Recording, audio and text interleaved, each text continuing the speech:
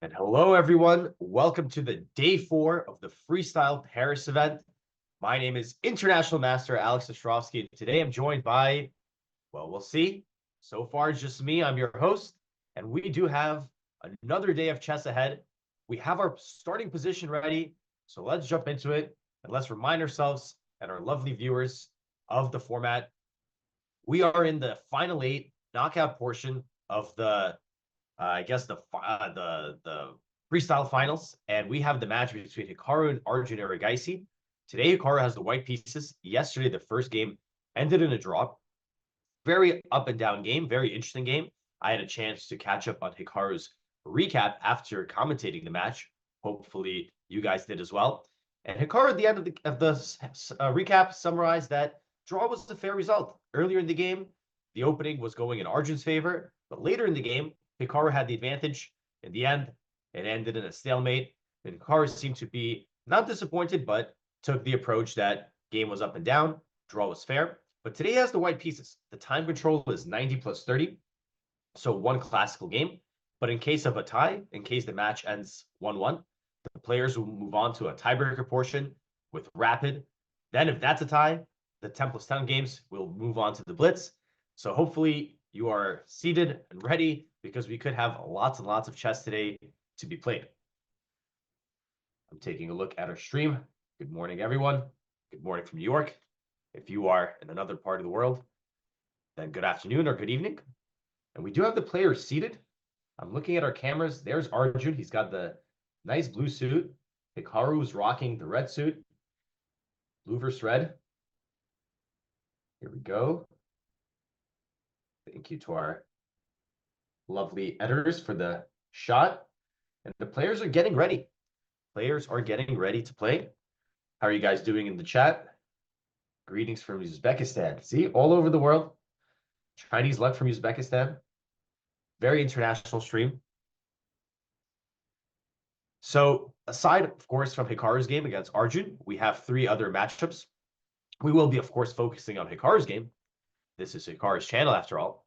But seeing as that we have the classical time control today, it will give us an opportunity to have a look at all the action.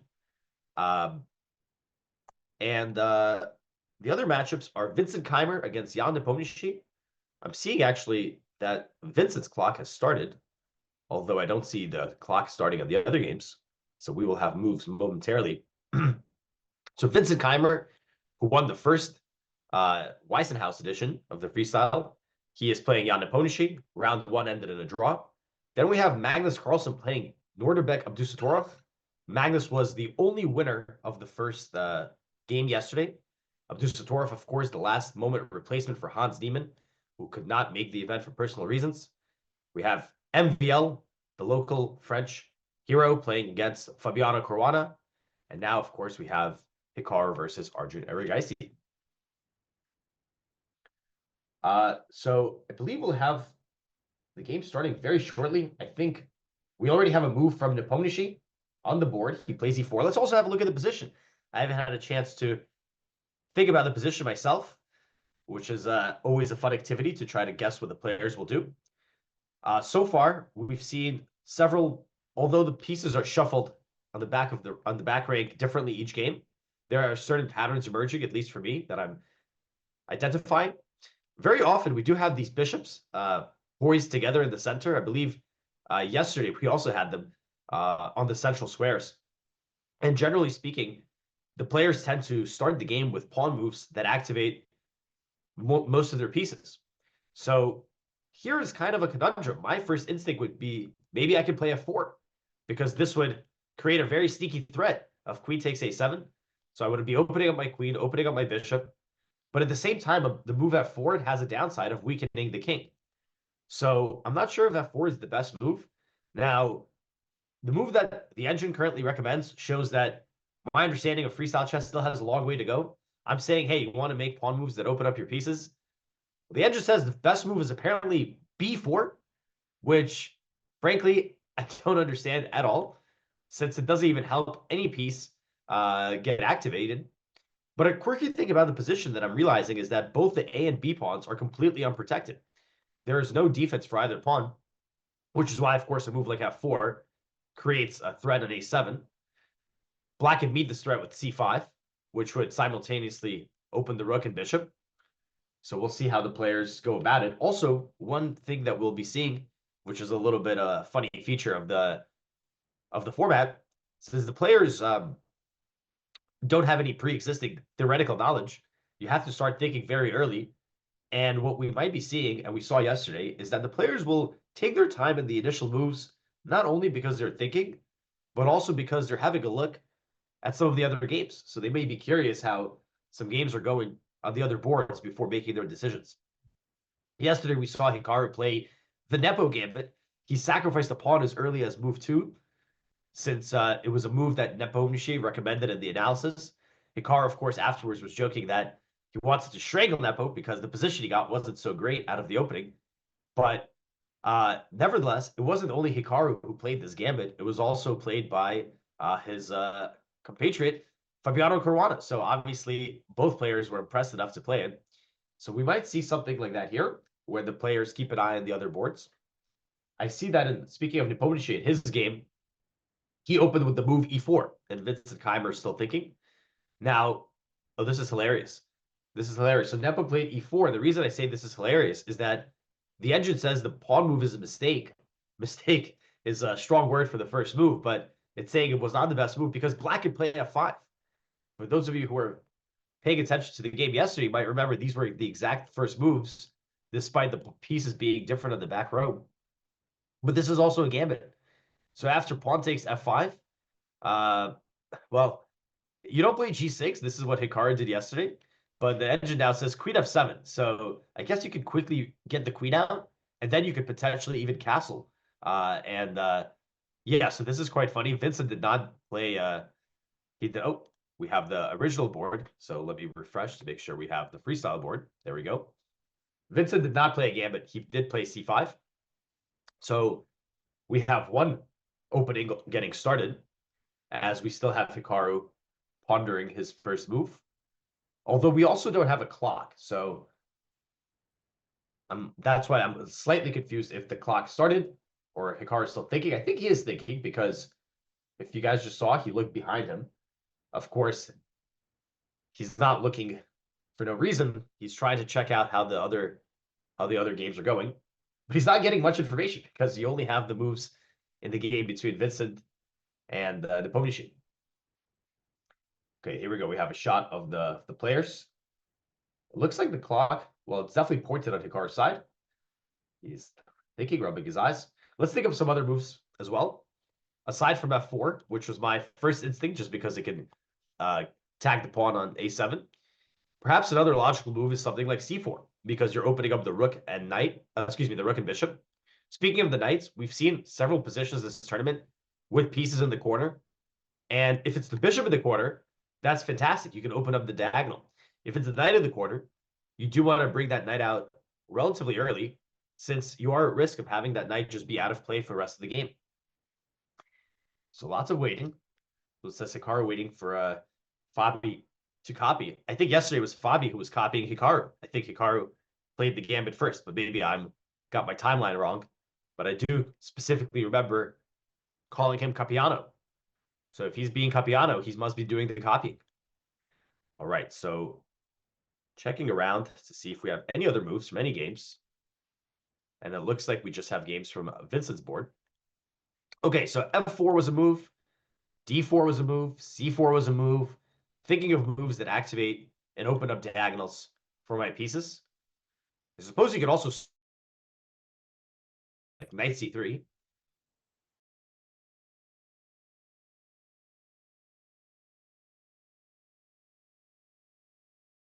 Or that there is castling involved. You can castle as long as you clear all the pieces from the back row that get in the way of the king and rook. So of course we can go either short or long. It looks like going short is much easier. As long as I just get my queen out, I will be able to castle immediately. So most likely both kings either will castle short, or we may even see a theme that was present in Hikaru's game yesterday, where sometimes you could start pushing your rook pawn, get your rook out with a rook lift, and then you don't need to castle the king at all. Someone says in the chat, it shouldn't be allowed to watch other boards the first 5 moves. Well, perhaps they will change the rules, but I don't see a problem with watching the other boards. We did have this discussion yesterday as well. It's quite normal that you could watch other boards in any chess tournament. If you ever played an IRL in-person tournament, you know you're sitting next to other players, you're seeing some boards. Sometimes it does happen that the position at your board for the first couple of moves might be the same as another person's position. So I don't see any issue with that.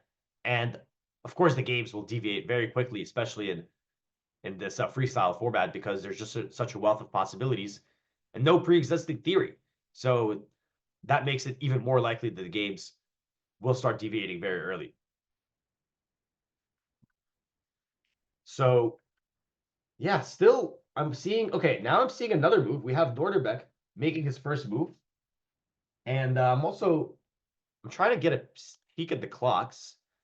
And Norderbeck has an hour 22. So I believe that even if we don't see the clocks yet, we will see them when the first move is being made.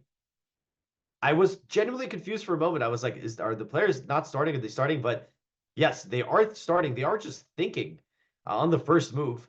Norderbeck has spent 8 minutes, and now Magnus is thinking for 2 minutes, which is not a big deal, but just goes to show you the players are immediately going the tank. Norderbeck, by the way, does play f4. Whether it's a good or bad thing that he plays the move that I suggested, we will see. But nevertheless, aside from attacking the pawn in a7, it's quite logical to open up diagonals for the queen and bishop. And on top of that, once the queen moves, you may be able to castle quickly. And then the rook in the f-file will be supporting the f-pawn. So it could be pretty good coordination for white. So we do have f4. And okay, we have a move on every board except Hikaru's. So Hikaru is so Fabiano has played the move c4. Norderbeck has played f4.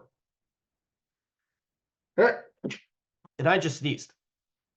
But aside from me sneezing, we have f4, c4, and e4 on the board. So Hikaru, I don't know if he's genuinely waiting to see how the other games play out. I actually doubt it. I think he's thinking maybe there is a part of it that he does want to see some of these games. But now he gets to see three different moves being played. So it's kind of funny. His strategy might be to wait a little bit more now to see, okay, which of these moves is going to be more advantageous. All 3 of these moves are moves that we did mention before they were played. They're the most logical moves because they open up the most amount of pieces, whether it's the rooks, the bishops, the queens, the queen, just singular. I don't think it's going to play a huge role what move you play the first move of the game, but of course it also will dictate the pawn structure and the rest of your plans. The game that has the most moves is still the game with Nepomniachtchi. No surprise, because Nepo is known to play very, very quickly. And he actually has an hour 30 on the clock. Whereas everyone else, the only person who can boast of that time is Arjun Erigaisi. That's because he hasn't had to make a move yet. And we do have a move from Hikaru, c4. Let me refresh the board. So Hikaru, 117, 13-minute think on move 1. He ends up going with c4. This move makes, of course, a ton of sense. The rook is behind the pawn. The bishop also opens up some diagonals. And there we have a beautiful view of the players. And Hikaru, after a long thing, gets up, ready to refill potentially his water, his tea, his coffee, whatever his beverage is of choice. And now Arjun. Arjun may have a look around. Who else played c4? I need to remind myself. It was Fabiano. So yeah, someone in chat was saying perhaps he's waiting to see what Fabiano does. Maybe that was the case. Maybe it's coincidence, but we do have 2 games with c4 and move 1. So now let's talk about black strategy.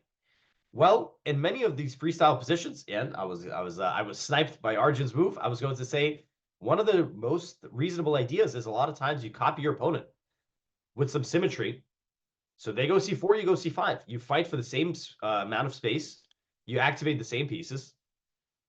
And Arjun, he decides, yesterday, we actually saw in his game, he had a promising position.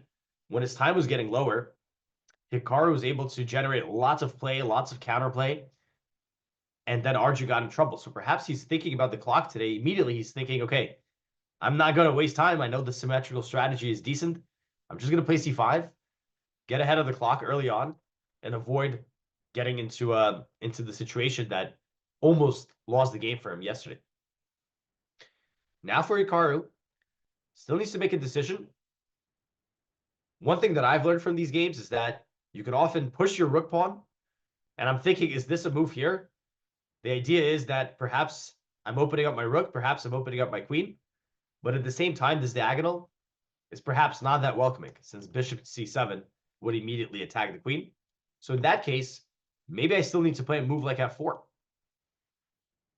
So again, to me, I think an interesting feature of the position is that every time I've seen the queen on the edges of the board, and Hikaru quickly goes f4, you want to push the pawns to give it some space. But as I mentioned earlier, the tricky thing might be that your king is also here. So when you're pushing these pawns, like you wouldn't necessarily want to play g4. We saw yesterday the players were playing f4 and g4 because their king was on the other side of the board. So it's kind of, maybe I'm misremembering, but I believe this is one of the first positions that at least I've seen in this freestyle where the king and queen are together towards the edge, makes it a little trickier. But as I mentioned, after queen f2, castles, you do kind of get a semblance of normalcy with the king and queen. And the bishops, perhaps, like this bishop at e1, could find a home on c3. Then you could push e4. The other bishop could find a home on f3. And then the knight comes to d2. And the other knight comes to c2. And I'm starting to like this setup.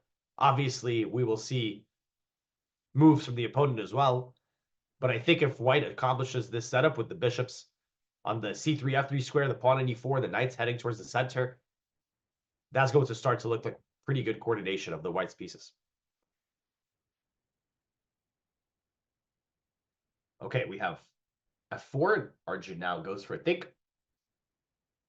So is knight b3 a good move for white?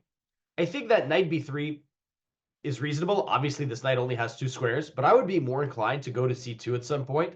And not because I want to be on c2, but because I want to follow up with potentially knight e3. The issue with knight b3, in my opinion, let's say I start with knight b3. Well, it's not my move, but let's pretend we have like f5, copycat. And now let's say we go knight b3. This move is reasonable. You're attacking the pawn on c5. But the risk is, let's say black plays something like b6. So the risk, in my opinion, is that the knight might get a little stuck since you can't go forward. But you might be able to justify it at some point with the pawn push d4. So knight b3 is reasonable. But I think the knight doesn't want to stay on b3 for very long because it cannot go forward. So my instinct would be it's quite possible later on. Like, let me just illustrate my setup by wasting a bunch of moves for black. So I think white can get castled. Okay, black, we're not giving them any moves. So this is what I was talking about earlier. If black allows us, something like this could start looking pretty nice with all my pieces centralized. And it seems like they are working together to control similar squares. All right, this will, in my opinion, if I'm allowed, this is probably the setup I would go for. But chess is a 2-player game. A lot of times, your plans will need to be adjusted based on what the opponent does.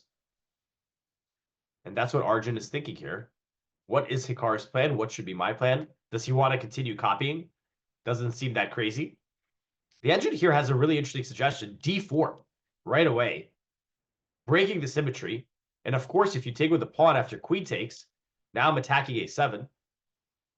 After knight c6, the queen just goes back. Next move, you castle. So this is pretty interesting. You're also attacking f5. So if Arjun decides to continue copying, Hikaru would have the opportunity to maybe play pawn to d4. Very interesting move. I like it. That can activate a lot of our pieces very quickly. So what else could Arjun do other than the move f5? Well, let me actually, I'm going to take a page perhaps out of the players' books, and I'm going to check what's happening in Fabiano's game. It's the same exact position. It's the same exact position. We have c4 and f4, and Maxime is thinking, and Arjun is thinking. And actually, just as I say that, Maxime does play pawn to d6, which is actually the engine's move. Very logical move. You open up your bishop and you defend your pawn. So we'll see if Arjun decides to take a page out of Maxime's book. And perhaps that's what we'll see for the rest of the day.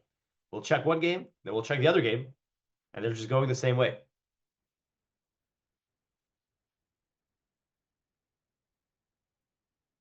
What else do we have going on?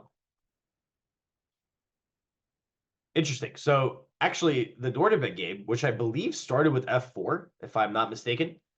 I'm taking a quick look there as well. That game has transposed. Well, let me actually wait. Did it? Let me pull up the moves while Arjun is thinking. Wait, we have f4. Okay, so it did transpose. So even though the game started with f4, then we went back into c4, c5, and Magnus here, he plays the move f6. So a little bit more passive than f5, but I guess with the pawn at f6, you keep some options of playing a move like e5. You open up the queen, and now Nordebek says, well, you didn't play f5, so let me just play e4. Let me just grab space in the center. I was mentioning earlier that this pawn structure seems optimal for white given the current situation, since the pawns will both control the center and open up squares for my pieces. So this is Nordebek's game. So already, we were joking, of course, about the games potentially copying each other, but they can't copy each other for long. There's just so many options for both sides. And no doubt the players, even if they are influenced by what's happening on the other boards, they will still have their own preferences. And they might think, I don't want to make the move this guy made because I don't think it's that good. All right. As Arjun seems to be pondering his moves, I do want to bring some other games up just to check out and compare the openings. The game with Nepo is just totally different. So how's their opening going? We get e4, c5, the closed Sicilian with knight c3. A very strange version of the closed Sicilian. And f6. So the first two moves from Vincent are identical to Magnus's moves. And now Nepo goes f4. So we're seeing this move f4 on every board. And it's quite easy to understand why. The queen will be able to come out and the king may be able to castle. And Nepo, he's got an hour 30. So whether he has analyzed this position beforehand with the players and just going with his own approach, or whether he's just very confident, he's got a 20-minute time edge, which at the very least is something tangible to start the game with.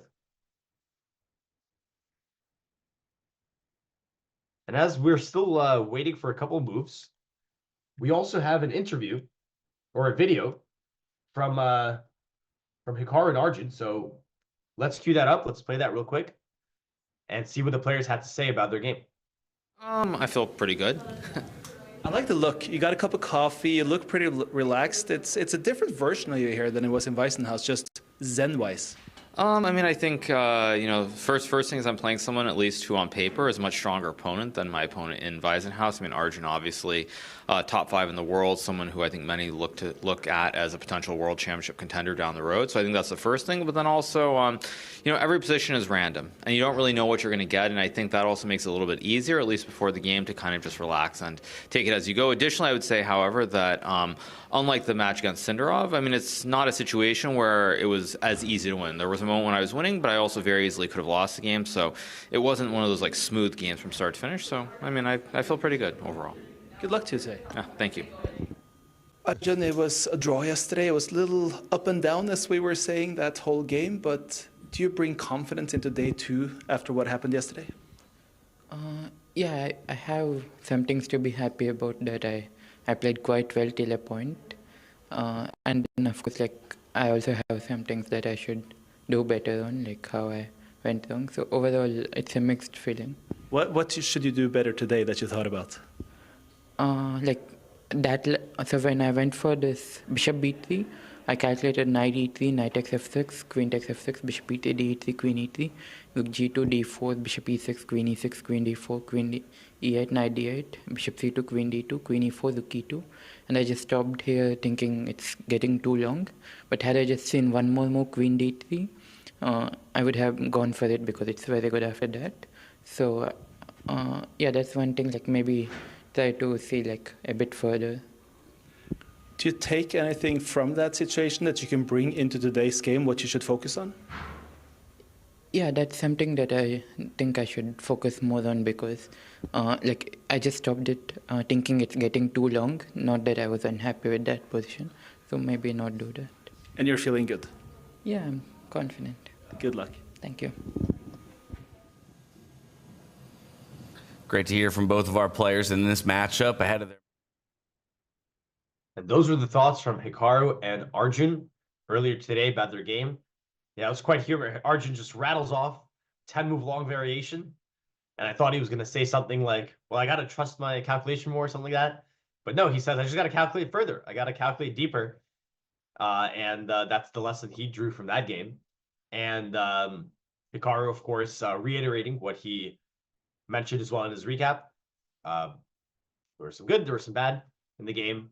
And the draw seems ultimately fair.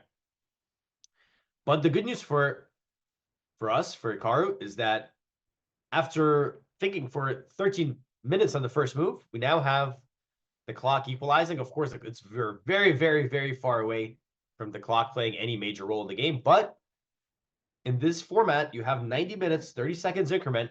There is no second time control. So the time that you start with is what you get. And of course, compared to standard chess, you are thinking much earlier on since you can't rely on theory. So that's why we're seeing the players burning 10 minutes, 15 minutes already by the first several moves.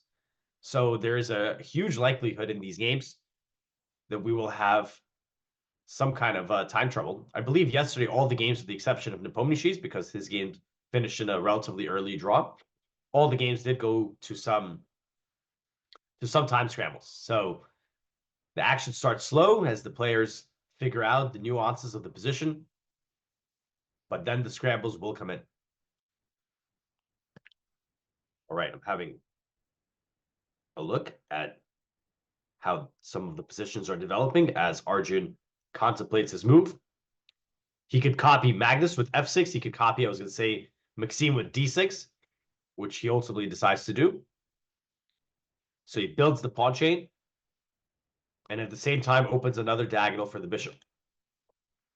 Now, there was a moment against f5, and Hikaru goes d3. So Hikaru is also inviting additional symmetry. Of course, Arjun can play f5. I was going to say that we saw earlier that the engine was recommending this move d4, which obviously is pretty... I mean, I don't know if I would say it's aggressive, but definitely a bit more active. And the idea is to bring the queen out. But this also has several downsides because you could get hit with the tempo with the knight, or in this case, even the bishop. And now you cannot castle. So this seems definitely unnecessarily risky.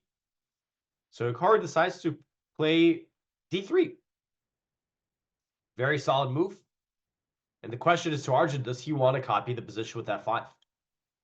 Now, again, as a reminder, we do have, this is the second game of the mini match between Hikaru and Arjun Erigaisi. First game was a draw. So if either player wins this game, they advance to the next stage, to the next round, I should say. So there's also this metagame strategy, or when you want to, you understand that a draw is not the end of the world. You do get to play additional tiebreakers. But if you lose the game, you're out. So there is a element of how much risk taking do you want to allow, or do you want to engage in? And we'll probably see some of this thinking come more relevant in the middle game, where maybe there's some decisions where either player could go for a continuation that's more double-edged or something more solid. And of course, the match situation really can dictate that. I'm starting to think after this move d3, as we build the chain towards the queen side, I'm wondering if we'll see some kind of pawn breaks on this side of the board. So something like b4. So let's say black plays f5. Now, I don't know if I should prioritize this break, but it is possible a move like b4 maybe could come in handy at some point as I'm opening up some diagonals for my pieces. But at the same time, I'm not sure if such a pawn break is the best idea when we're still not completely developed. And here, funnily enough, black could copy us and come out ahead after b5. So the issue is that the rook is pinned, the pawn is pinned. And even if you take at a7, knight b6, you sacrifice this pawn, and apparently black is in pretty good shape here. So b4, I think, could be an idea in the future. Generally speaking, when you have some kind of pawn chain, a lot of times you might be looking for play towards where the pawn chain is facing. But at the same time, it's not a fact that this is going to be the only pawn chain. We could also have moves like e4 arriving on the board. In fact, after f5, maybe it is a possibility to play e4 now. This would definitely break the symmetry.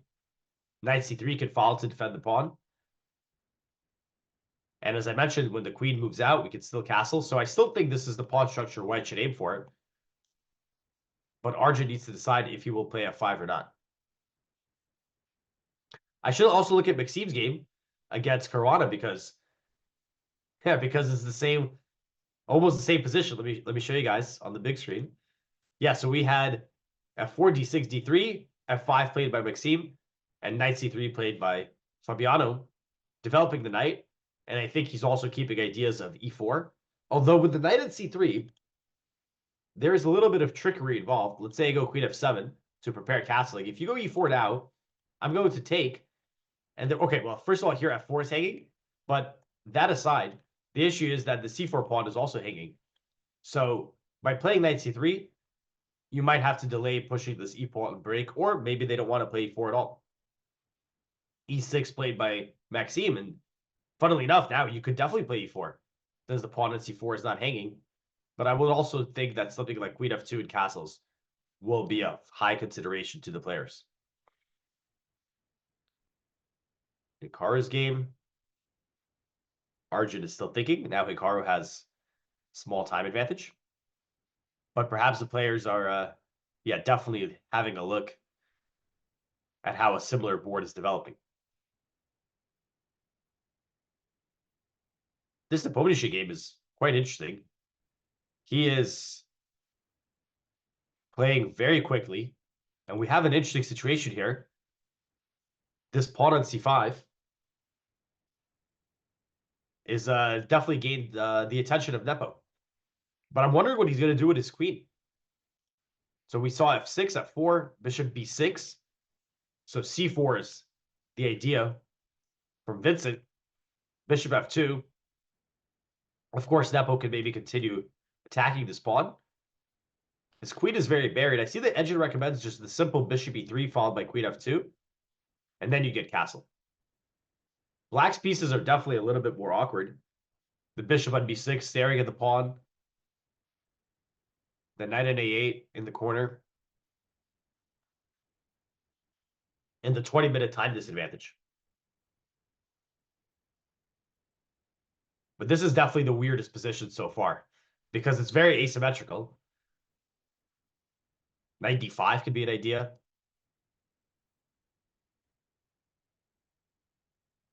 Let's see what else we're working with. Magnus is also really spending a lot of time. Let me show you guys that position as well. Yeah, his f6 move is a bit surprising to me, because he could play f5, right? So it's like, what did he see as the difference? Why did he want? Maybe there was something where this pawn supports these pawn breaks, but they don't seem realistic. Maybe he wanted to keep this diagonal open. I don't know. Obviously, the mind of Magnus is much too advanced for me. I'm only trying to speculate. But in any case, after the move e4, he is thinking for quite some time. And the engine actually gives the best move. You guys can try to guess it in the chat. There is zero chance you could guess the best move for black here. Unless you're looking at the engine, of course.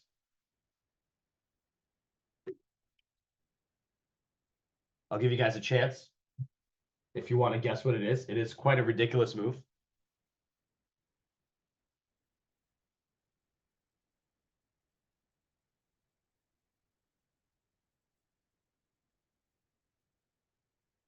So what says a5? If you were watching yesterday's stream, then you might think it is a5, since a5 was the engine's best move in most cases. King F7, so it says lots of crazy moves. We do have one chatter who did have their best move. And my apologies if you found it without the engine, but I think there's no way this move can be found without the engine. The best move is F5, which just makes no sense. You just played F6 a move ago, and now you play F5. I will admit that King F7 is definitely more ridiculous, but it's also not the best move. Yeah, F5. I mean, this is ridiculous move, of course. You're giving up the pawn. Then you can try to get it back.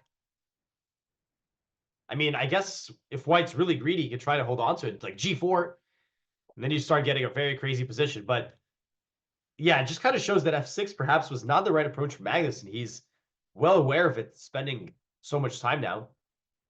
If F5 is your best move. But if he doesn't play F5, where does he go? If he plays like D6, which all his other fellow players are doing, then this is starting to look very, very bizarre. Like you're putting all these pawns on dark squares. So perhaps Magnus had an initial idea with F6, and now he's realizing that idea might not be as good as he suspected. So we'll see how he deals with this. We are getting some moves on the board. Let's jump back to Hikaru. And Knight C6 was played by Arjun, which is met by the very logical Knight C3. No commitment with the central pawns, except now we do have F5, so copycat. Now Hikaru has a couple options. He could try to bring the knight out. I was mentioning earlier that C2, I believe, would be a better square than B3. From C2, the knight maybe will support some B4 ideas. It could also come towards the center. I would also think a move like Queen F2 is always in the cards, since it would help you castle. And we also were discussing this move E4, but now I'm not sure. Let's say I take it. You have to take with the knight. Take with the pawn, you actually make a funny blunder. So you take with a knight. And I suppose this is fine because my bishop's coming out. My knight can potentially invade on the light squares.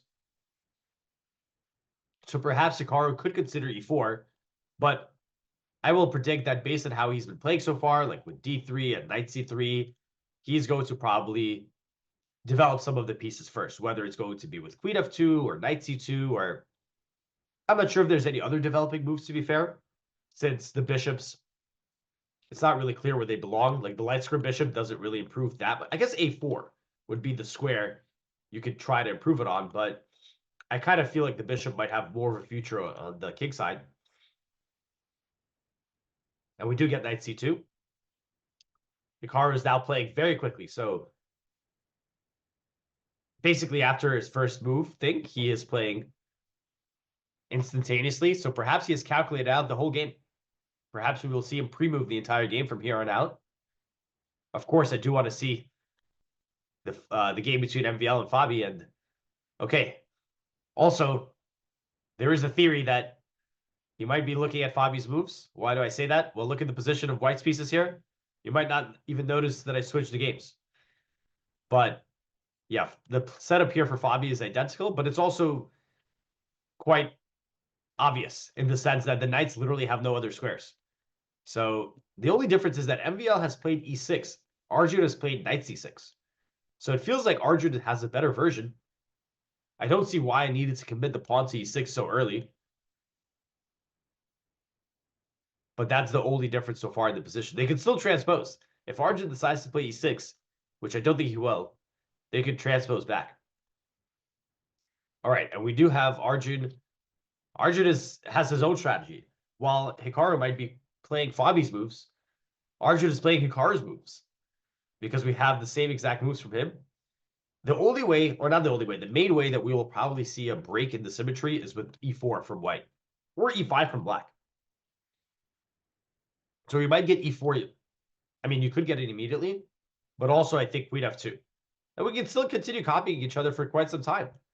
We can just continue on our merry way, you know, maybe something like this. But at some point, white will try to either play E4 or maybe something like B4 in the position. Here, in this hypothetical variation, e5 would come from black. So definitely both sides will be looking to play in the center. I do read the chat. Not every minute, not every second, but I do keep an eye on what all our lovely viewers are saying.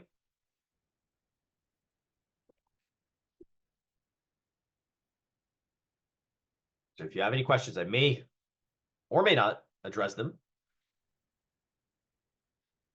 So it says that they admitted copying each other in Weisenhouse. And yeah, I do recall Hikaru saying that he thinks Fabi might be, maybe I'm mixing him with the quote, but I think he did say that Fabi is well prepared for 960. So if he does believe that, why not take a page out of his book? I will also keep an eye. What, did Fabi make a move here yet or no? No, Fabi has not. Fabi's the position is different, but the placement of Hikaru's and Fabiano's pieces is identical. And both players are currently thinking Hikaru has 2 extra minutes. So if he so wants to, he could continue waiting for Fabi. It's kind of like in Bughouse, 2-player chess, where you could stall out and wait for the other player to move before making your move. So they're kind of playing a form of tandem chess here. But in my personal opinion, Queen F2 and castles is the most logical if you're not trying to play E4 quickly.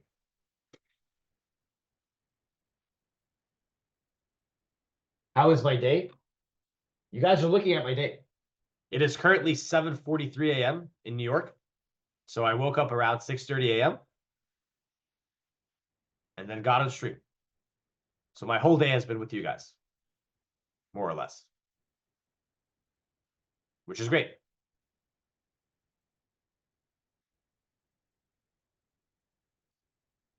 Hikaru pondering. Yeah, I mean, I'm trying to think of some other ideas. The reason that Queen F2 I'm like mentioning 100 times is that you got to get the queen out, got to get the rook in, and this is what Queen F2 accomplishes. At the same time, the nice bonus about Queen F2 is that you don't need to worry about the opponent playing E5, because then the F5 pawn will be, well, not just the pawn. You also maybe could lose the rook. So in freestyle, because of the different positioning of the pieces in the back rank, several things are hanging that don't normally hang. Okay, of course, even in this case, it would not be the total loss since you can pin the queen to the king. But of course, with an extra pawn, white would be in a great spot. So Queen F2 is extremely logical, castling, attacking F5 indirectly, and I'm saving my plans for a rainy day. Like, will I play E3? Will I play E4?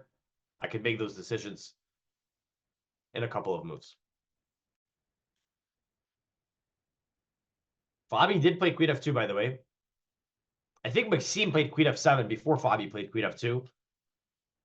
So if you're keeping track of all the copying, then perhaps now Fabi's copying Maxime. But at the same time, in a symmetrical position, of course, the best moves will be quite similar.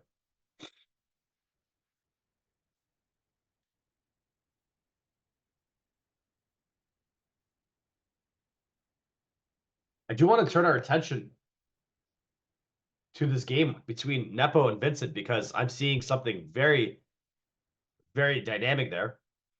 Check this move out from Vincent. G5 was just played. Bishop F2, G5. So I said this is the weirdest position of them all so far to me because it is very asymmetrical. G5, what a move. So Vincent is he's fighting back. So the point is, if you take, he's going to take with the queen. This actually attacks the pawn on D2. Although maybe my queen could get trapped.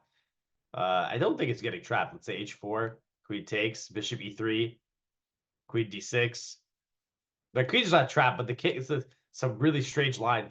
The king and a fate is suddenly a target. So a very enterprising move from Vincent. Kind of annoying for Nepo as well, because if you take, I kind of don't want to let your queen in the game. If I push, it might be giving up the outpost at e5. So a very interesting decision. Yeah, Vincent is down a lot of the clock, but maybe Nepo now will start taking in this position. The best move for him, according to the engine, is bishop f3, which maybe is there an idea of e5 and bishop b7? If I take the pawn, e5, yeah. Quite funny. As I mentioned just a moment ago, there's so many things in freestyle that are hanging early on that normally aren't. So this game can get very complicated. And the best move here is queen e6. I'm just looking at the edge now. And then you give up the rook because you trap the bishop. I mean, this is not going to happen, but extremely crazy position. But that's what happens when you play g5.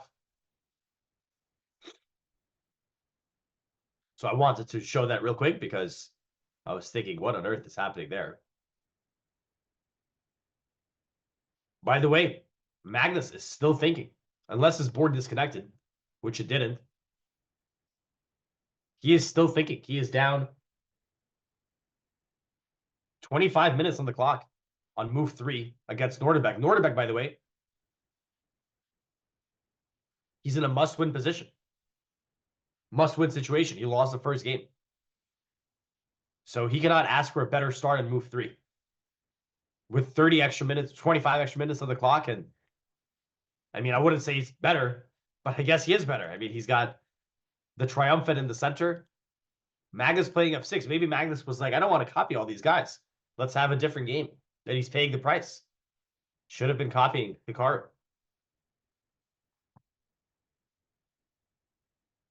See, we see the players in the camera. Queen e6. Queen e6. So good timing for us to get to this game. And he gets up from the board. I would get up too.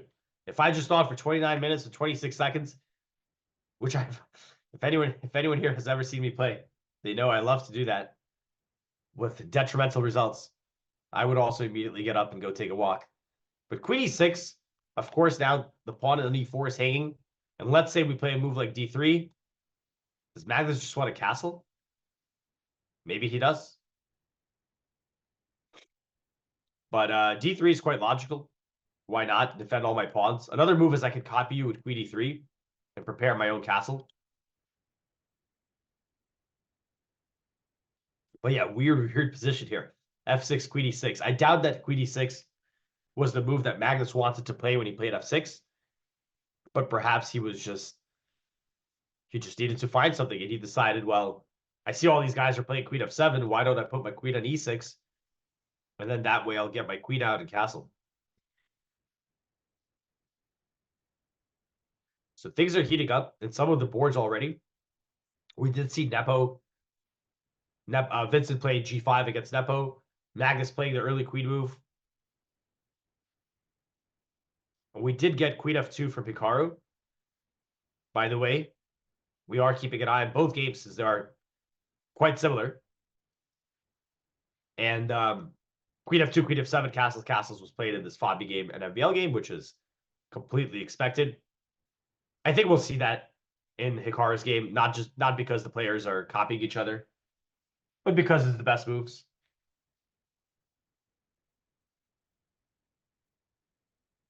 Queen f2 from Hikaru.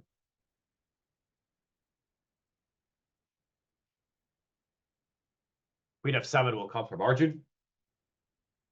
Otherwise, what are you doing with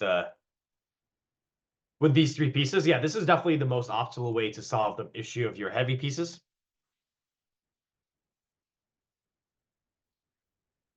I actually thought the Nepo gambit yesterday was quite good. I know that the opening ended up not working out for Hikaru, but it looked really cool. This f5, g6, get all the pieces in. If I remember correctly, the engine, I don't remember if the engine thought it was the best way to play, but it definitely thought that it was a good way to play, but you had to follow it up correctly. So it was pretty cool. I mean, you don't really see a gambit on the second move. I mean, there are some gambits on move 2. Well, King's Gambit, Queen's Gambit. I guess there's a lot of gambits on move 2 like that in chess, but that was a real gambit. I don't know. I thought it was pretty cool. And it led to a very exciting game. I think it was hard to play. Yeah, maybe it was. I mean, it was definitely hard to play because Hikaru was not sure of the best moves. Then, yeah, it would be extremely difficult for any of us to find them as well.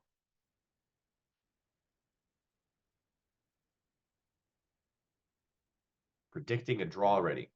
Just because the position is symmetrical doesn't mean that it's going to be devoid of life. The thing about this position is that there currently is no contact with the white or black pieces, right? There's no tension. But that will change because for sure the players will need to, well, first of all, look at these bishops on the D1 and the D8 square.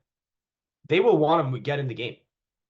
Neither bishop has a diagonal, so it's going to be very logical for the players to try to move the e-pawns. And because Hikaru is playing white, he's going to have the choice of making the decision between E3 and E4. So, I mean, Arjun is spending a little bit of time here, but I wonder what he could be thinking of. Could he be considering like getting the bishop out first before going Queen F7? Like something like this? Maybe he's considering this idea. Because the bishop on E1 would be looking quite strange, or the bishop on E8. So maybe he's thinking to get the bishop out first.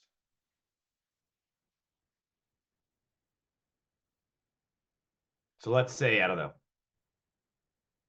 Can I not play E4? I could. And now you castle. So maybe this is something Arjun could consider. This is something that I'm considering. Because if you go with Queen F7, this is the top move, but you do block in your bishop. So bishop H5 perhaps is an idea as well.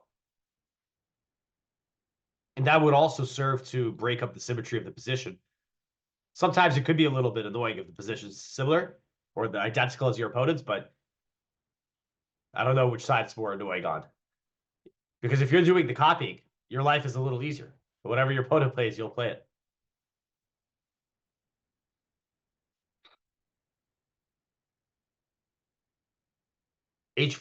I don't think H4 is an idea here for Hikaru.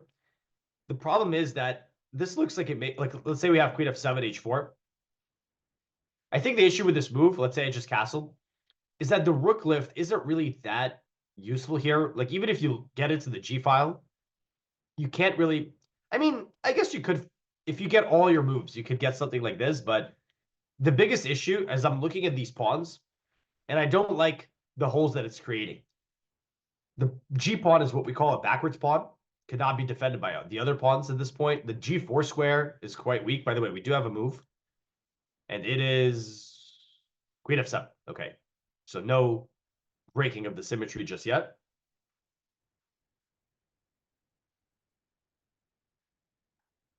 Which makes sense. But anyway, H4 here is not necessary to activate the rook.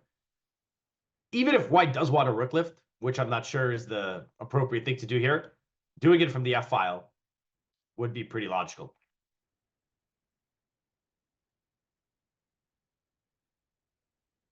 We see Hikaru get back to the board.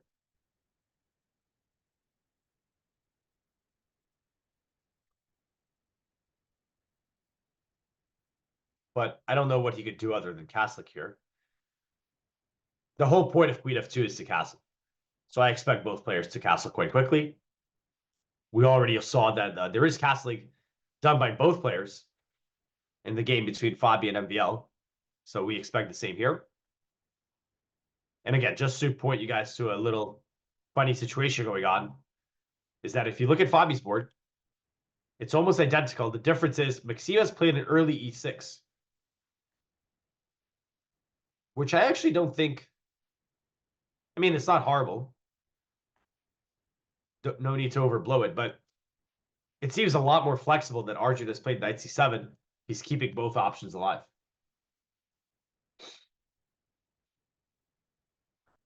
All right, as the players are considering their moves, we do expect Hikaru to castle. The game is still going in a relatively quiet front. We will take a short break, and we'll be back with the action in just a couple minutes. So don't go anywhere. and we'll be right back.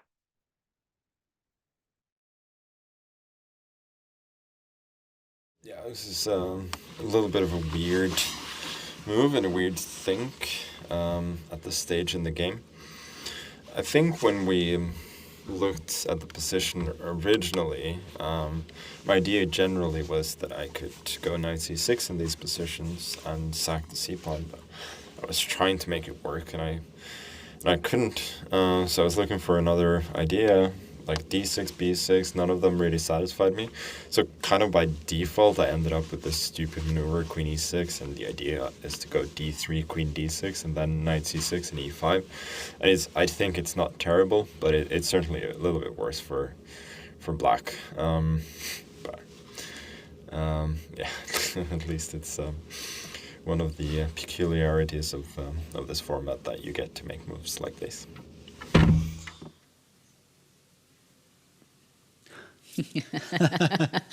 Yeah, obviously. Welcome back, everyone. For those of you just joining us, my name is International Master Alex Ostrovsky. We are here for day 4 of the Paris Freestyle event, game 2 in the match between Hikaru and Arjun Erigaisi. We did just see Magnus in the confessional.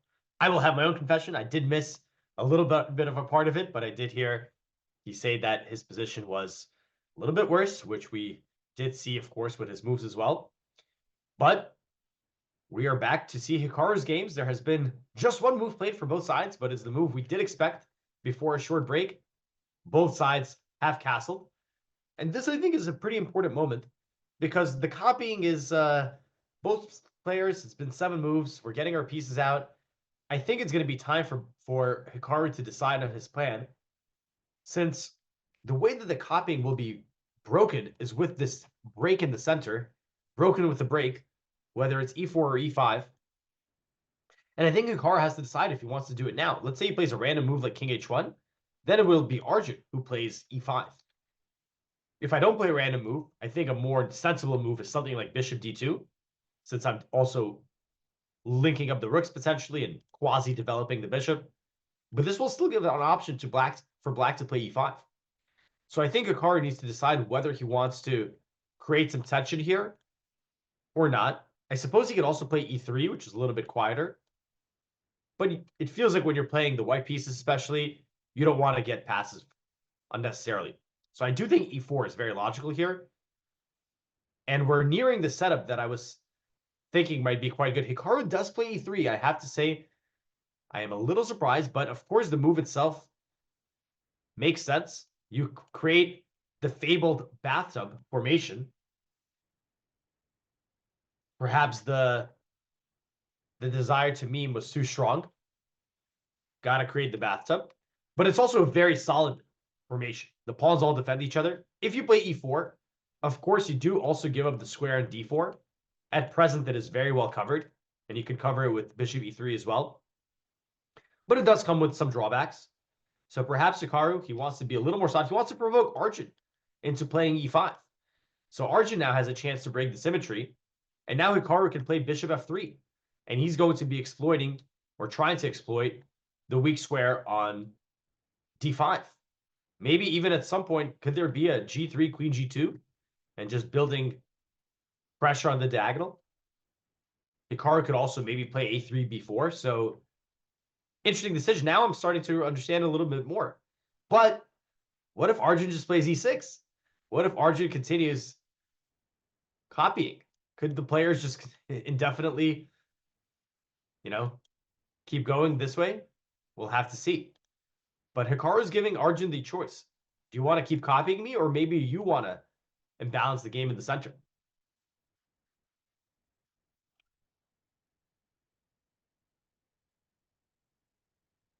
All right.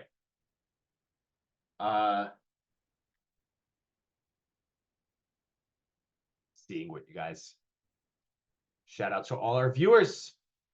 Shout out to all 4,000 of you guys joining us from New York in the early morning, or welcome from any part of the world. I do see the chat.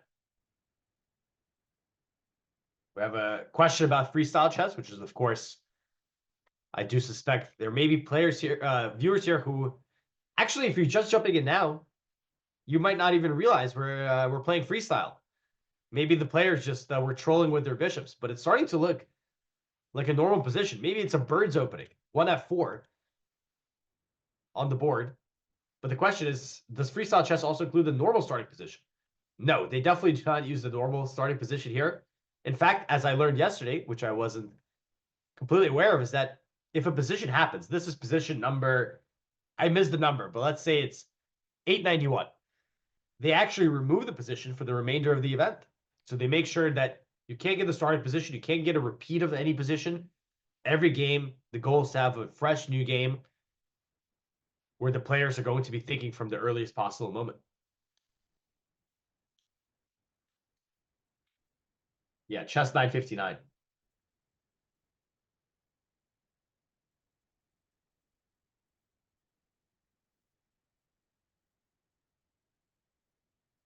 All right. Players are equal on the position, equal on the clock. And as I mentioned, I think the choice for Arjun is you can keep copying with e6.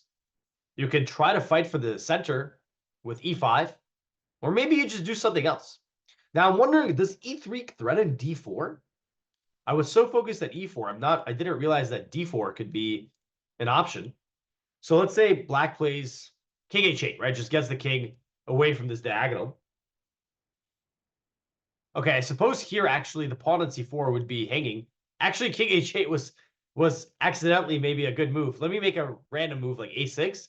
Now if I go d4, the reason I said king h8 might be a good move is that if you take on c4, there could be some nasty tactics in this position.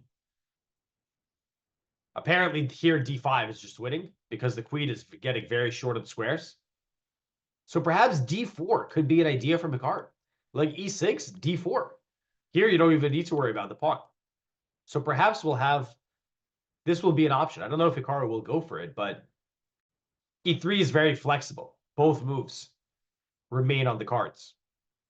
And of course, the main idea, I think, is just to develop the bishop. It is starting to look like a strange bird's 1f4 opening to me. And I think this is normal. Like when you get this freestyle position, I think the players will tend to try to make it look a little bit more like something they're used to. Some positions are just too bizarre to make that happen. But I think here we are getting something that has a realm of possibility from a quote-unquote real game.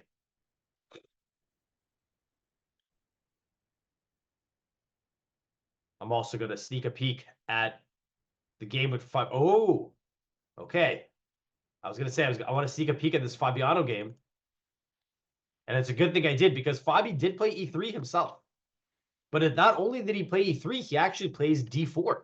Okay, so basically, if Arjun plays pawn e6, then we can get pawn d4 from Hikaru, and he'll be back into this game.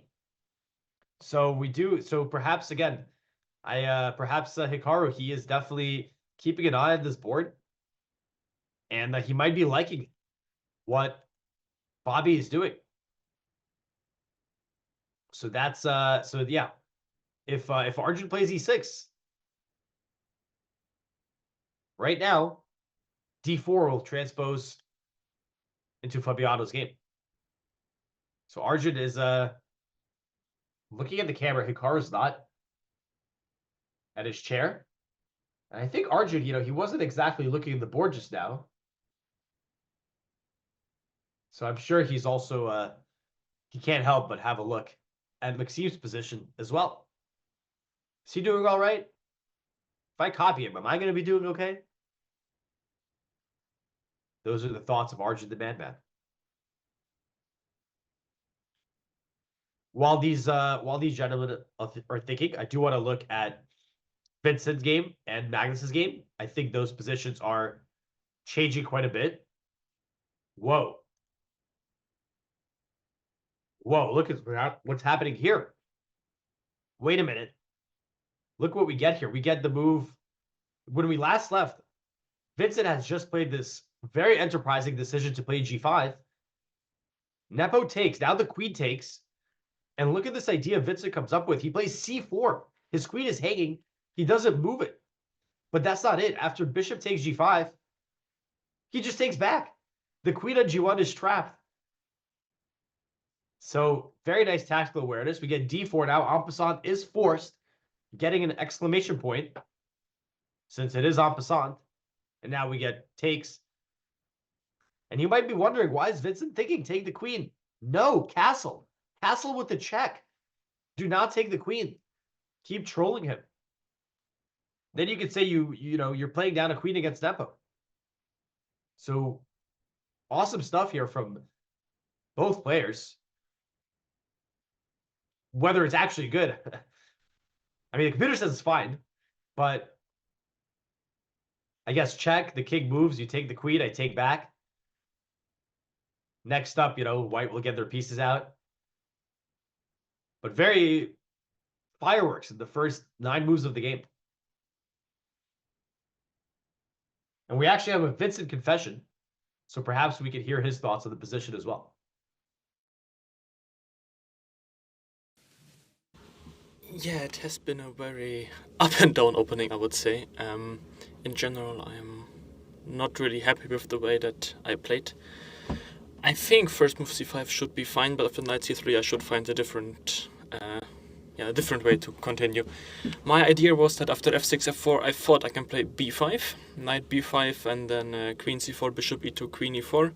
But here I thought that after spending a little more time, that after knight a7, if I have to go to some endgame after, let's say, queen f4, queen f2, take, rook c7, knight b5, rook b7, he will just have a better ending. So that's kind of the problem, that I relied on f4 not being too great because of b5, but I actually don't think that b5 was that great. I mean, there was an interesting option to go b5, knight b5, d5, but that also, I was not really sure. And what I played, bishop b6, it can't be a great move. I mean, bishop b6, bishop f2 again, I think g5 also not a good move, but I assume that he must have blundered that after fg, queen g5, bishop e3, there's this c4 move, because I think if he just plays f5 instead of fg, his position should be somewhere between better and clearly better. And now after c4, I'm quite happy with my position. Unless I blundered something quite big, I think my position can't really be worse.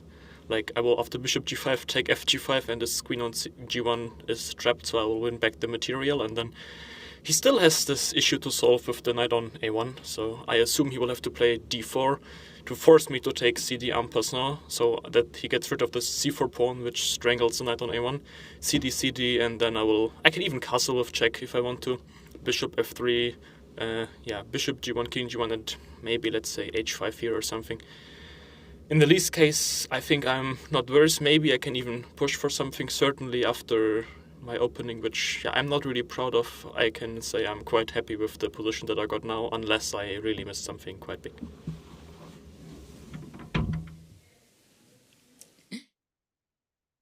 That was fascinating to listen to. The mind of a super grandmaster when it comes to calculating from these very first moves. Let me show you guys on the board what Vincent was talking about. He was saying the opening I wasn't very happy with. e4, c5, knight c3, I played f6. And he was saying, my idea was that I thought f4 wasn't that good. Why? Well, he was calculating this move pawn to b5. So b5, he's going to go b4. But then the variation that Vincent gave here was knight takes b5, queen c4 check. Now, the computer actually says that he could take on a2. But okay, let's look at the variation he mentioned. Queen check. So you're double attacking. Bishop blocks. Now he takes the pawn on e4. Knight takes a7, hitting the rook. Queen f4 check, queen f2, takes, rook c7, knight b5.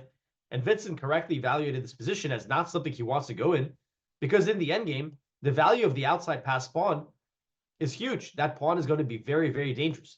So he was saying, I wasn't happy. I had to play bishop b6. So this is the thing. I've said this before in previous commentary. Sometimes you see some decisions from these players, and it's maybe the computer doesn't say it's a good move. The computer said something else. But when the players make these decisions, the thought process that goes behind these moves is super, super intense and deep. And a lot of times it's something that's very difficult for, to be honest, for me, even though I have access to the engine and I'm calculating, and sometimes even I cannot tell, or very often I cannot tell exactly what that decision was. So it was very cool to see Vincent calculating that whole line. So anyway, in the game, as Vincent said, he thinks that Nepo actually blundered this move c4. Not that he's losing after it, but probably Nepo thought, hey, the queen has to move back. But c4 was a very nice tactic. And the point is that the queen on g1 is still trapped.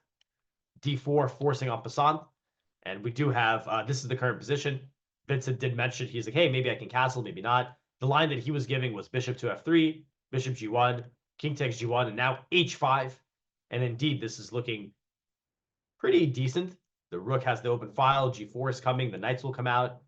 So he was not happy with his initial position.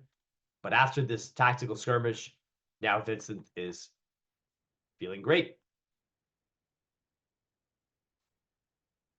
All right, so that was very cool to see. Another game that I want to check on is the game between Nordirbek Abdusattorov and Magnus Carlsen. Nordirbek, of course, in a must-win situation. He did lose the first round. And here we also had this early move f6. So Vincent played f6, Magnus played f6, both of them regretting their moves. Magnus thinking for 28 minutes after playing queen to e6. Nordirbek brings his queen out as well. Knight c6, castles, knight c7. Yeah, this is looking a pretty nice start for Nordirbek. Of course, he's up on time. But more importantly, this whole f6 approach, compared to what we saw in Hikaru's game and Fabiano's game, their opponents were playing f5, fighting for the center. Magnus choosing a little bit more of a restrained setup with f6. This allowed White to really start dominating the position with the center. It's possible to even play f5 and attack the queen. This would also potentially open up the diagonal for my bishop. So, again, as I mentioned earlier, 5 moves into the game, Nordirbek cannot ask for a better start. He needs to win on command against Magnus Carlsen, but he's no slouch himself. Nordirbek, he is actually one of my favorite players from the new generation. And this guy, he has beaten Magnus before many times, and he's the world rapid champion. And he's not afraid of anyone. So 5 moves in, 26 minutes up on the clock, with an objective advantage on the board. He has a good chance to make something happen. But obviously toppling Magnus in any position or format is still a tall order. Let's shift our attention back to Hikaru. We do not have any moves here yet. As I was mentioning, after e3, Arjun either needs to keep copying. Arjun also could break with e5. I don't know what else he could do. I mean, I suggested king h8, which is like a small improving move. You get out of the way of any shenanigans, and you also kind of pass the move to Hikaru, trying to see his intentions. But his intentions might be to play d4 at some point. So, for example, bishop to e2 would support the c4 pawn and plan on d4. But Arjun is thinking, and I also want to take a look at MVL's game because those games are very similar. Ho, ho, ho. Wow, okay. This is heating up big time. So after e3, knight c7 was played. Again, the position is not exactly the same. In this position, we have the pawn on e7 and the knight on c7 in Arjun's game. So now with knight c7, basically if Arjun plays e6, he will have the identical position. Fabi plays d4, and Maxime plays g5. So that's what he was going for. He didn't want to play e5. He wanted to play g5. Now, of course, he would be elated for there to be a trade on g5 with bishop takes. Bishop's very active. I'm already threatening the pawn on d4. So Fabi definitely will not take. Let's play a random move like bishop d2 to see what could be the idea for Maxime.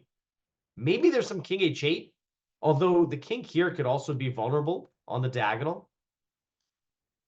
We're seeing our second g5 of the day. Vincent obviously also played it, albeit in a different situation.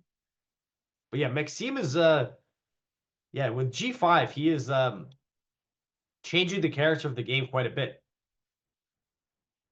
But at the same time, it's a cool move. You're attacking, you're going forward. But the king on g8, there is going to be a lot of action in the center, whether it's a trade or a push. And later down the line, this is why, when you're playing your own games and you're castled, this is why pushing the pawns in front of it might not be the best idea. Even if in the immediate move, it doesn't look that dangerous, it's a long run issue. In the next 5-10 moves, as the position opens up, there's always a chance that the king on g8 will be exposed. So I think that with this g5 idea, we're probably heading into a totally different direction on these two boards.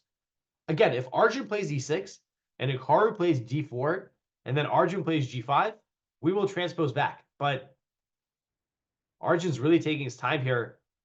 Not sure he will go in that direction.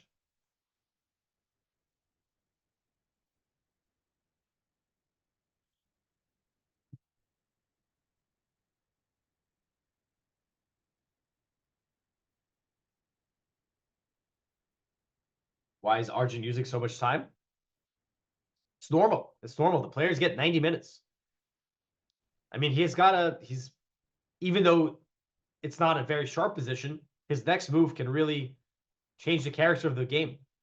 E6 or e5 and both these moves, they're very different. And to be frank with you, maybe he's thinking of something else that I'm not even thinking of. That would not be a surprise at all. I'm actually looking at Arjun. He's looking around. Maybe he's looking at this g5 move that Maxime has played, and he's pondering, do I want to do that? They do call me the madman. Why am I not playing g5?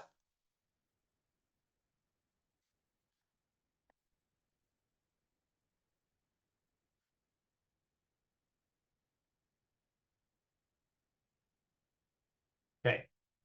Sorry, guys. Try to keep up with the chat. Yeah, someone says you should spend an extra 20 minutes. Yeah, I mean, we saw yesterday Arjun in an advantageous position. When he got low on time, the mistakes started to come in. So if it's an equal position, he gets low on time. Well, you do the math.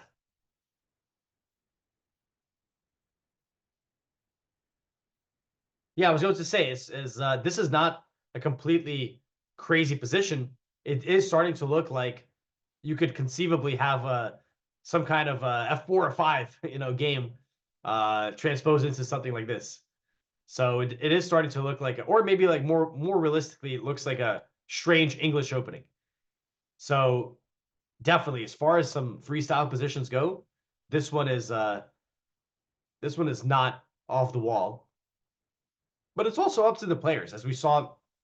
If you look at the position that Magnus has or the position that Keimer has, you can tell those are freestyle positions because the way that they handled it with Black was they didn't play a symmetrical game. So the players both have a say, of course, in how crazy or how tame the opening phase or the middle game phase will go. I think it is natural, though, for the players to try to steer their position into a direction that is a little bit more familiar. But different players have different preferences. Getting a crazy game is welcome to some of them. And also the match situation is important. In this game, first game was a draw. If you lose this round, you don't move on. So there's a lot more risk. So the players are content to be a little bit more solid, not taking too much risk. E6 on the board.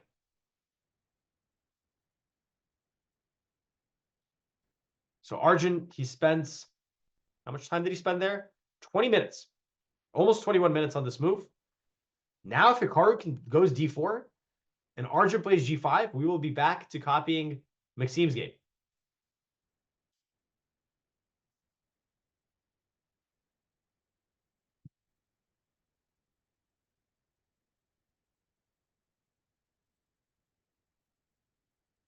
Now, of course, Hikaru has the option to copy Fabio or not. Let me take a look at the camera. Hikaru is not back at the board yet. Of course, aside from d4, one idea that I was considered was that it makes sense to bring the bishop out. But funnily enough, now Arjun could maybe play d5 himself. So yeah, we're thinking about these ideas for white, but the same ideas exist for black. You might be thinking, why did Arjun spend all that time if he was just going to copy Hikaru? it wasn't the only move in the position. He also may have been taking a quick peek at the other board. Like I said, maybe he thought, hey, I'm the madman. G5. Let me go for it. By the way, could Hikaru play G4? I don't know. Maybe. It is possible. Maybe Hikaru will be the one who likes G5 so much he'll copy G4 himself. But the most realistic pawn breaks are in the center and also, of course, on the flanks. But it looks like with the bishops pointing towards the king side, that will be more likely that we get some action here.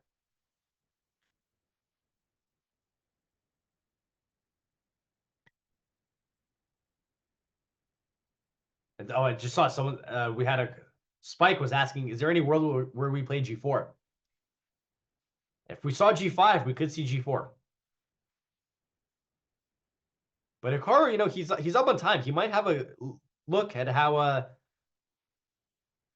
and then we get D4 immediately. Okay, here we go. Hikaru comes back. He didn't even think of this move. I think he comes back and he just plays D4. So obviously he's not worried at all about G5 or anything like that. He thinks that that's going to be a bit risky. This is a strange situation for Arjun. He's spent half his time. He's 46 minutes. He started with an hour 30. He hasn't played a single original move yet. All his moves have been played on the adjacent board. So very, very quirky feature of this round. And now again, he's like, do I play G5? Do I not? He doesn't have to. It's not forced. The engine's top move is bishop f6, putting pressure on the center. Then white can go bishop f3. The engine continues with b6. Extremely solid. Extremely solid pawn formation. As you guys can see in the eval bar, 0-0. Equal. But is he in the mood for that? Or does he want to fight with G5? This is what Maxime just played on the adjacent board. Obviously, Hikaru saw it. He wasn't afraid of it. This is a dynamic move for black. Creates a lot more imbalance. And Arjun, he looks like he's not ready to make a decision just yet. I'm looking at his... I'm going to be the body language expert now. I'm looking at him. He's looking up. Scratching his chin.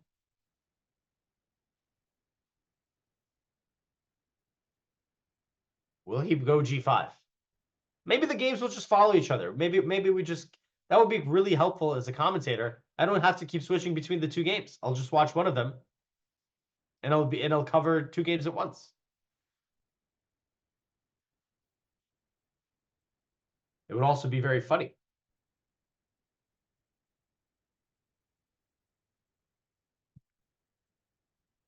But the good news is that there's no more copycat. D5 here is not an option. A lot of times when you start getting these pawns starting to hit each other, you can't keep copying me. I'm going to take. Now I'm attacking the knight. You can only do this for so long. You can only do this for so long. It ends right here. It ends right here because my bishop is defended. So you can only copy me for so many moves. 8 moves has been enough. If any of the games end in a draw, or sorry, not any of the games. If any of the games end in if any of the matches, there we go, end in 1-1, the players jump to a tiebreaker, a rapid tiebreaker. And there we go, format. Thank you. Read all about it. You got the rapid, you got the blitz, you got the Armageddon. This could be a long day. And Arjun plays bishop f6. Okay, so the games have deviated. In Maxime's game, he has played the move G5 in this position. Arjun thought, that's a little bit much for me. And he plays bishop f6. Very logical, develop the bishop. This is the top move of the engine as well. And it makes all the sense in the world. Put pressure on the center. No need to commit yourself to risky pawn moves. We can save it for later.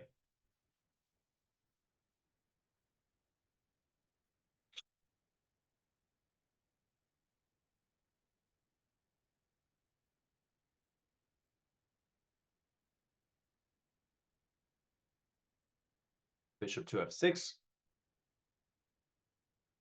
And now, yeah, for Hikaru, he's got to make his own decisions. Of course, he's going to be very capable of doing that. But no doubt it's very hard to think for yourself when you're seeing the guy next to you playing all these different moves. You're like, hey, those look pretty good. Let me go that direction myself. But now, time to make our own moves. The pawn on d4 is under pressure, but it's also defended enough times. Both sides have a pretty awkward bishop on e8 or e1. So the bishop does not have a lot of scope.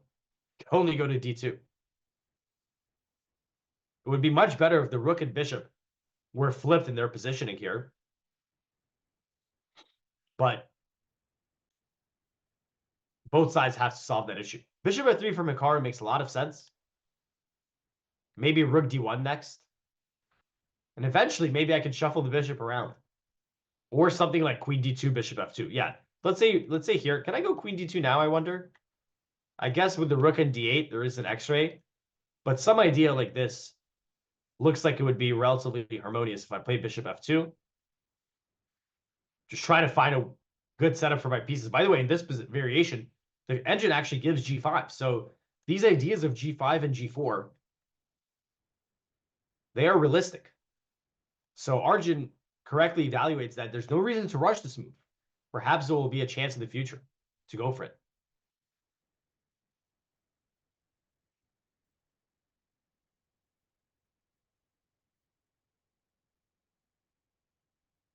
Looking also at what has been happening on the other boards.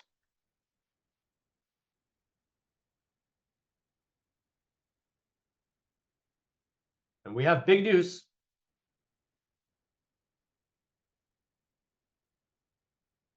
Big news is coming. The cavalry is here. Or will be here in just a moment. What does that mean? Let's keep it a surprise.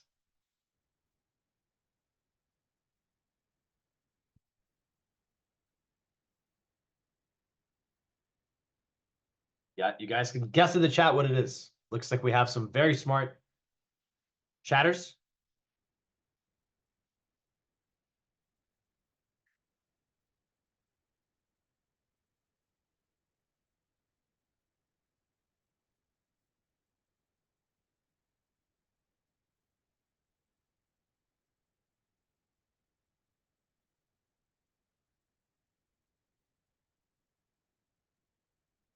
The anticipation is killing me. Anywho, in the games, Hikaru, I think, will take a bit of time here.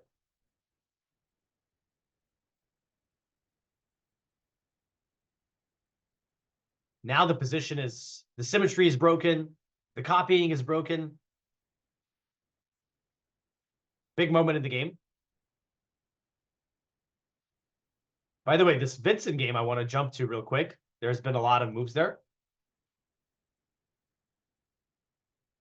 We left right here, where Vincent castles. He's down a queen, by the way, but not for long. After king e2, takes, knight c6, king e3, knight b6, knight b3, h4. I like this king on e3. Vincent castled. Nepo's playing no castling chess, but his king is very safe in the middle of the board, and it can help support pushing the pawns. He's also up 30. He's got double the time of Vincent, but the game is simplifying more and more. Still plenty of pieces left on the board, though. But definitely this game had a very exciting moment right here. For anyone who missed it, Vincent sacrificed his queen. We can't really call it a sacrifice, but still a very nice idea with the queen on g1 being trapped. And of course, the other important game is Magnus's game.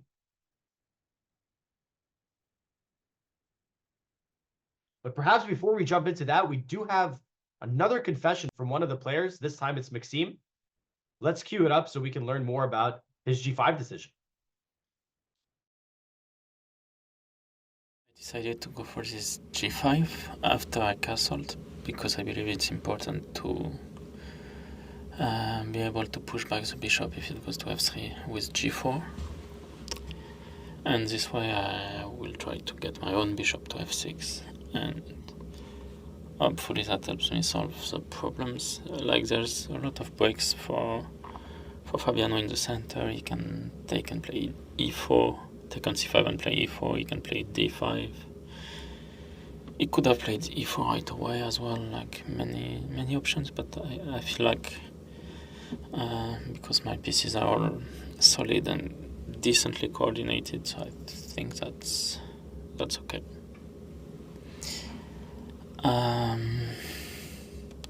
I saw that Arjun played bishop f6 instead of g5. In the same position, I didn't like then if white goes bishop f3, that sometimes d5 can come, and I didn't really see a plan. I didn't like cd, I didn't like releasing the tension, so that's why I tried to put a bit more tension instead.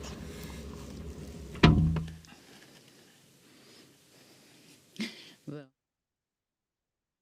Look who's here. Look who's here. Hey, what's up, guys? I was sleeping and dreaming of all of you guys. So now I'm up and I'm here. Yeah, not dreaming about you guys anymore because it's a real thing. So what's up, y'all? How y'all doing? What's up, Alex? Fill me in on what happened so far, because I was a sleeping beauty today. Well, it's great to have you on board, James. Everyone give a big welcome to James Canty the third, right? That is That correct. is- all right, there we go. So, yeah, so you jump in at a great moment because look at all Ooh, the action we have G5. going on. Oh my goodness. I was just Yeah. doing tactics before bed, actually. In fact, yes. Okay, G5. Oh my goodness. This is wild. Oh, of course. MVL, Fabi. Nice. Whoa, look at the bishops. These bishops are looking absolutely insane on the back rank there. Let me show you the starting position. Yeah, so we got day 2 of the match portion, right? Of the Yes. final 8. Yesterday we had 3 draws, and Magnus, of course, he won. So today we got the second game, and the players are trying to win their mini match, but we could have a nice long day of chess if any of the matches end in a tie. Mhm. We go into the tiebreakers, but let's start with, let me show you Hikaru's game that we've been keeping an eye on, and this Fabi MVL game, because you'll see we got a lot of similarities in these positions, not just the starting one, but the whole game. We got this position here. The bishops are in the middle. The knights are on the side of the board. So we had a c4. We had an English opening followed by the bird opening. Okay. The players they were copying each other. We were wondering how long is this going to go on. They kept doing it This is hilarious. up until here. But Hikaru, he was the first one to strike. He plays d4. Arjun goes bishop f6. Hikaru goes bishop f3. And now we get queen e7. So this was we got a couple extra moves in. But let me show you one more thing. These guys were copying each other, but not on a board not too far away between Fabi and MVL. Check this out. Check out what these guys are doing. What? This is crazy. Great minds think alike, as they say. Yeah, so Unbelievable. up until move 9, we had 2 games identical, but MVL went g5. He was the one who did it first, though. He went g5, and Arjun was like, "That's even too crazy for me." And then he went Correct. bishop f6. That's funny because yeah, Arjun is more crazier style wise than MVL. You will see sharp tactical play from MVL. I mean, in his regular chess, he plays knight or queen b6 poison pawn variation where you get mated in 15 moves, and he will play it all the time. And he'll play the Grunfeld, against anyone. So very sharp games, tactical. So I expect this G5. I was actually expecting the same from Arjun, but we didn't get that here. I like it. I love the G5 move, and we're going to see what Fabi does against this. He goes as far as possible. He goes knight b5 all the way on the other side of the board. It's crazy. Takes, and then okay, knight is hanging. Right. Yeah, takes. Okay, 97. Nice. Swinging around. What he might be trying to do? What? When he moves this knight, maybe he wants to get this bishop looking on this diagonal, right? Especially when you play g5, you think you're going to attack me, but it's your king that might actually pay the price in the future, right? So maybe he wants to take and bring the bishop out. That's exactly what he wants to do. I might have to swing knight g6 and make sure I can meet that with bishop f6 at some point. But then g5 might be hanging at the right moment. But this is going to get chaos because then I could take on g5 if the knight's on g6, so you can't take back on g5 yet. So you could take on c3, but then you won't take twice on c3. Like, what is actually going on there? It's just kind of. And by the way, This pawn's hanging. I wasn't even Oh my, yeah, paying I forgot attention the to bishop that. generally is not there. So yeah, Yeah. of course, bishop takes pawn. This is nice. So MVO is looking for sharp play. He got it here, 100%. And this is classical chess too as well. So it's so different when you're playing classical freestyle. I've never played, in fact, ever in life, a classical game of freestyle chess. It's very rare, I think, has anyone even done that. Think about it, but you usually will play it in faster time controls here. So seeing them think and have this time here really makes it quite exciting and in for a very, very nice game from all games today, all players. Yeah, let's give you a little tour of the games. So this is this MVL game against Fabi. This is definitely after the move G5. You know you're in for a dynamic fight. Hikaru's game here a little bit quieter for now, but he just plays Rook D1 to support the center. But there's a lot of tension, right? There could be all sorts of clarifications in the center. Arjun goes Bishop F7. We're gonna jump back to this game. But I do want to show you some crazy stuff that's been going on. All right, check out this game we have with Nepo and Vincent. Looks like a pretty normal endgame, right? Let me show you how we got here. Okay. All right, so we get F6, F4. The bishop comes out, keeps an eye on the queen. G5 on the board. G5 move. I'm going to attack your queen. You can have the queen. I'm just going to take your bishop because your queen on G1 is trapped. This was a nasty little tactical sequence. That's beautiful. Yeah, and then G4 en passant. This is game? Yeah, this is what happened. Check. Whoa, I'm like, oh yeah, okay, yeah. No, this is game. This is real. This is the real deal. And like now it's a lot more chill. But the way we got here was incredible tactics. Yeah, absolutely. I do love that King E3 move. It's decentralized King quite. I think White actually practically feels better. I mean, you have the H file open, King's on E3 already. You know, in any other format, this is already like just better for White. In classical, obviously, you have time to think about it. And, you know, weakness on D7. Yeah, it's easier to play for White, but still ton of play left. Look at the time. I mean, yeah, absolutely. Like, what's the time on the clock? Is this real? Oh, no, this is the game right now. Okay, 16. And he's down that much time. Yeah, I mean, Nepo, he's known for his speed, right? And that's the scary thing about him. We've seen when he's off, sometimes he goes fast and he can blunder, but when he's on, he just like blows people off the board. He'll finish with more time than he started. So of course, he's you don't win the candidates twice by accident. So he's a beast. But Vince is playing a great game as well. And of course, we got one more game. By the way, this game is huge because Norderbeck is in a must win.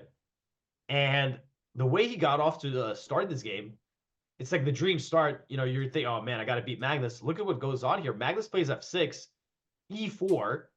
Magnus, obviously something here doesn't sit well with him. He spends 29 minutes on the third move. Wow. That is very unlikely. Oh, like, what is going on here? But he's trying to castle, I guess. So we get knight queen E3. Knight's out. So, okay, now we get a castles. Yep. Knight C7, D3. I mean, this just feels not like plan A or wonky. B. Yeah. So we get knight b3, keeping an eye, attacking c5, knight e6. So Magnus is all about the square.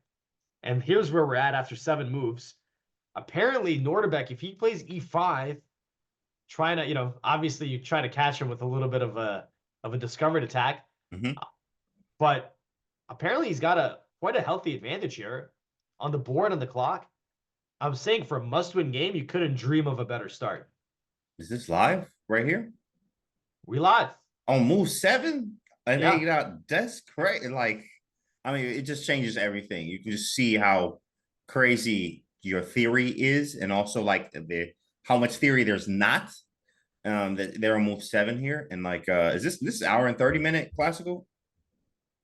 This is 90 minutes plus 30 seconds. One time control, 90 plus 30. Yeah, and that's crazy. With the players, they start thinking on move 1. So I feel like they get it, the time kind of becomes a factor. Like move 20, you're already in time trouble in a way. Yeah, you could be. Exactly. All right, but anyway, that's the tour of the game. Let's jump to Hikaru. So now you're all caught up. Okay. And good thing we're jumping back, because this is getting confusing. Oh yeah, the tension. These are the worst. This is where you literally do have to spend, 10, 15 minutes here. Mm-hmm. C captures, I takes. Yeah, I have the juicer, or like, windshield type stuff. So this is like a lot of tension in the center there. Do we take, do we capture, or do we not, is the question. Look at this nice positional idea the computer's flashing at us. Hikaru plays queen e2, which is very natural. You're going to bring the bishop out. But he could have considered taking and then taking. So normally you hate giving it like this. You would not consider this trade. The bishop looks like a monster. But the idea is that now you get these double pawns, and the bishop that you still have left, this guy is very restricted, right? It's really hard to activate the piece. So that's not an easy decision, but I thought it was kind of instructive, giving up the bishop for the double pawn. Hikaru plays a lot more normal, queen e2, and now we get d5. Takes. I don't. Where do we start with here, James? All right, where do we take first? Yeah. No, Mhm. I am annoyed by, well, okay, it's kind of the same. So I don't like my bishop on e1 is sort of a stonewall bishop in a way, or a French bishop, which you would see where you usually would develop this bishop the way that it's already kind of placed. You would put it on e1 and then, correct, go out that way, but you can't really, you don't have any great prospects. So maybe I can, but if I take on c5, he can take on c3, do the same thing to me. So yeah, this one is going to take some real calc here. I mean, it's going to take some time. We are going to probably see a capture on d5 or c5. Probably not c5 because it feels like the queen has too much Feels like play I'm there. opening up. You know what I for you, mean? Right. Yeah. Yeah. So maybe taking on d5 and then figuring out where to go from there. But then you have to calculate, what does he take with? If he takes with the pawn, it's isolated. So that'll be great for me. So we probably will see maybe a knight d5. But in take, it'll be isolated anyway. And then take on c5. It's a queen c5, maybe knight d4. So then we play against the iso pawn. Takes, right. Takes, literally. And then maybe bishop f2. Ugh, I don't really like that. But b2's hanging out. Yeah, you have to be careful. For real. Yeah. This is crazy. Both these pawns are targets, right? This guy's isolated, but the pawn on e3 is also target. So you could actually play b4 using that bishop on e1. That's a nice move, right? Get out of the way with tempo. And then somewhere here, let's say you play, well, you also kind of got to be careful. You need to keep an eye on this pawn, d5's right? hanging, yeah. If you go queen e7, I mean, can I not take here? b5 is, b4, oh, whoops. Got you with the skewer. So wait a minute, you can go here. b5 is not hanging? I don't understand. Let's try, I mean, it is, but let's see what they got. Takes. And what is, I guess, I mean. Arjun goes 97 and saying, look, you're up a pawn. But you got some targets. My pieces are very active. You still have this bishop on e1. So there's a lot of compensation. So it's saying it's equal. You got the pawn, but I'm more active. Okay. I mean, that makes sense. But I don't have to take it, right? I can save it for, it's a tasty treat for later. Tasty treat for later. But maybe d4 would annoy me at some point. Can we go a4? Like maybe I do like a4. Maybe a6 and then a5 and then queen a7. Yeah, you just hide away. Chilling, yeah. Apparently here I can take, so it's very tricky, right? It's like some positions you want to take. Now you take it, now you know. Okay, now it's better, right? Insane. So well, a lot of pressure. I like that Arjun did make this d5 move here. Putting the pressure on Hikaru here. We have a little bit of time, 6-minute time edge, so feels good, but a critical moment to say the least. A very critical moment. What about no, that's too much. I was gonna say g4, but you don't need to play g4 with all this tension in the center like this right now. So we need to resolve this tension. They generally do say you should be keeping the tension. So try not to just capture just because you have a capture. You know, you want to keep the tension and try to make your opponent capture. But in some cases, you do capture. And is that case now, in fact? I mean, maybe even b3. I don't know if b3 is a move. b3 could be a move to try to have what we call the hanging pawns type of structure, where they take, and like we have pawns on d and c4. But I mean, even that, I don't like how you highlighting now the bishop highlighting the weakness of the knight being undefended, which in fact is prone to tactics and stuff like that. Tactically could be a problem. So at the end of the day, well, we just got to sit and wait. What does the engine say is best here? After all this analysis, what is it's saying taking a d5 is fine. You know what move I was wondering about? Can we go bishop f2? I did like. Can we just keep the tension? Kind of chill, keep the tension, exactly. Yeah, but apparently now Black resolves the tension. They're going to copy us. They're going to do exactly what we were trying to do, right? So they go here. The pawn. Yeah, I mean, you got to watch out. E5 here could be a scary move. Then you go d5, e4. Oh, spicy! I like it. Yeah, apparently bishop c5. Things are hanging left and right here. Yes. Of course, it's equal after all this somehow, but of course. So bishop of it looks like okay. If we make a random move like king h1. Looks like Arjun's plan would be to maybe take, and take. You lure the queen to c4, and it feels a little funny, right? Like black does have this indirect pressure against it. Pretty annoying. You know, as I keep looking at this over and over, I'm noticing as we go through these lines that I need to finish my development as white, as black has already done that. So Yeah. probably just bishop f2 from a human standpoint is like keep the tension and get my last piece off the back rank. But I am sort of annoyed by the symmetry as well. Like I'm trying to play for more, but everything is really equal here. And after bishop f2, I mean, we have basically an identical position besides the rook on d1 and c8. So it's kind of annoying. You want to kind of play for more or something else rather than having such a symmetrical game here. But bishop f2 seems likely, and you don't want to, over push because you're trying to play for something more and neglect principles like finish development. So bishop f2 makes a lot of sense just because I am just trying to complete this development and hope for the best after that. Yeah, the bishop on e1, it's getting in the way of my rooks, right? It's also not, it's purely defensive. You actually brought up a good point. It's kind of like a stonewall, right? So I'm sure we got people in the chat who, sometimes the coach will show you, hey, play the stonewall. You play the first 10 moves of the game and then you checkmate them, right? So I used to love teaching the stonewall to some of my students back in the day. But yeah, this stonewall right here with this bishop, it's well known that that's the price you pay, right? You get control of the dark squares, but your bishop is usually very restricted. Yeah, so bishop f2 makes sense. We didn't talk about capturing on c5. It is possible.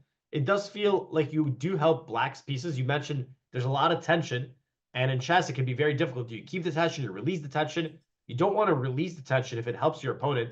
So here, it feels like we are helping them, right? Arjun would get his queen out, but the computer says you can actually just transpose. This is actually the same thing. You could start with taking here, and then you take here, or you can start at c5. So I guess it doesn't really matter. If you're going to take, you're going to clear the whole board. And we are liable to get a position like this where both sides have weaknesses and strengths. The pawn on d5, of course, is a big target. It's an isolated pawn, but my pawn on e3 is also not protected by any other pawns. The dark square bishop is very active. So apparently the best line here. Oh, yeah, it's the b4 line again. This is b4, b5 here. So now the pawn is protected, but now you go a4, so trying to play a5.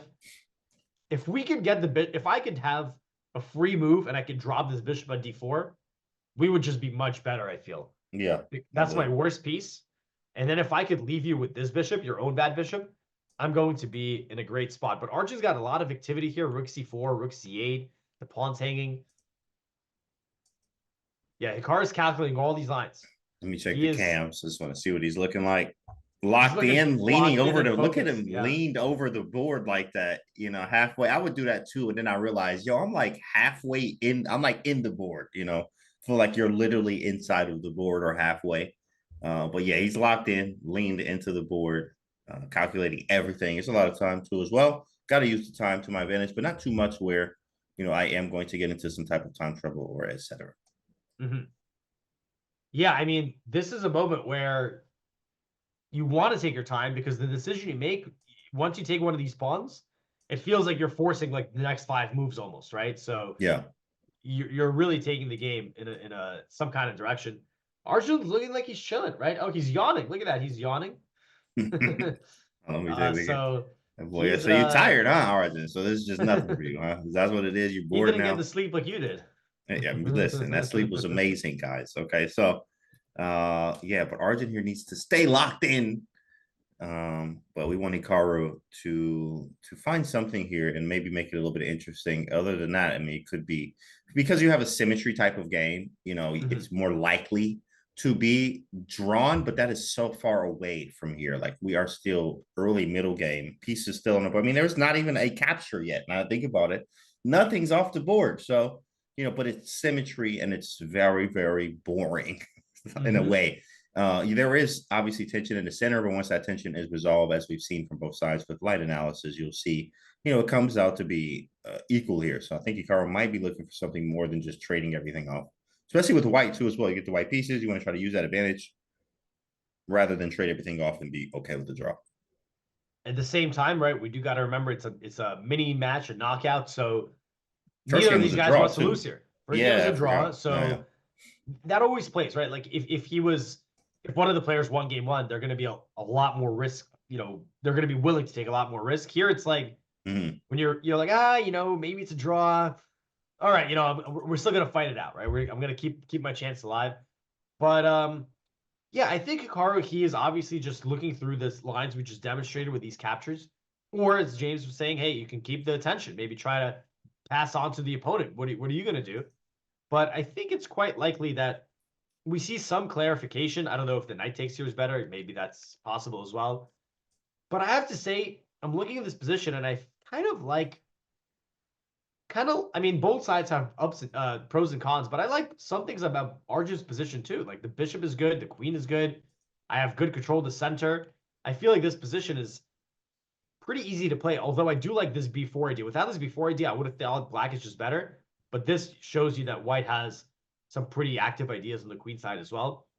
And of course, that's why the engine ends up calling it equal. It says that, look, we both have our weaknesses, so they kind of cancel out. But yeah, certainly Hikaru is weighing those options. Of course, it's always equal from the engine here, but and you have a position like we mentioned before, where it's just like straight symmetry in a way. You are going to have ways where it's going to be more equal than not, to say the least. Here, you're going to have to look for something like MVL did, which is that early G5, because I think he understood. Oh no, I'm not trying to play that type of game here. What happened in MVL's first game with Fabiano? Did they? Oh, I see it there. They drew. Okay. Yeah, So they also drew. Mhm. And yeah, they 3 of the games were drawn yesterday, and yeah, it was Magnus who won. Let's maybe jump to a couple of other games. Hikaru looks like he's still going to be thinking for a bit here. I'm curious about this Nordabit game because he did play e5, and things here are getting interesting. He's playing super aggressive shots. Look at this, e5. Ooh, Queen love b8. it. Queen b8. Okay. F5. Oh man, that's scary. Everything's going forward. Hold on, big fella. Wow. Yeah. Now he's apparently, bringing look it at to this. Magnus here. He Okay. could have played EF, and the idea Gotta is that take he with wants EF. the computer is greedy, wants this pawn, I'm taking which with looks check. extremely scary, right? But the point is exactly, you do it with a check. Yeah, I'm taking with check, which is nice. All right, anyway, let's see what he did, because he plays f5, gets a miss, but the move makes sense. We get knight d4, takes an Take on e6, F6. Now takes takes c5. an f6, Oh, yeah. there's bishop b6. Yeah, okay, bishop Yeah. c3. So now the queen is under fire, so he could be winning a pawn, right? Because if you go here, I mean, that is looking like one of the most ridiculously bad maneuvers you can play. So there's no way he goes there. If you go d6, I was gonna say, can we not take on d4 on c5? Yeah, there may be a bishop b6 there. There is, yeah, and I don't. This check is you just take, and I can't get out of there. That's kind of crazy how that So works. d6, but still, if I see d6 on the board, I feel like this is great. All you've done is just maneuver your queen to a different bad spot. You can also play bishop c7, but now I could actually take this pawn. So Nordabek might be winning a pawn here or getting close to it. I mean, if d6, he doesn't win a pawn, but he's definitely got the advantage. Surprisingly, his advantage is not as great, according to the engine, as it was earlier. But it looks like he's got a nice position. The knight's jumping in the center. So that's what's happening here. Yeah, I think He's it's up in really time. good for Nordabek. Really good for Nordabek here as he's trying to take down Magnus. Got a great position. Not gonna lie, putting Magnus under some serious pressure. Yeah, we'll see if it's Magnus though, so let's That's see if true. he That's wiggles true. it out. That's true. He goes It's bishop Magnus. c7. So now there's going to be options of capturing this pawn, since you don't have to worry about bishop to b6 as much. Yeah, All right, that's nice. Okay, and what's next? What else we have? See, we were moving around. Yeah, let's Vincent, make a little tour. All right, this is the game you were loving. This rounds. king on e3, Love it. d5. That's a nice move. The king on e3. I know it's the end game, but we're still going to go after you with d4. So we get the trade. Okay. I like rook h5, keeping an eye on both the pawns. Also, little Rook c5 check. trapper. Yep. Watch yourself. Puzzle rush. level the first puzzle in the puzzle rush. So yeah, maybe we're gonna get like bishop f3, knight c5, rook h1. It's simplifying, but feels like Nepo maybe has slight pressure. He's got the clock advantage as well. Yeah, it's also one of those positions that yes, okay, it's equal, but I remember seeing what's the game? There was a older game Capablanca versus someone, I don't remember, but they back then they would just play out like when all the pieces got traded off, they would still play it all the way out. King and like 7 pawns versus king and 7 pawns. And I saw an in game like this with Capablanca, and I'm like, man, this is crazy. Like how at one point he was losing too as well, but he still ended up winning that game. But his king was very active, was one thing I remember here, and that's what it seems like here is okay. Everything's symmetrical, not symmetrical, but same amount of pieces, material is the same, so it feels as white should just have a slighter advantage practically because of my king activity. If we trade everything off, literally, I go king e4 and I'm just better because I have a better king. So I have, I think, some good play, bishop f3 or g4, and try to get rook h1 in, try to trade some pieces, and my king is ideally placed so far. At the same time, right, as if we trade off all the pawns, we only got 4 left, probably going to head to a draw, but I would definitely take white here, right? If given the choice, I like the king, like you explained, that could definitely be an asset in some of the endgames. But yeah, Vincent also got a lot of things covered here. You could maybe play rook c7 at some point, defends the 7th rank, swings the rook over. So we'll see if Nepo can generate some pressure. Trying to say it's a mistake from Hikaru. Really? He made a move. He played b3. That was one of the moves. That's not a mistake. Yeah. It's like a top 3 move, Yeah. Yeah. All right, so we were a little worried. Like the thing that was worrying me was, hey, am I leaving this knight a little bit loose? But you know what's kind of smart about this decision? Hikaru was like really spending time. Hey, like I got these different, all this tension, all these captures. He's like, why don't you spend that time? Right, just passing the ball back to Arjun. Yeah, I like this b3 move. Is like you just keep the tension. Bishop f2 was another one, but b3 I liked because we can reach a hanging pawn structure where I think we have a more active hanging pawns type of structure. Exactly, takes, and then we have the more active type of hanging pawns in the way where you can push on d5, which is a nice tempo. I do want to follow up with maybe bishop f2 and then rook f to e, and then have everything kind of pointing at the center, then push for a d5. But my c3 knight is obviously tactically inclined, so I have to be careful of playing d5 if I move the bishop. But then again, the bishop is grossly placed on e1. So, and I have, like, it's like give and take, like Bobby Fischer says, to get squares, you have to give squares in a way. So, okay, I have the hanging pawns, but also black's like, oh, my bishops are better. I'm slightly more developed. I have to figure out what to do with my bishop on e1. So, very level, I think, still as well. But I do like the b3 move, basically passing the ball back to Arjun. I wonder if Arjun could just develop his rook, like rook d8, right? And I mean, that's got to be a good move. I'm centralizing my rooks. And now Hikaru again needs to decide, hey, what's going on here with these pawns? I guess you could just keep going, right? Bishop f2, right? Both sides can just like refuse to clarify. I actually think I mean, I haven't really calculated these ideas, but like you're saying, I think white would be happy, right? Get the 2 pawns in the center. So if I'm playing black, rook d8 would be my first instinct. You figure it out. You take something. Yeah. I know that I got everything well protected, right? Like black's got the pieces lined up almost as best as they could be. I mean, I would love the knight on b6 instead, actually, because it would put pressure. But all right, we'll take c7. I think rook d8 is a develop, pass the ball back, defend your center, put pressure. The perfect move in the position.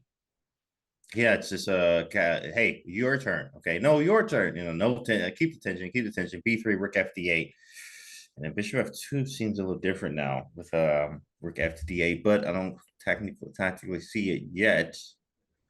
Maybe king h1 and try rook g1, g4. Like, why not? That's what I'll do every game. So yeah, that would be a lot more enterprising. But the tricky thing is, you know what they say, right? The flank attack, you got to meet it with the strike in the center. Here we're meeting the center attack with the strike on the flank, right? We're changing the game. So could be a little exciting, but could also be a little dangerous, right? With the king on the h1 square. Yeah, absolutely. It's definitely dangerous. But the same time here, there is a lot of chess left. 35 minutes of 36. These guys have been thinking so long, which is good. They've been using their time to reach this position here. And another, 20 minutes from now is going to be critical. Where, especially to see what position we're in. If they trade everything off, then okay, more likely to be drawn. Or if there's more tension where, a person with lower time will have obviously more pressure on their game and the position due to not having enough time. There might be some type of idea of maybe trying to swing the queen to G2. There is, by the way, Rick after D8. Your move, buddy. You figure it out. No, you figure it out. No, you figure it out. Yeah, now Hikaru, like again, like is he gonna take or not? Or I mean, if he wants to keep waiting, I think that bishop f2 move could be the one. But I'd be a little nervous about leaving the knight unprotected. Also, to be honest, like you could take in d5, but it feels like if you've played b3, like the position change with b3 and rig d8, you would think that's probably something that black would be happier with, right? Because the map now my rook's developed. So let's go through that same line. I guess the advantage is the pawn is no longer hanging, right? So that could be one of Hikaru's ideas. So perhaps I could play something like bishop f2. But the tricky thing is, like, this is an outpost, the square in front of the isolated pawn. But let's just make a random move like a6. Okay, obviously there's e4 here, but I want to demonstrate, like, the problem is with knight d4 is after you take, I lose my outpost immediately, right? So it's kind of, I didn't get what I wanted from this situation. Yeah, and again, So symmetrical. we'll see, yeah. But it seems like, yeah, either Hikaru will take now, which I guess that's the point of b3, right? You also do get the pawn out of the way. But if he wants to keep the tension, is there any move except bishop f2 that would do that? Yeah, that's true. That's exactly right. Is there any other move? Yeah, and I don't want to take, like, I really don't want to give this this tension or give up. Keep giving away and clarifying, but someone's gonna have to do it. And who is gonna be it? Who's gonna blink first type thing. So bishop f2, I like it. h6, h3. Like I'm just seeing like, oh wait, hold on, we gotta move. Oh, okay. Wait, so we do get bishop f2. Okay. And oh, his card played it very quickly. Okay, so tension is maintained. I didn't realize he put it on the board already. So Arjun in just a minute, knight a5. So he's saying, all right, I'm gonna make you do it. I'm gonna make you take. But the knight on a5 looks pretty misplaced. Like, don't I even have? Oh, okay. Well, now I can't take is the issue, right? I was gonna say, don't I have some forks? But now I have to deal with this knight being unprotected potentially.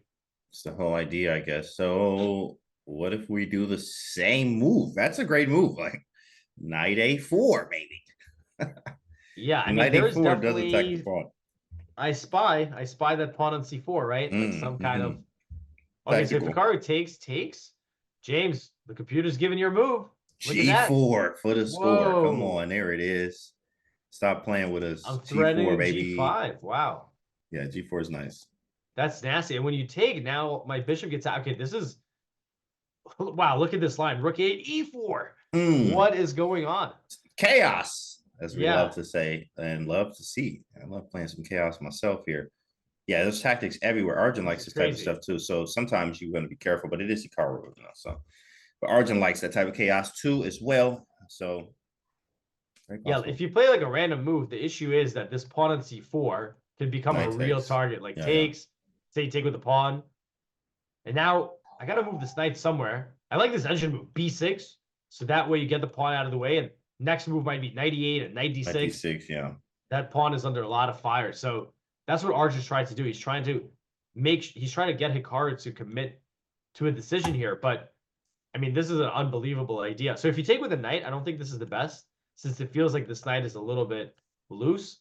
Take with a knight, I take it. Now I can take. And perhaps one of these positions, I can try knight d4, since your knight is no longer on c6. But this idea is nuts. After here. Now you can't take on c5, but the engine... Well, okay, bishop e1 is apparently the best move, which will not be played, I think, because you just came from there. I mean, I don't know if g4 would be played either. That is a crazy move, but it looks really... We want it to be played, is what we'll say.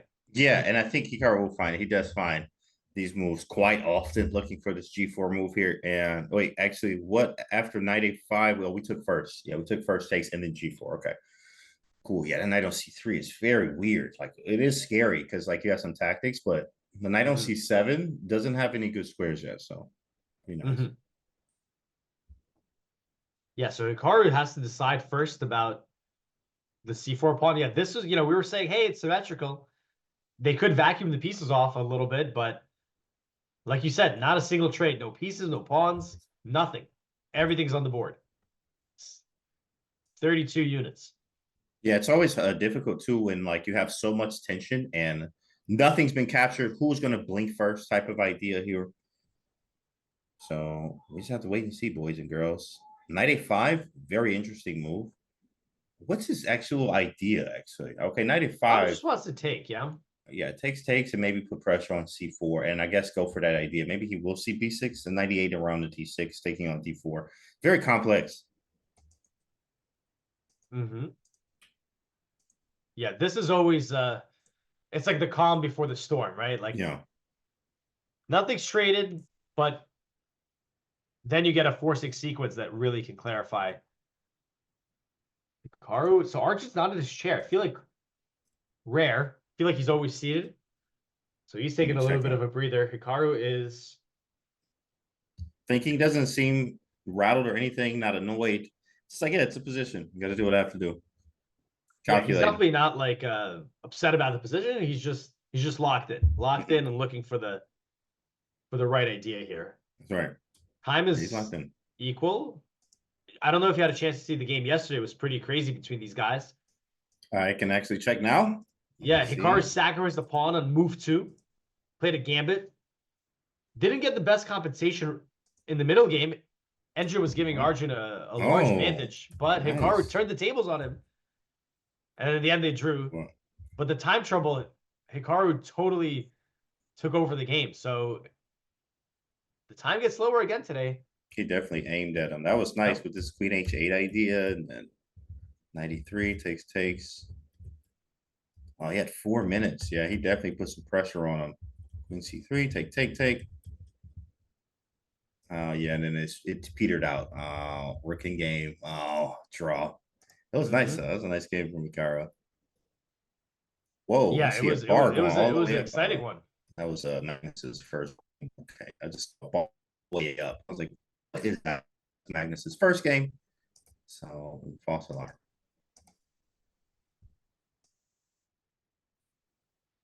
Okay. All caught up. Sweet, all caught up. All right, so 95 on the board. We're just waiting, boys and girls. We're just waiting. I think we take or not to take. That is the question. I mean, you know, also a good one. Not a waiting one. He moved actually doing something. Let's see. The answer is King A4 from Big Swerve. Well, in fact, it's actually knight is in, buddy, because K is for king. But great job. I do like your idea. Copycat chess, yeah? Correct. Knight to A4. But this doesn't stop. I feel like his plan is just to, I guess you can take with a knight though. Hold on a second. Yeah, this is fun. Hold on a second. This is fun. We got some threats of our own. This looks interesting. I like it. Yeah, because if you're taking, well, hold on. What if I start with this capture though? Okay. Pawn we could take with the knight. We could. Yeah, we could take with the pawn, but then I'm worried about some kind of. Oh wow, there's also this move, right? What? Oh my goodness, there's just too many tactics here. I mean, I shouldn't be complaining, but dang, that's crazy. I don't want my queen here. I will say that. Like this looks like a square where I'm gonna get into trouble. Right? If I get my queen lured to c4. It's just I don't have any good pawn breaks besides g4, which I mean, from a human standpoint, Engine liked that g4 move after like taking and stuff. But then the problem with it is like I don't have to do anything. It's black. I can just go g6 in a way. And like even if you do open up the file, well, you didn't really get much from there. So honestly, it's a dull game, I should say, from now. It's pretty dull. You just have to make moves that aren't losing anything, waiting moves, wait for something. So it's tough. It's tough. I don't want this to be a draw, obviously looking for Hikaru win here, but this is quite a dull game. It's just nothing really going on besides the central tension. And once that's resolved, it's like, okay, now what? You know, our pieces are on the same squares. It'd be different if like we had some type of like imbalances. In fact, what was that book? I know I have like all the chessbook books basically. So on chessbook, there's one about Gukesh right before he went to the World Championship. And it was nice. Kind of went through his whole life. So I went through all the games in there. And one thing they said about Gukesh's style is he loves imbalances. So when he read the Game Changer book, in fact, he found out how Alpha Zero plays. He actually copied some of the openings. Alpha Zero likes Nimzo Indian, loves E5, and hates King's Indian. So I didn't like that too much. And then with white likes the English and knight f3, stuff like that. So saw stuff that, you know, you would see Gukesh play a lot, but Gukesh would actually look for imbalances in the game. So how can I make an imbalance? By either making a position look different, non-symmetry, a bishop for knight type of thing, pawn structure difference. And that's very nice to see, because when you have an imbalance, you can basically play for more things than rather a symmetrical game. So here being so symmetrical, I mean, it's really hard to create anything right now.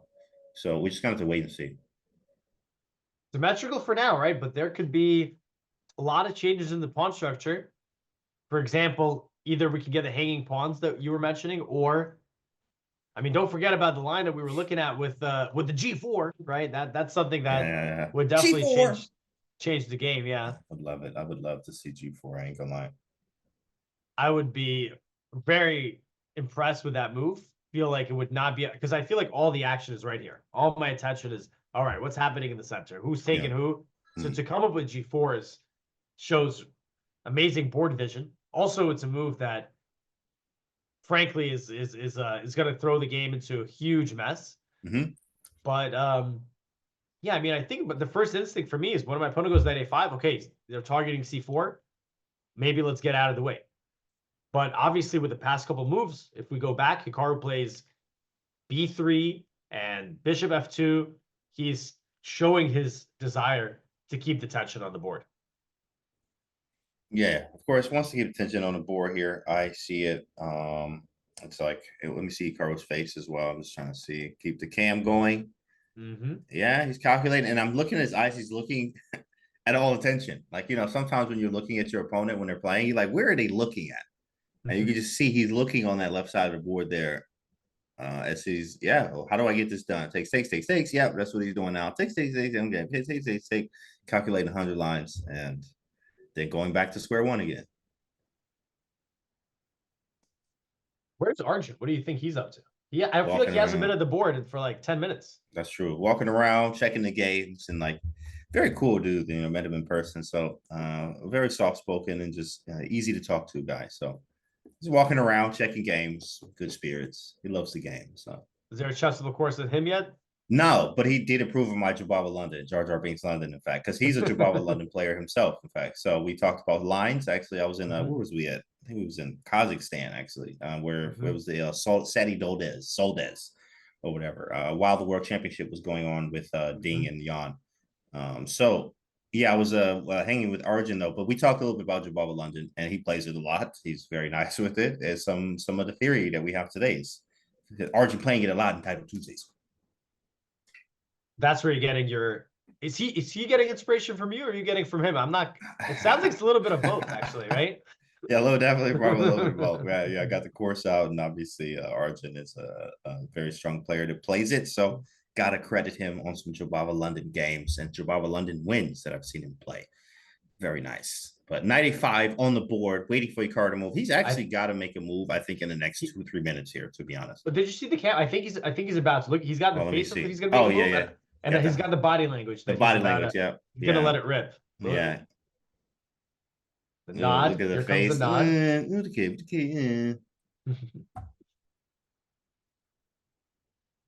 On the cam. I thought I saw his shoulder make a little, he did a little shoulder roll. Oh. And then then you go back into the fake out. That's back into the tank. Yeah, that's body language for like, maybe not. Yeah, I'm just chilling. I think he's got his move. He knows what he wants to do. But he's still, still confirming it, right? He's like, all right, I think I've settled on my decision. Let me check it one more time. There's Arjun. Arjun senses it. He's like, wait a minute. I think I sense his aura. There it is. Right. And Knight A4. Knight A4. Shout out to the chatter with the That's suggestion. so funny. Yeah, of course. No, I was like, maybe you could play Knight A4 too as well. So here's I remember this from a buddy of mine, Aaron Khan. I don't know if you know Aaron Khan, Alex, but Aaron Khan was. Yeah, he's like 2400, right? Like, yeah, but he's actually he's 2500. Yeah, he don't play now. He only plays February's what are those? The team tournament. The team correct. Yeah. Correct. That's all he plays. But he's 2500 USCF. Could easily be much stronger. Obviously, FIDE 2 as well. He just doesn't play anymore. But I remember we grew up through chess together, and he showed me like a move that I credit to him for forever is usually when there's a knight on H4 and a knight on H5. what you can play is with pawns on maybe G6 or G3, you could go knight F5 from White's standpoint to take the knight that's on H5. And I saw him play that, and I was like, this is the coolest move I've ever seen.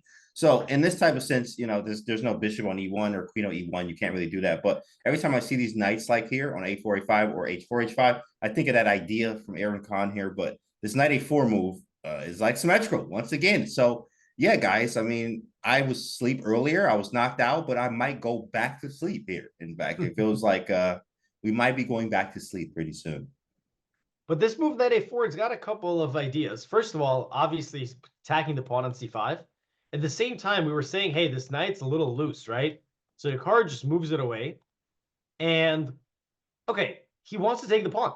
He's trying to get Arjun to commit to his own move. So if Arjun takes a D4, and Arjun just, he's going in the tank too. Look at him leaning over the board. So they just switch positions and and Hikaru's away. Locked so here, in, knight takes cowboy. D4. So what's going on here? So what if I take on C4? Ooh, bishop E1. Sneaky, sneaky. The knight on A5. Yeah, you can't go back because you're gonna you could get into some trouble here, right? With the forks. Apparently, this is actually not that bad. What? Which is, man, come on, bro. Yeah, in a classical game. Oh, the you got me on the other side of the board. Oh man, this is crazy. I love it.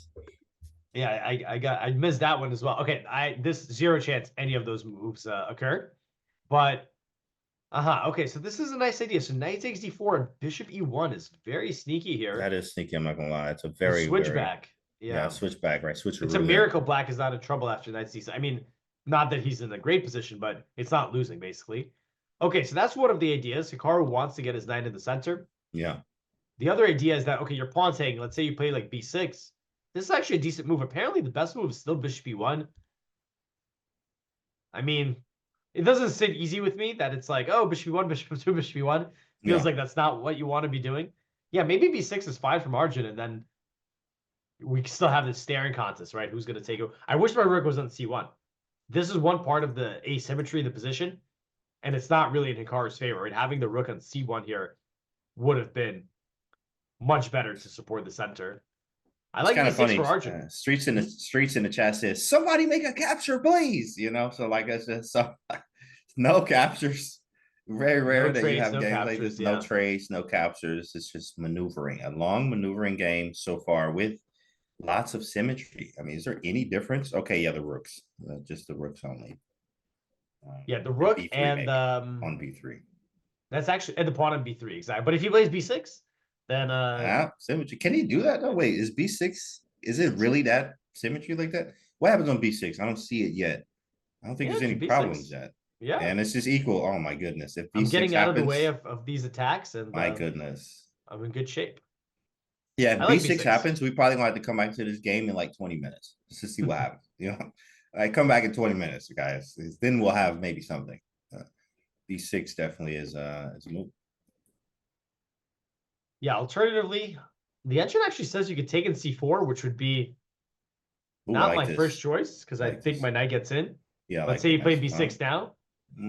Yeah, it's annoying. Maybe knight B7, strange, but yeah, I was wondering, do you go here? It is strange, but at least I get a trade off, and then rook B8, and I bring the bishop back, and like, okay, it's not symmetrical anymore. Like now, I mean, and now I can play E4 at some point, so it feels like I have some stuff. But I mean, my knight is gross. I would want to get on the C file, right? If I can get the knight in here, get the triple fork, but it's not going to be that easy, right? You always have A5. Yeah, you always have bishop A5. might come back around, setting up my own threats. There's like a rook E1 and move the queen out of the way. Hikaru pouring himself some vodka. Nice. Yeah, no. That is not what they're drinking. That's the Saratoga water. Saratoga water. Yeah. Shout out to Saratoga there. That A4. Hikaru looks very calm and relaxed. I like to see that. Of course, you like to read body language there. Arjun seems a little stressed here, but it looks like he's about to make a move. Reached his arm up there, or he's about to. And I heard a capture. Let's go. We got something finally. Okay. We got a capture on the board. So the question is, will he take on C5? Or will he take on C4? Yeah, if Hikaru takes back on C4, there is a lot of pressure against this pawn. after c takes d4. For example, pawn takes. There is a knight takes e4 idea, but I'm wondering if I can maybe slide my knight somewhere. I don't have a great square, like e8 maybe, but then c5 and the knight's a little stuck. Love it.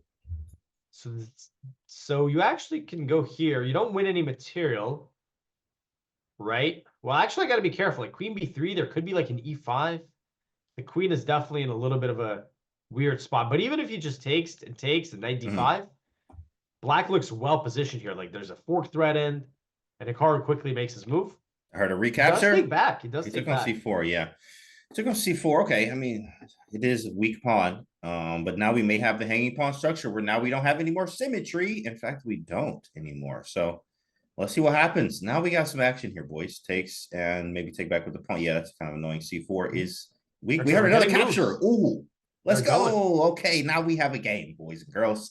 Now everybody can wake up, or at least I can again. So everybody wake up here. We have a game now. So there is no more symmetry in the way e6 is weak. The hanging pawn structure, aka basically two isolated pawns on D and C for white. So there's two ways to play it. Obviously, you can play around the pawns or try to push one at some point and play around that pawn. So it's something like, for instance, playing c5 at the right moment and rerouting the knight around from a4 to c4 to try to use the pawn that's on c5 to activate some of the squares, rather being d6 and e5 as well. So lots of play. I think we are in for sort of an exciting game now. Yeah, of course we had no captures that we're spoiled. 2 captures in a row.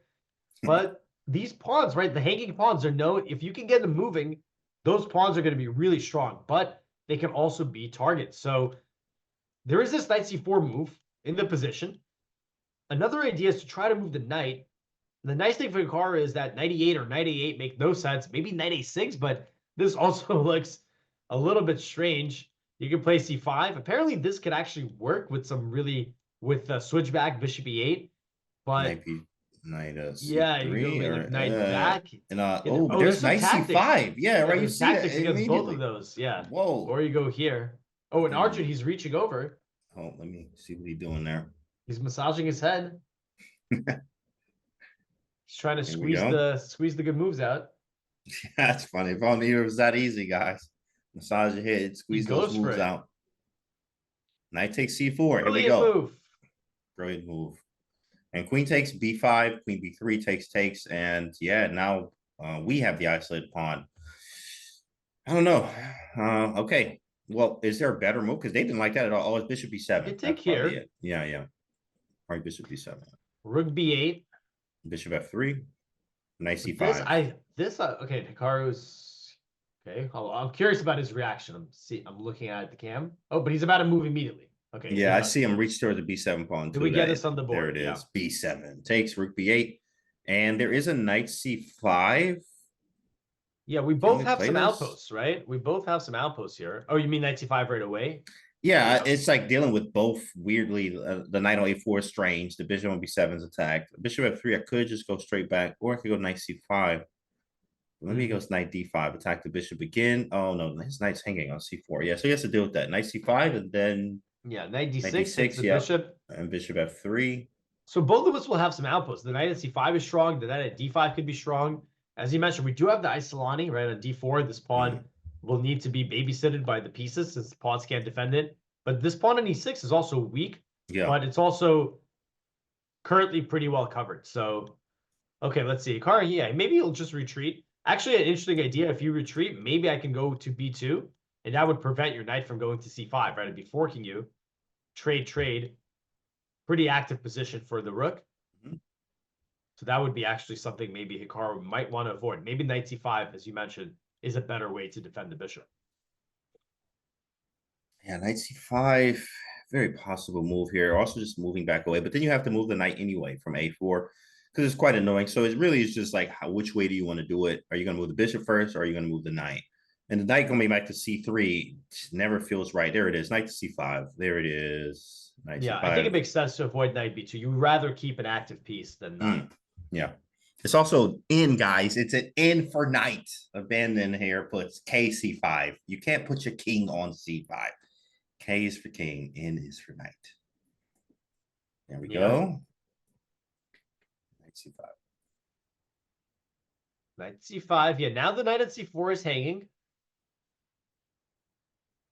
You could consider maybe knight b6, right? Trying to reroute it over to d5. That's actually really strong. I'm quite annoyed by that, just because it's such a very strong outpost.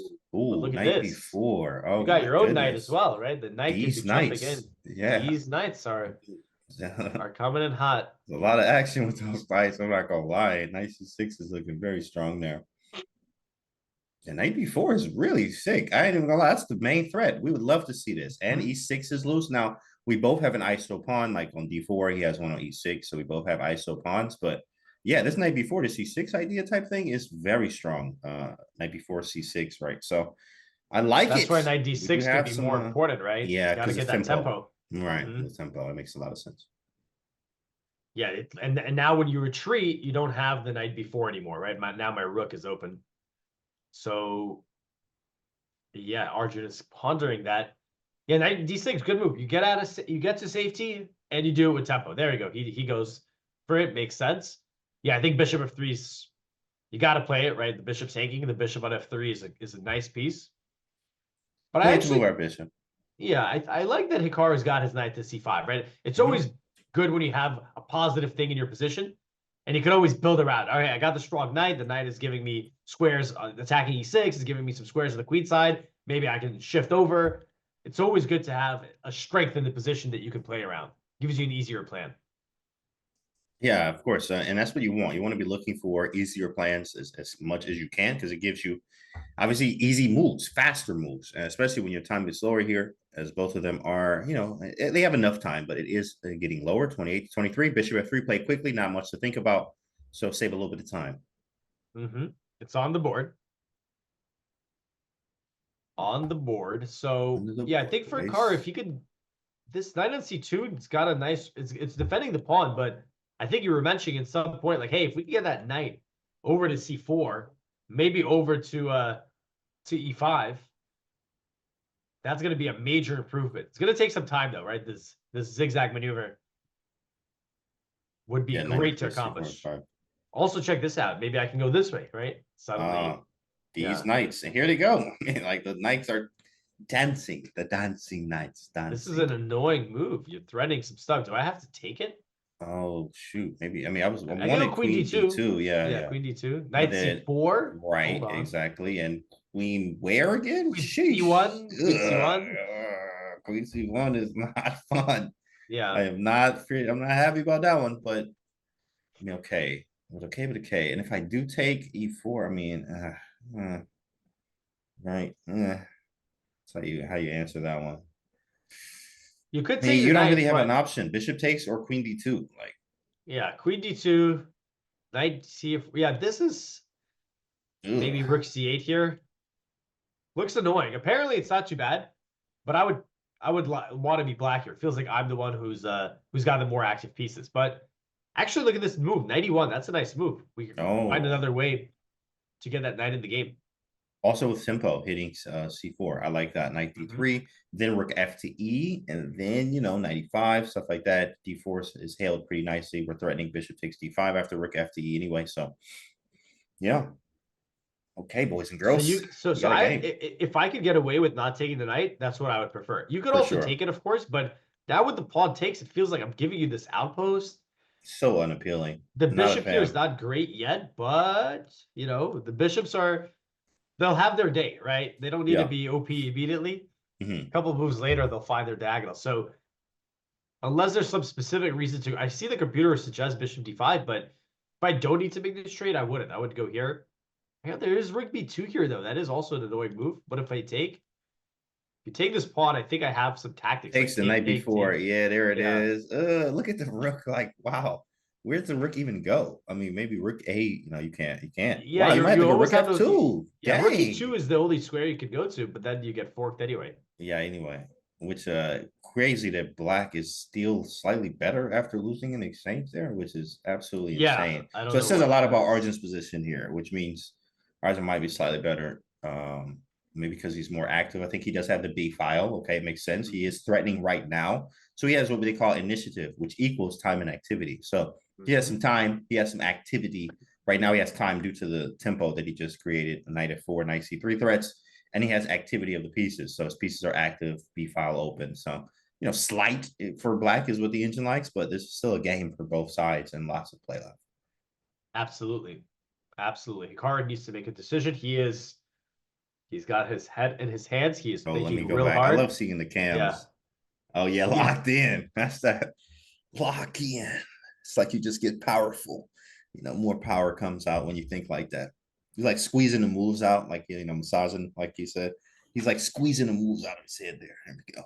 Well, that's the nice thing about when you have the one classical game per day, you could really just try to give as much energy as you can to that game, right? When we were in the qualifier stage, right? You're playing 6 games, right? We were there on day 1, 6 rounds in one day.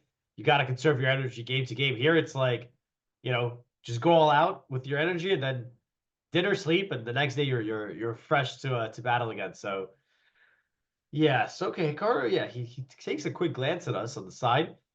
Again, the trick here is that the knight is threatening, and Hikaru's about to make a move. Do you I think he he's was about to reaching take for that knight? Yeah, I think he was reaching for the it, bishop. yeah. I think he was reaching for the bishop, which means I'm just gonna take this knight. I think that was a bishop reach for, and it's cool, like, you know, because we both play classical chess, so lots of times, you know what your opponent's about to do from how they're reaching or what side, or even how they're moving their fingers towards a certain area of the board. You know what they're about to do, like, which is kind of cool. So it looks like he may be playing bishop f3. I mean, bishop takes d5, but you know, we will see. And he hesitates, gets back into the think tank there. Yeah, it looked like his hand was reaching across the board, right? Not right. If you were making a move like queen d2, closer, it'd be like closer. You know, exactly. Yeah. It's kind of funny. There we go. He just did it again. Let's see. Hikaru's now is down on time. He was started with around the 10-minute time advantage. Now it's a 10-minute disadvantage. But James, like you said, initiative. Initiative is what did you say it was? Time and threats, or what did you Oh call wait, it? no, I saw him move back. I saw the fingers, so like I think he's The gonna juke? move his queen. To fake out? Yeah, the juke. I thought it was bishop d5, but then I saw the finger moves. Oh, yeah, it's the queen. D2. Yeah, you saw Yeah. the fingers there. Yeah, Yeah, queen d2. Yeah. All right, Nice. so on the board, yeah, Nice. this is the move that I would, if I could make this move work, if I'm not worried about knight c4, if I could just go back, yeah, definitely I'm picking queen d2. I'm opening up. Also, there's some positions where maybe it's not unrealistic for the queen to find its way into the queen side, although I suppose here it doesn't have a threat. But I don't want to give this bishop up. I mean, I can do this later if I really need to, but that's a huge decision. I'd rather play rook e1 first. I would love to maybe get this knight in the game somehow. So Yeah, queen rook d2 e1 does not nice. surprise me. I like it because he calculated knight c4, queen c1, and he's like, oh, what do you do? And then when I move my knight, you hit the tempo. Basically, everything we looked at, which is nice. He looked at all of that. Queen d2, defending. I don't have to give up my bishop. I can bring my queen back to c1 if knight c4. Follow up with knight e1 to d3. Hit the knight that's on c4. Rook e1. Like, I'm in this game. You know what I mean? We're working here. And trying to catch up on time, too, as well. As it doesn't seem like Arjun's at the board, or maybe he is, but we do have a cutoff Jared. So we don't know if Arjun is at the board there. I don't think he is. I feel like he kind of leans over a little bit, right? So I don't think he is. Yeah. You'd see like the blue sleeve of his suit. Oh, he is there. Whoa, it's magical Arjun. He pops up out of nowhere. He's a magician. Oh, we got 2 Arjuns for a second there. Somebody check him. Yeah. Wow. There he is. He is there, guys. He's making a little bit of a face there. He's like pouting a little bit. You know, Hikaru always does that. It's just funny, like any position. Even if he's like crushing, he's like, yeah, but then somewhere through it wasn't the great tactic to the take, 15 moves, you know. Right, that's how it is. It is there. They're both calculating. Look at that, looking away for the board. Hikaru glanced at Arjun. He's calculating now. Yeah, it takes. Okay, but okay. Arjun calculating. Do you look away? I've seen you do that before. Look away at tournaments, like just looking away, but calculating while looking away. Like I'm just staring into space, but calculating. Yeah. Sometimes, you know, I don't think I look at the ceiling. You know, like Hikaru and the ceiling and Grandmaster Beth Harmon. You know, they like the ceiling strategy. I'm usually I actually kind of like to look down sometimes. Like I'll just kind of take my eyes off the board, and yeah, or like look to the side. I think usually now that I think about it, I'll look down. So I'll just put my head of my hands and I'll be looking down, but I'll still be calculating the position. But normally I do look at the pieces as well. So we got Yeah, both players looking at the board with intensity. Yeah, we were looking at knight c4, then queen c1. I like this line we showed. So let's look at this line with rook b2. I mean, the move makes sense. But then we have this tactic after takes, knight b4. Apparently, it's still not winning for white. In fact, after rook f2, I saw rook f2, but I that's- didn't see no yeah. good follow-up. Like, no crazy follow-up. Just I got a pawn, yeah. and my knight is strong, and I got the two bishops, and that's a lot of compensation.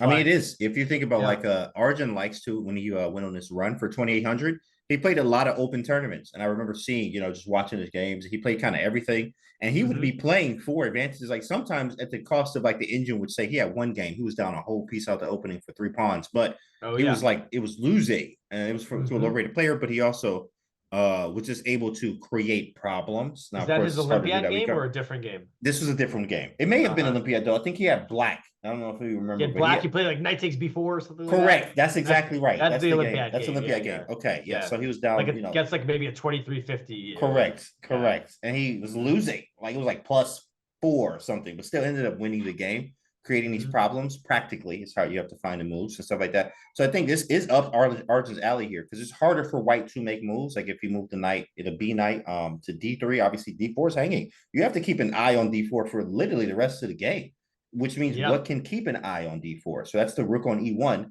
but the rook on f2 looks weird, so you might have to reroute it to e1, but then knight e4 could happen. I hear a move, by the way. Arjun has played knight c4. Knight c4 on the board, boys. boys. So we're gonna go back to c1 because the queen needs to maintain sight of this pawn, right? Yeah, that's like only move. If you go queen e2, thinking you get a counter. Now I sneak into b2, and look at this. Things are hanging left and right. So I think queen c1's got to be played. Yeah, and queen d3 is a fork on b2, just so you know, guys. Queen e1 is just strange, I guess. Like, it just doesn't do anything. I'm gonna take f4. I'll take f4. Yeah, f4. Hikaru is not moving because he's not at the board. Wait, is there a queen e1 knight f4 bishop g3? G5. Yeah, you're right. Yeah, you're right. I don't know. G5, maybe. No, but also D4 is also hanging there. So there's trouble in paradise, right? Like yeah, lots of pain. Yeah. All right, he comes back immediately, queen c1. Immediately queen c1. And what is Arjun going to do? Yeah, we looked at this position. I was thinking maybe rook c8 just to activate the rook here. But then, yeah, Hikaru could consider rook e1 or even knight e1. That could be a real nice reroute. If you get the knight to d3, queen d6. Okay, that makes a lot of sense. You keep hitting the pawn. Hitting the pawn. All right. And the players are really speeding up, I feel, right? Like they don't want to. They're moving a little bit quicker. They don't want to be down to their last minutes, right? With all this action going on the board. Moving a little bit quicker there. Got to be quicker than that. Nice. Look at this best move according to the engine. Oh, let me think. Okay, hold on. Yeah. All right. I was looking for something spectacular. There's kind of nothing. I want to move my knight somewhere, but yeah. Move it to A1. Come on, move it to A1. Knight A. No, yeah, you lost your absolute if you think I'm going to move my knight to A1. Okay. You hit the knight. Today. Maybe you can bring it to B. I don't know. That's if I go back here.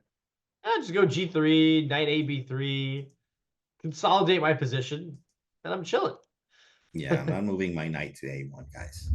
Knight to A1. I mean, Hikaru might definitely. That's where it came from, by the way. That's where it started. Oh, that's where it started. Oh, okay. Yeah, starting for this. They got to send it home. Knight C2, no way home. But the pawn is hanging on F4. So what's the obvious move? The obvious move is just G3. But then, ooh, there's some nasty. Ooh, Knight C3. Rook B1 is actually a potential thing. You can get your queen trapped in a really sad way here.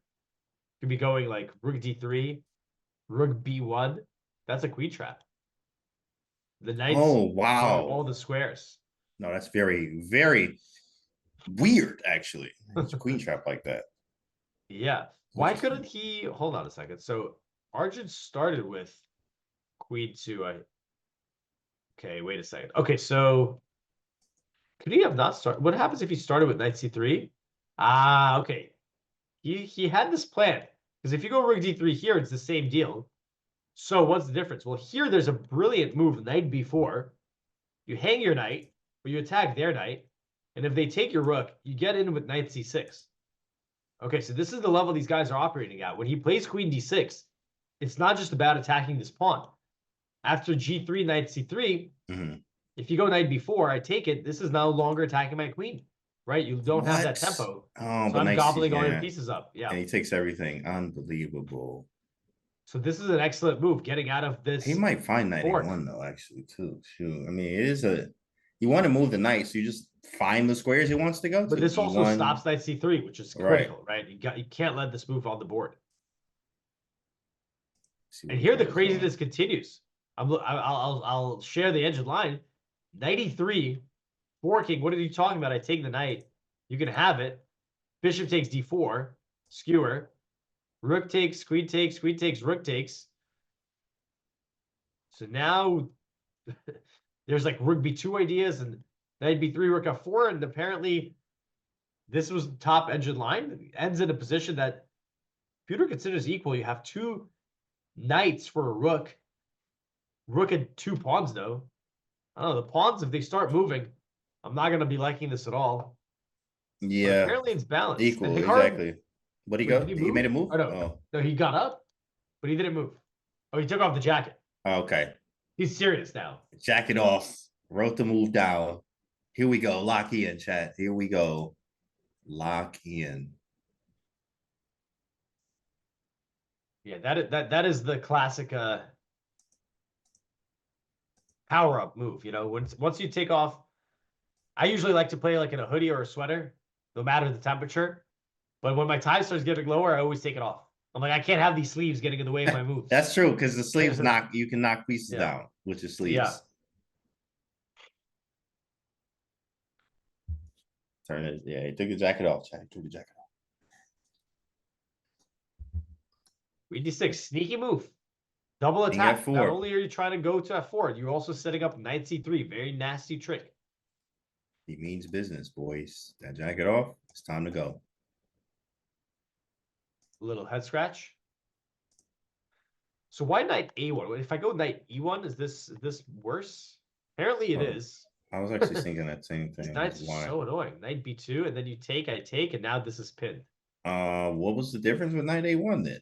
No pin, right? So you go here. Oh, yeah, no pin. The rook connection. Wow, don't block the disconnection of the rook. Also, apparently, actually, hold on a sec. So if I take... Oh, wait. Yeah, am I sacking I the was queen or wondering... something? No. So I was wondering if I... Oh, no, but it's protected, so can't do that. But apparently, knight b3, what's happening? The knight's trapped? Can't get out. Beautiful. What a sequence, actually. That's right. Knight a1 has to be. I mean, I understand. I thought knight a1, I can go to b3, which looks like a good square, right? I overprotect this pawn, which could be a target. Hikaru plays g3. Hikaru plays g3. Okay, solid. It is solid. But yeah, knight c3. I mean, okay, and we saw this line where. Wait, where is he going now? I actually don't even know where do you go. Rook d3. Is he going to sack the queen? So what's Rook the option? B1? Right? Well, if you go rook e1, this is still a queen trap. Right. And Very rook, nasty one. So wait. So knight c3, rook d3, rook b1. So apparently you must have like maybe have a in-between move or something. Knight b7. I got my own fork. But does that really work? Okay, knight b7, I move the queen out of the way. Or you can take it, right? Since if it takes, I'm gonna check. Pick up some material. Am I picking up material? It's what's going on here? So takes. Oh, I don't take here. I take here, and then I defend my knight. So it's not. But then you take here. Well, okay. This is how. This is how we want to do it. That is dank. Oh my goodness. This is extremely dank. This is how this. Oh, come on, dog. What is that? Yeah, but I mean, his pieces are very active Arjuns, which means this could really happen, in fact, which is not good. Also, Hikaru slightly lower on time. They are kind of close on time, but GG was solid, but Arjun G3 is obvious. G3 is obvious. The pawn's taking. And knight c3. Can he not? Can he start with? Oh no, you can't go knight b7 because I just take it because there's a fork at e2, right? So this is premature. The fork gets counter fork. These knights are no joke. Knight c3. Yeah, very strong. Extremely annoying. Unbelievable. Rook b1 is the hidden threat. You think I'm going after the rook? Rook d3. You know, maybe I'm just chasing you out. No, I'm coming all the way in. Rook b1. Let's see. Let's see. Arjun is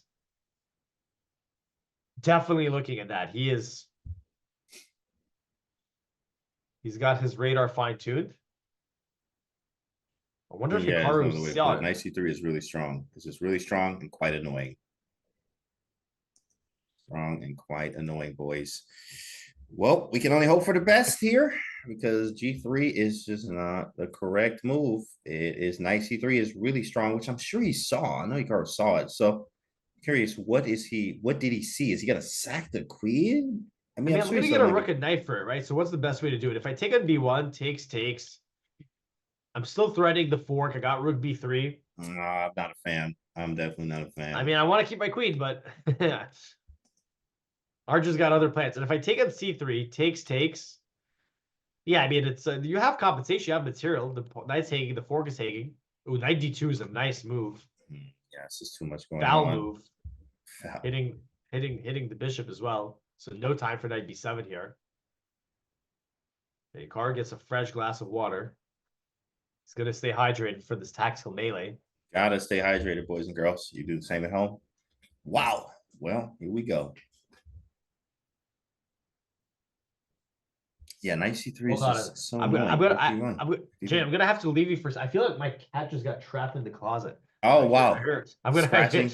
yeah, here's some scratch. I'm gonna be right back. Okay. Hold on a All second. right. Yeah, get the cat out of the closet there. Wow. Stay hydrated, chat. And don't put your cat in the closet. Okay. All right, here we go. Well, knight c3, rook d1. I mean, sorry, knight c3, rook d3. And we have a game. This could be bad for Hikaru. Hopefully not, though. All right, I'm back, James. Ah, False nice. alarm. It was actually there's Nice. like a window cleaning going on, and I didn't know about it. So it's just like banging against it was actually against the window, but Oh. it sounded like it was like I'm like, oh my god, is that The my cat. cat like trapped All somewhere? right. All No, right. no. All right, scared me. Prove the cat is safe. Prove I just don't know where the is- cat is. The cat, I fed her, and once she gets fed, she's like, I'm going off into I'm gonna go sleep somewhere in the Right. house. Okay. Leave me alone, peasant. Rook c8, miss, Whoa. miss, We back in the game. big miss. Let's go. Let's go. Let me see. Is there any reaction from Hikaru? I'm just curious. Nothing. Yeah. Nothing at all. Yeah, right here we were saying knight c3. You know, the edge is saying, hey, this is a problem. Rook b1, knight d1, D's knights. But This was problematic. Rook Like, c8. this was a big problem. But yeah, rook c8, we are back in the game. Oh, and and maybe- Hikaru's reaching for a move. Yeah, he might be going for this knight a1 idea now, which is very strong. And Mhm. what's wrong with knight e1 now, though? Is there a difference between knight e1 or knight a1? Well, let's see. So 91, we were talking about that move a little while back. We were saying, hey, maybe the knight can find a nice spot. Let's see. So knight a1, also reasonable. You hit the knight. Mhm. Let's say you go back to b6. Now I go to b3. Everything's looking nice and solid, right? Yeah. Everything's well defended. If you go knight e1, also nice and solid. Look at that. Look at Hikaru. Look at he's powered. Look, you see with the cam. You see his Ah, aura? he's powerful. Whoa. His aura Where is is this oozing. coming from? See if you can catch some of that aura, chat. Mhm. Yeah. There it is. Aura farming. He He's is aura locked in. farming. Aura farming. It's just part of the game.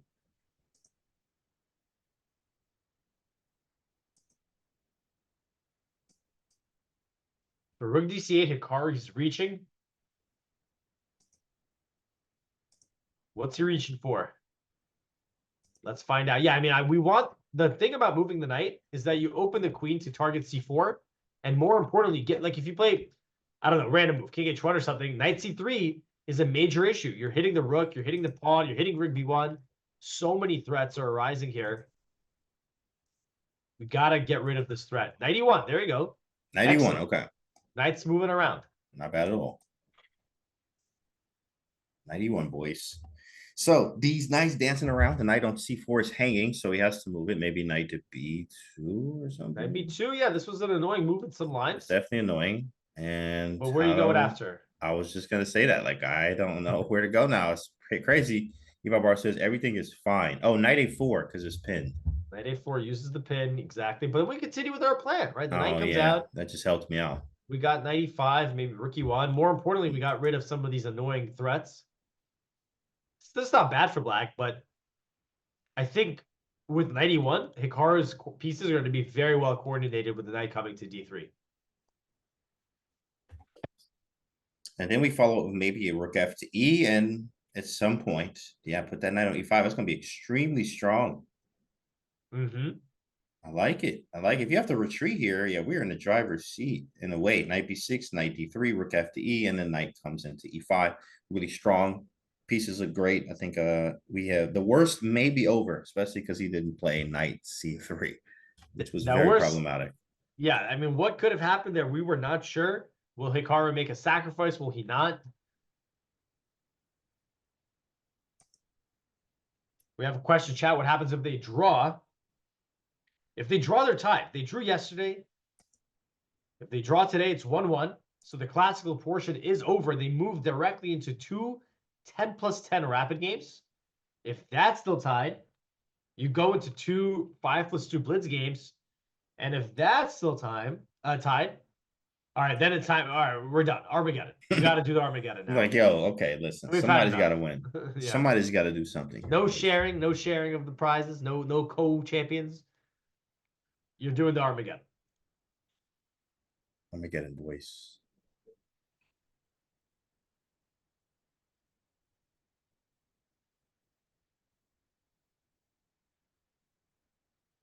Hikaru is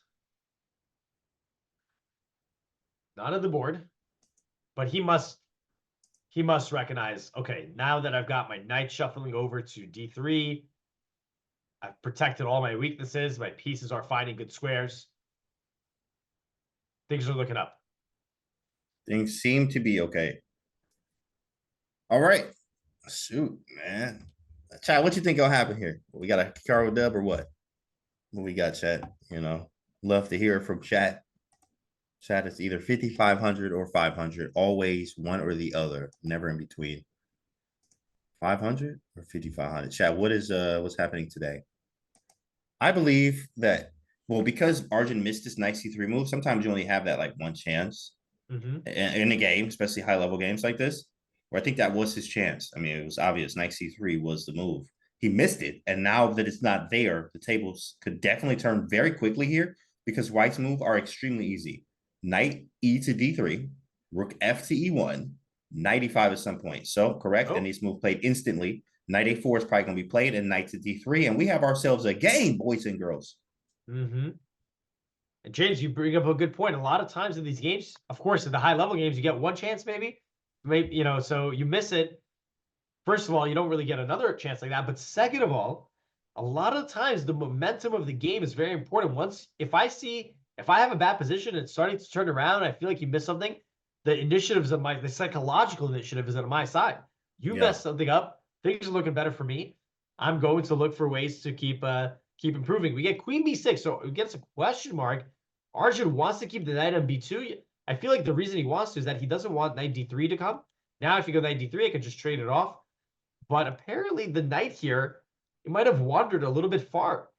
After rook C2, you have no squares to escape. But at the same time, I don't know if I can attack it. Apparently. Right. That's what my next plan. It was like, okay, cool, great, but how do I attack it? I don't know. I don't see that yet. Okay, you have a plan. It's a long plan, but bishop D5, knight F3, rook E1. No, how about this? How about king H1, bishop G1, rook F2?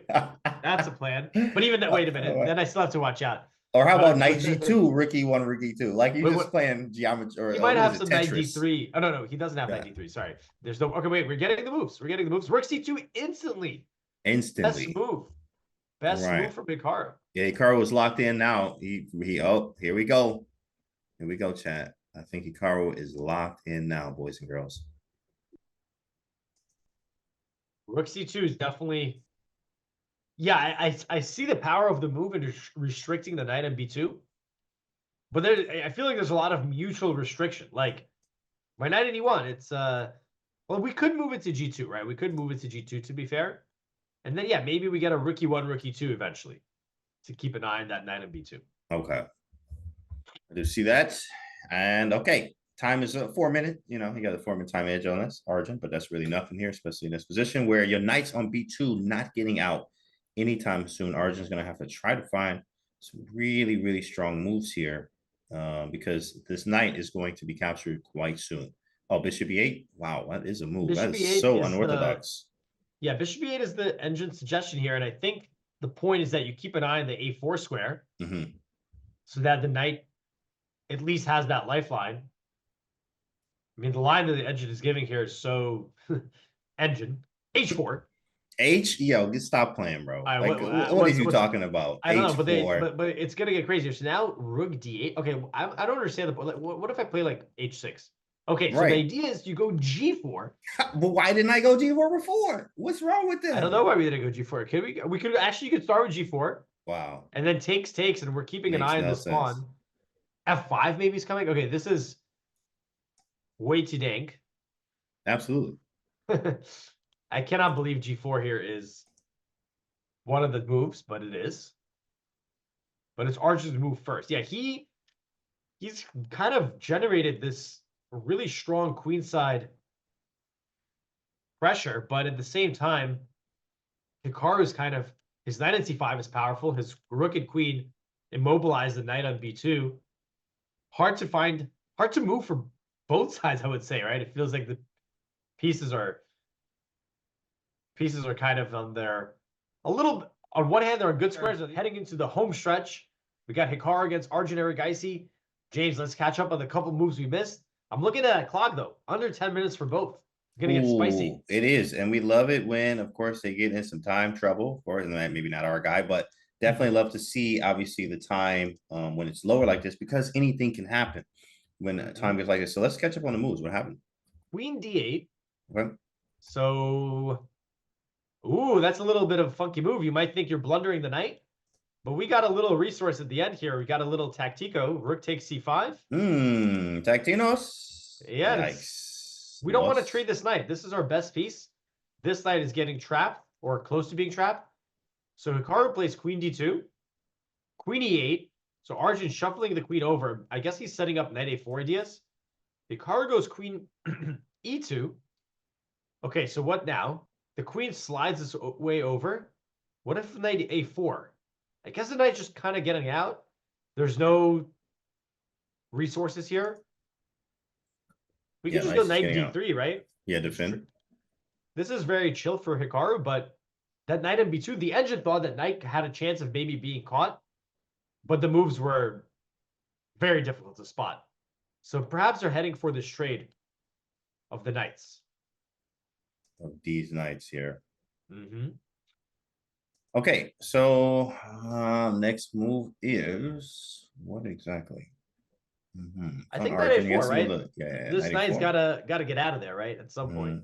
Knight a4, and then we snatch. Or we can just go knight d3 and kind of chill. What happened? We got a result actually. We got Vincent and Nepo. These guys made a draw. Oh yeah. He got his king active. Yeah, everything's fine. Yeah, it's all. This game was when we left it. It was like pretty balanced. We liked white a little bit, but looks like Vincent neutralized the position. Actually, in the end, I'm looking at this bishop. I'm thinking. Bishop versus knight. Do I not want my knight? But of course, it's pretty simplified. Yeah, even if you go knight d4, I'll get some activity. All right, so these guys drew. They're 1-1. They're gonna play a tiebreaker. We got at least one tiebreaker. And tiebreaker is what's the time? 10 plus 10 rapid. Okay. And then they keep going. Real quick, look at this game. Magnus and Norderbeck. Okay, whoa, we got a big advantage for Norderbeck, who needs a win. He's up in exchange. Woo! Up in exchange against Magnus with the bar looking crazy. Wow. We left him a while back. Let's just kind of quickly go through this. So Norderbeck won a pawn. He's up a pawn. He's chilling. Okay, the pawn has been lost, but the position is still pretty good. He's got all his pieces out. Magnus castles. Bishop h3, h5, c5. What's c5? He wants to set up knight d6. Queen goes back. d6. d4. He's steamrolling. d5's coming. Knight h6. Ooh, knight d6. This is how he won the exchange. Magnus had to sacrifice it. The knight on d6 is a monster. You would have thought this queen started here because it's freestyle. Yeah, Nah, right. that was the queen that went over here. Oh, that's pretty gross. Putting your queen there takes. Yeah, this is just. Do we have it? Let me see. Is there a cam on Magnus? I'm just curious. No. Okay, so There's the cam, but we still got it on we got. Hikaru. Yeah. Yeah. Okay. Just wanted to see how his reactions was over the game here. You love to see the player reaction on like the game to like, yo, how do they feel and stuff like that. How to react to it because this is ugly. This is very bad. Oh, for Magnus. Fabi won. Fabi won that game? Oh, but I mean, that game. Okay, the G5 thing, right? The G5 game. He not only does he win the game, he moves on. He goes on to the Final Four. April Madness here. Fabiano. Oh, yeah, April Madness. Yeah. Did So you no wonder- March? Did you do March Madness for the brackets? Yeah, I had a bracket. Yeah, How was your bracket? It was my first ever bracket. I mean, I had Florida, so that was nice. I won. okay. I won the. It was we had a five different brackets. I had the best one. Dang. But I was throwing darts at the board, but worked out well. That's nice. Yeah, I had a bracket. Mine was busted. Of course, I had Michigan winning because I'm from Michigan. Okay. Yeah, they see that. That would I would have had to put St. John's or something for that, right? If I was I was a big homer. But anyway, yeah, in this game when we left them quite early. We saw that Fabi was getting this bishop on the diagonal. And I like that move. Knight A3. He's got some mean ideas. This move's apparently real bad. It just looks like this whole G5 idea from Maxime. It just created a bunch of weaknesses. He never got his attack. G5 was fun. It was a fun game, a fun move, but it wasn't enough. And also being down in exchange here too. Yeah, he just get throwing the towel like I have nothing, right? All right, wait a minute. We get it. We're getting the alarms. Sound the alarms. Blunder, blunder, blunder. Sorry to take you away from the action. We're right back here. Blunder. What does that alarm sound like, actually? Like, blunder. Are you a Michigan fan, Canty? I am. Absolutely. I am from Michigan. Any Michigan people in chat? And any New Yorkers in the chat, too, as well. Alex is from New York. Yeah, represented. All right, wait. Knight C3 blunder. Okay, wait. We thought he was going to trade, right? We thought, hey, you're going to bring the knight. So Arjun's going aggressive. Knight C3. Hold on a second. So now Hikaru wants to take Knight B5. Okay, we're getting lots. These guys, I feel like they do not want to get too low on time. Yeah. We are seeing both of them playing within 1-2 minutes every move. So Arjun, instead of trading the knight on C5, Hikaru, of course, can just replicate it. He wants to maneuver this knight to attack the pawn on D4. But what about knight E5 here, right? We were talking about this move. I mean, I like it. I mean, it's really strong. Annoying. Exactly. Yeah. I mean, you know what? I don't think I've ever seen a configuration with the knights like this. I mean, I have seen them in the cube, but this is like a knight skewer. Like, knights on a stick here. Yeah. What do you like? Can I get knights on a stick, please? I get two. Yeah. To go. Two to go, please. I never seen them like this, but very strong. Rook F to E1, stuff like that. I really like Hikaru's position because of how placement of how the knights can be with a knight. He goes Rook E1 first, which makes a lot of sense. Bishop D5 is a threat. Yeah. And you can save it. Maybe you can take with the rook, right? Maybe Hikaru's thinking to go that way. Yeah. By the way, this position here, if you do capture it, I take back. It looks like my bishops here are really opening up. And the knight at C5 is still a beast. My rook's coming. The coordination of white's pieces would be quite nice now, right? Earlier, we saw the pieces kind of on the back ring, getting in each other's way. Here, it looks like Hikaru, he has solved those issues. The pieces make a ton of sense. The bishops play a role. The knight, that was the poor knight on C2. It's finding its way to E5.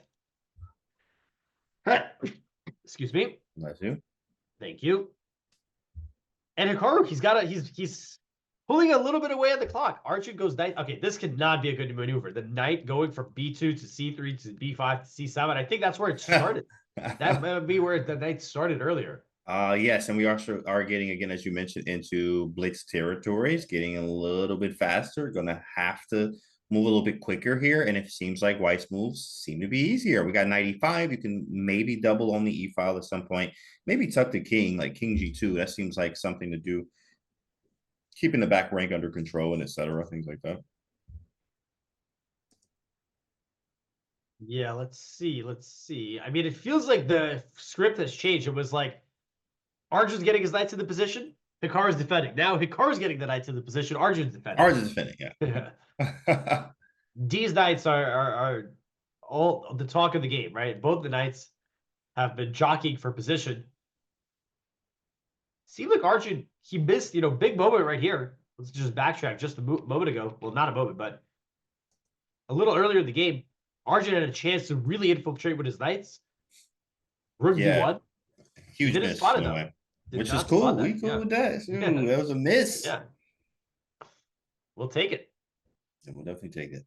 That was a miss, boys. He did not find this knight maneuver thing. So 6.5 minutes for Hikaru. He's contemplating 95, but because he didn't play it quickly means that he's, okay, I always have 95, which he does, I mean, in a way. So maybe he's looking to play something else first before 95. Could be something in like a rook E2 or a king G2, maybe. Anything else? Yeah, I mean, really, you don't have many moves. Like, oh, you do have a lot of moves, but like what plans wise with the moves, kind of trying to figure out what to do there, obviously. Yeah, I mean, Hikaru put the rook at E1. Now, okay, he goes 95. I was going to say, I kind of like the rook at C1, right? It feels like there's some action going on here as well. He commits to 95. By the way, James, I just realized, I mean, since you had the brackets, are you a ball fan in general, or just you're just doing the college? Yeah, I was just doing the I'm more in boxing because I'm boxing these days, so I box a lot. But yeah, I watch highlights a lot. I watch a lot of highlights. I don't have time to watch the games as much. What about you? I know you're huge on everything with that. I remember, you were big with the sports betting back in the day and stuff like that. I mean, it was nice with the sports betting from what I hear. There was some ups and downs, obviously, but that was back in around the COVID times, right? There was you stay home, not much to do. Yeah. Time to fire up the parlays. But I was gonna say, the the Knicks and the Pistons are 3-6 seed. I think they're almost. I don't think it's set in stone, but it's very, very likely we might get a New York Detroit matchup. So that'd be might nice. have to come out for a couple of those. Oh yeah, absolutely. Come out and see that. That'd be cool, man. Hang out with you guys and watch Detroit. It's nice. My city. Put on for the city there. So nice. Yes. Cool. We do get the trade. Yeah, Hikaru could have done this earlier, but first he tested the waters with Rookie 1. I mean, he got Arjun to retreat his knight, which is not a huge deal for him because the knight is playing a nice defensive role in these squares. But I like it. I don't know exactly the best way to make progress because the knight on d5 is very powerful, but Hikaru's got to be better for a couple of reasons. First of all, his bishops are very strong. His knight at c5 puts a lot of pressure on black's position. And I'm also looking at the bishop on f7. This is not a piece you want to have. If the bishop was on like a8, then black would be in good shape, but it would take quite a while to achieve that. Mm-hmm. So we get rook d8. Oh, wait, rook d8. Sorry. Yeah, rook d8. Queen a5 here looks nice. Just get out of the way of the pin. I like it. Queen a5, put the queen over there, hit a7 too as well. Maybe you are kind of queen c1. They're moving quickly. Let me go to the cams again. Moving fast. Queen c1. Queen c1 is played, yeah, so a little bit more solid, but makes a ton of sense. I feel like the plan here for Hikaru will be something on the queen side, right? The king side it's kind of locked. This is where all the pressure is. I would be thinking, even if this knight is good, maybe I could drop it back and go to d4, like try to invade on c6, try to invade with my rooks. Queen a3, rook c1 could be.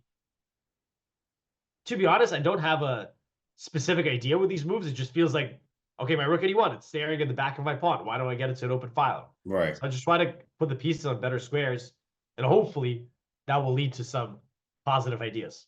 That's what it's about, basically. Put your pieces on better squares. You put your pieces on better squares, the good things happen, right? I tell this a lot with students when like how do I get better? I'm like, yo, just develop your pieces. Good things happen when you develop pieces. Now, obviously, you need tactics and everything else in between, but start with the basics, develop your pieces, get them off the back rank, and then look for other stuff. So I think that's what's going on here. As pieces look great, we also have the bishop pair, which I'm a huge fan of, especially as you get stronger too as well. You understand the power of the bishops, which makes a lot of sense here. Bishop h5, get rid of one of those bishops ASAP. No way we traded. Bishop g2 is going to be on the board in a jiffy. There it is.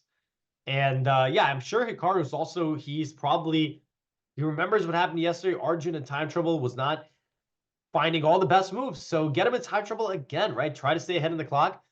And maybe you shuffle, this reminds me, maybe you saw the game in the American Cup, the round 1 game, Hikaru against Abhimanyu Mishra, the Catalan. I remember that. So that game, Hikaru was grinding, and then eventually he went for the winning try when Mishra was very low on the clock. So that's a very common strategy where you sit in the position a little bit, You kind of poke around your opponent, you know, kind of get them thinking, get them to solve some problems. And then when they are getting more tired, getting lower in the clock, that's when he's trying to strike. And then they're like, oh my God, now I have to solve something real dangerous. And then they start folding. That's kind of funny because like you do that in on online or at least in bullet guys when you're like, oh, you give them with the stupid check or like whatever, you just go for it basically. At the when they're getting lower on time, that's a very great strategy. Obviously, don't do something crazy in a classical game when you have increment too as well. That's not a good idea. But definitely when they are lower on time, you can take a little bit more risk there, banking on the fact that they may not have enough time to figure it out here. So, but I mean, hey, you know, guys, we're on the great end of Hikaru's game here as he's up a little bit of time. The bishops look good. I mean, it's going to take something catastrophic for Hikaru to lose here. I think actually he's playing for 2 results now. Very strong structure. As the pawns from H2 all the way to E5 are quite strong. 4. You know, they connect 4. And then you have the 2 bishops, which are really strong. The rooks look good. Queen is nicely placed on C1. Could be better, but we could go over to A3. The knights are superfluous, actually, on D5 and C7, which is what Uncle Devoretsky is what I like to call him, because I study all his stuff. You know, Devoretsky in-game manual, right? But superfluous knights here, where they're kind of fighting over the squares, and I don't see C7 is not the greatest. We have a weakness on E6. So, yeah, I think Hikaru really is playing for 2 results. It's really hard to lose this game from Hikaru's standpoint, but still more chess to be played. Yeah, and Arjun is not playing ball with the clock. You know, he is playing his moves as fast as Hikaru is. And he's also very solid. At the end of the day, despite Hikaru, he's got more space. He's got the 2 bishops. He's got a lot going for him. Arjun's, you know, his what did you call it? The superfluous knights. Yep. On C7, D5. You know, you got 1 nice square for them. You can only use 1 at a time. Still, they're protecting each other, protecting the weaknesses. Arjun doesn't really have, you know, he's got this E6 pawn, but it's well covered. He's got these files for his rooks. It seems like it's not going to be easy for Hikaru to break through here. Yeah, I actually realized that too. It's going to be hard for him to break through, but it's not hard to make moves. So that's a good thing. It's not hard to make moves. It's just hard to break through. So, I mean, you do have like Queen A3. And I mean, okay, yeah, Arjun is quite solid. He is very solid. But, I mean, Queen A3 hits the pawn.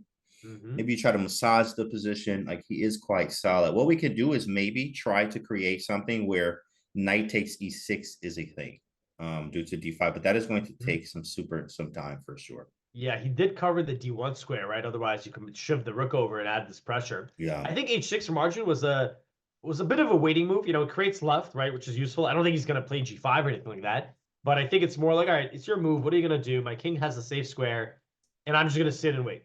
You know, he might just start trolling over here, right? If he doesn't see Hikaru do much progress. So yeah, Hikaru is locking in maybe around 3 minutes of thinking time here, because he sees, okay, my pieces are in great spots. What's the way forward? Do I have a concrete plan, or do I need to shuffle around a little bit before trying to figure that out? Yeah. It's important. And now we are down a little bit of time, but nothing detrimental or crazy here. See what chat's talking about.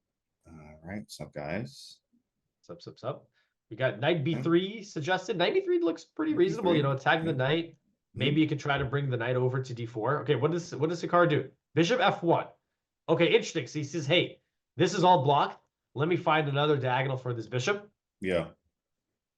You do got to keep an eye out. Sometimes, like, you don't want to let this bishop sneak into the game, right? That could be an idea, but not possible yet. Yeah, Bishop F1, like, where are we going next? I'm actually very curious. Yeah, I wonder if, like, what if Arjun just, like, shifts his king over? Now, apparently, that, oh, you know what? Okay, this is pretty deep. So when knight B3, if we go back a move, we had someone in chat suggested, hey, what about knight B3? Open the rook, go here.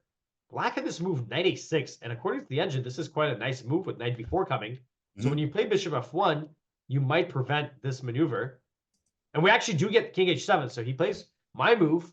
It's probably a good sign for Hikaru, because now he can play knight B3 and knight D4. So you have rook A7, sorry, rook C7, bishop A7, maybe some kind of fork tricks. Let's see what Hikaru does here. Yeah, knight B3 is pretty strong here. We got some strong chatters in here. There we go. Dang, chat, y'all out here playing. I told chat either 500 or 5,500. There's no in between. No in and between. It seems like today they're looking like 5,500, chat. Congrats to you guys. Yo, No, chat but- should be out there playing. It's crazy. Well, they got Freestyle Friday coming up tomorrow. That is, so. that is. But this move, Bishop 1, very nice move from Hikaru. It looks like the Bishop should be Fianchetto. Nah, this is the open diagonal. This takes away squares from your pieces. So Hikaru, he invested 3 minutes, 14 seconds. Doesn't sound like a lot of time, but that was like 40% of his clock time at that point, right? So it's a big move because now it gave him a really dangerous idea with this knight b3. Retreat the knight, but this benefits all the pieces hiding behind it. Great observation here. I love knight b3. Can hit c7 now. I mean, it's lots of play for us. So feel good about Hikaru's position still. Again, I think we are playing for 2 results once again. King h7 shows that, Arjun's just kind of chilling. He looking for something to do. King h7 shows that, which is great for us. King h7 doesn't really do anything, just kind of holding and go from there. So GM chat, that's right. Yeah, that's right. There you go, chat. Good job, chat. I'm proud of you guys. Proud of you guys finding knight b3 there. It's not easy. Okay, no, it's not easy, but you found it. Good job. So knight b3, a7's hanging. 4 minutes, around the same amount of time. Maybe rook b7 or rook a8. Rook b7, I got knight a5, right? Knight a5 is going to be a cold shower there. Ooh, so rook a8, maybe a6. Ugh, a6 a6, is but so I'll nasty. snap on c7. Someone was asking, hey, is it my okay to give him the rook? goodness. I think so. But there are positions where if the black rooks somehow invade, you can get into a little bit of danger, but the knight on b3 prevents rook d2. Hikaru would definitely accept the trade, especially the knight on d5. This is holding black's position together in the center. So getting rid of those knights, yeah, sign me up. That's what Arjun is taking. The engine, by the way, says defend the knight, give the pawn. Give up this pawn. Yeah, I was about to say, you might as well just give up the pawn because there's nothing working. So if it's not working, you know what? Just give up the pawn and hope for the best. That's a terrible idea sometimes. I mean, you can try to go knight b5, right? This is the only move that defends both things at once. Then a4, I was worried maybe my knight on b3 is loose, but there's no knight jump. I mean, you just have to go back, and now knight a5, very powerful. If the knight gets to c6, that's lights out. Really the fork and a7's hanging, c7's hanging. I mean, it feels like Arjun's pieces are not like working the greatest together. As I think Jeremy Silva, may rest in peace. There was one of his books. He said 2 knights aren't the greatest to work together. Now, of course, there's obviously every position is different, but having 2 knights, because they can be superfluous, especially in this situation, they're fighting over squares. So like if he had a knight on e4, like the c7 knight on e4, this game would be completely different.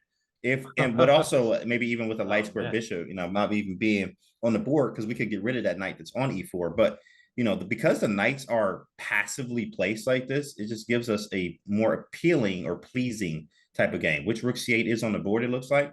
So we snatch a pawn and we get out of the way and have a nice day. Give me that pawn. Yeah, takes rook a8. I just go back and the pawn on a2 is defended. So yeah, then we just then the goal is you trade all the pieces off, you win the pawn again. All right. All right. Very easy. Hikaru's keeping an eye. Does he got some tricks? Can I take that pawn? Can I do better? 3:30 versus 4. There is 30-second increment, but no extra time. You don't get bonus time. Oh, you made it to move 40. Congratulations. You still have to keep your same amount of time on the clock. So the time you're seeing is what they get. 30 seconds increment does help, but it's going to go fast. Especially you got to notate the move. You remember the delay days, man? Like we grew up around the delay and like the delay and we got an extra time. I think we had 2 time controls actually. Like you used to play like move 30 or 40, you get extra time. You play delay. I haven't played a time control with delay.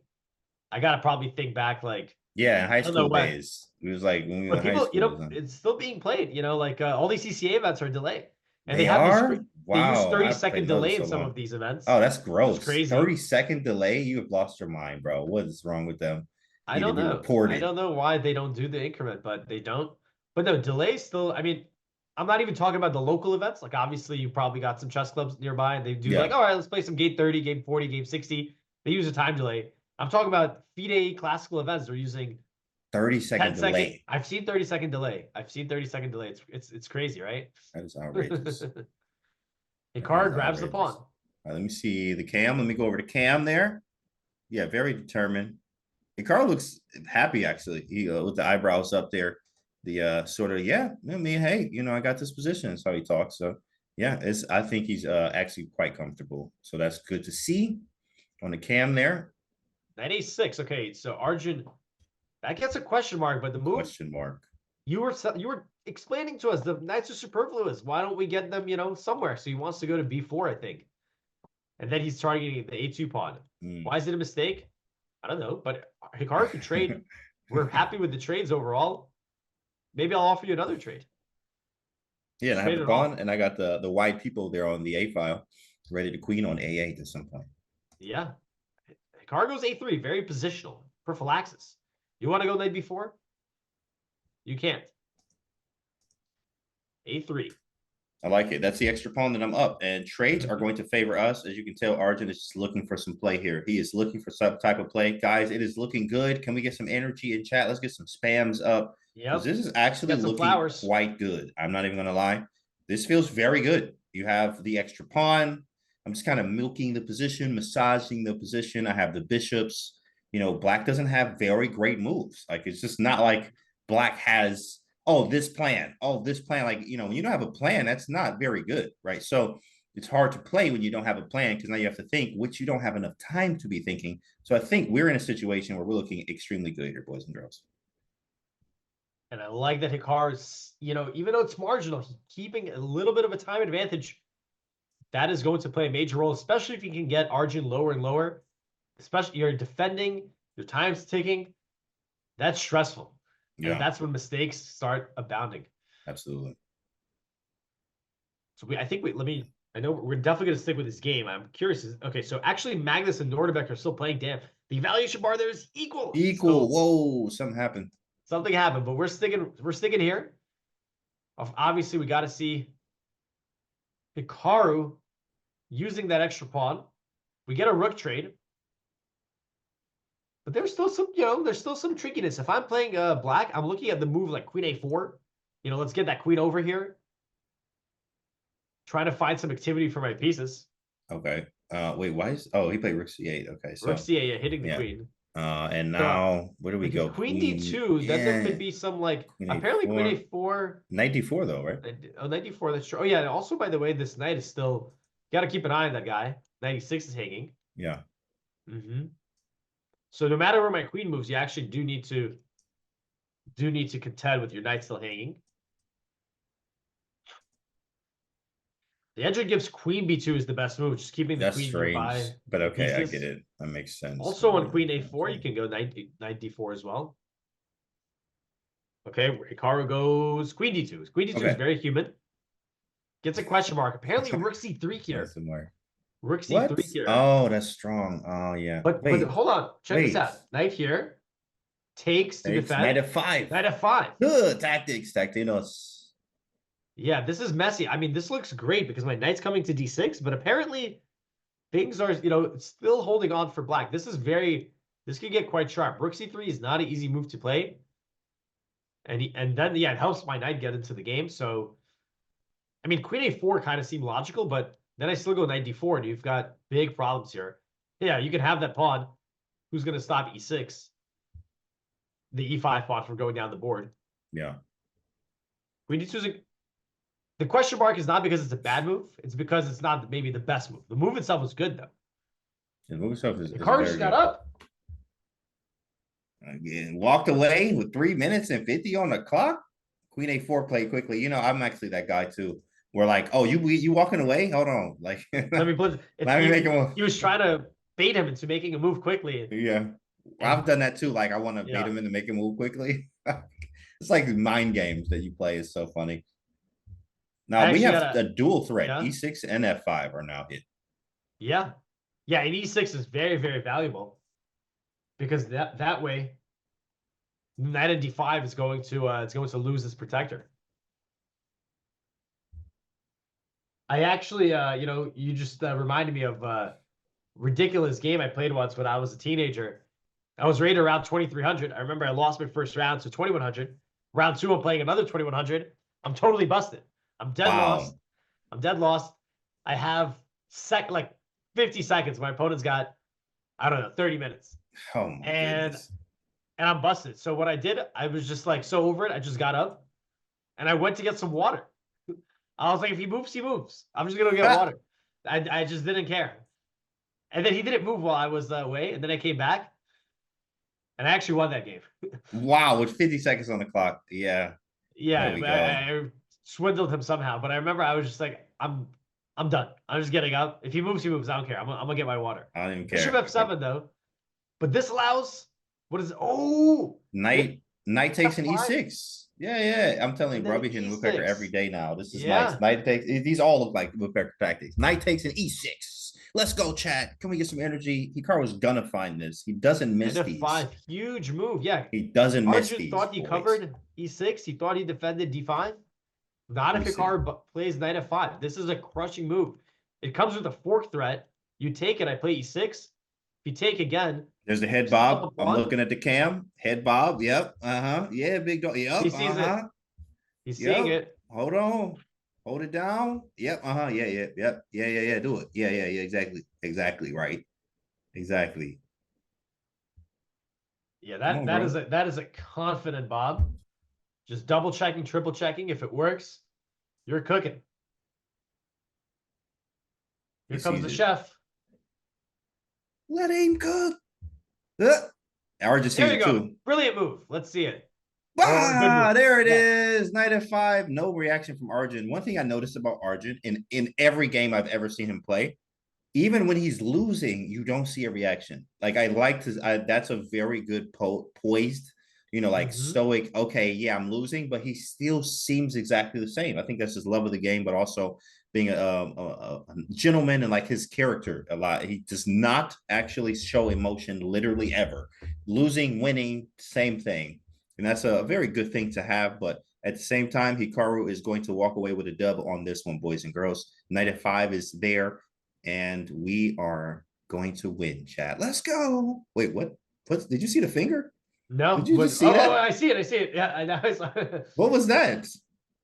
I think it was. He was talking to you. He's like, "Hey, hold on, James. Let me finish. Let me finish. Don't jinx me. Let me hold on, bro. finish." Hold on. Yeah, he was telling you to hold on. Did you see that, dog? I did he see that, really yeah, was like, yeah. yo, hey, bro, chill, chat. Hold on. Everybody chill. Everybody relax. What? That was actually, I've never seen that, Yeah, he's like, wait a second. Wait a minute. That was kind of funny. I'm not going to lie. But Knight F5, yeah, Arjun's time is ticking. The problem is he's down 2 pawns. Knight D6 is coming in hot. And if you take my knight, E6, disconnecting the bishop from the knight. So you need to give me back some material. And the problem is you take, you're still down a pawn. Your knights are hanging. There's also going to be some trouble in this diagonal potentially. Hikaru was very confident, but I also see, there's the heart rate up there. He was fidgety. And I see my heart rate's like not terrible. It's 116, still fine. Yeah, 84. Arjun. Even while losing. 59.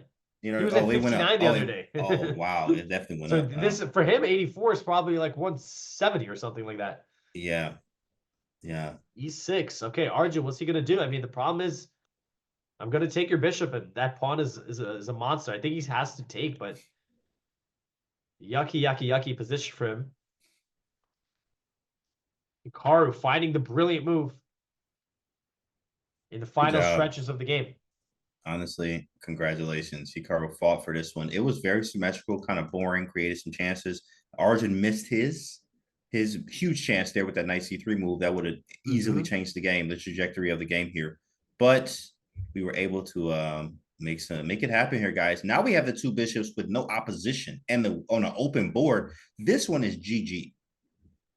You got to defend these knights somehow. I only see knight c7, right? This will get it tempo and defend. Yeah, knight c7 and maybe rook Peter e5 likes or rook rook d6. e6. Yeah, I like the rook e5, right? I like rook these e5 both. too. Yeah, definitely. Yeah, this looks great. I like rook e5. This king is going to get in trouble, right? Like this, once this pawn goes, there's going to be very little cover on the king. And Hikaru, he's farming the 30-second increment, so he's getting his time to 4 minutes. So in case there's any last-second tricks, he's going to have enough time to navigate them precisely.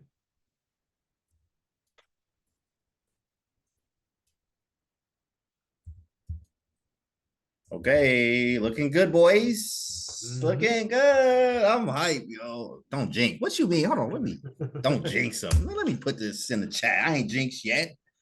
And spell it right. And also, don't jinx chat, But yeah, I've actually, I think I have a great record. I'm not even gonna lie. I've yet to jinx. Like you've been calling it. Yeah, I've been calling. We're like, you know, You're not I have yet jinxing. to jinx. I have yet to jinx. So I feel good about that. Yeah, you're making it happen. Yeah. I have yet to jinx. So it feels All right, good. knight f6. Stepping the knight out of the way. I mean, we could take the pawn. Pawn is there for the taking.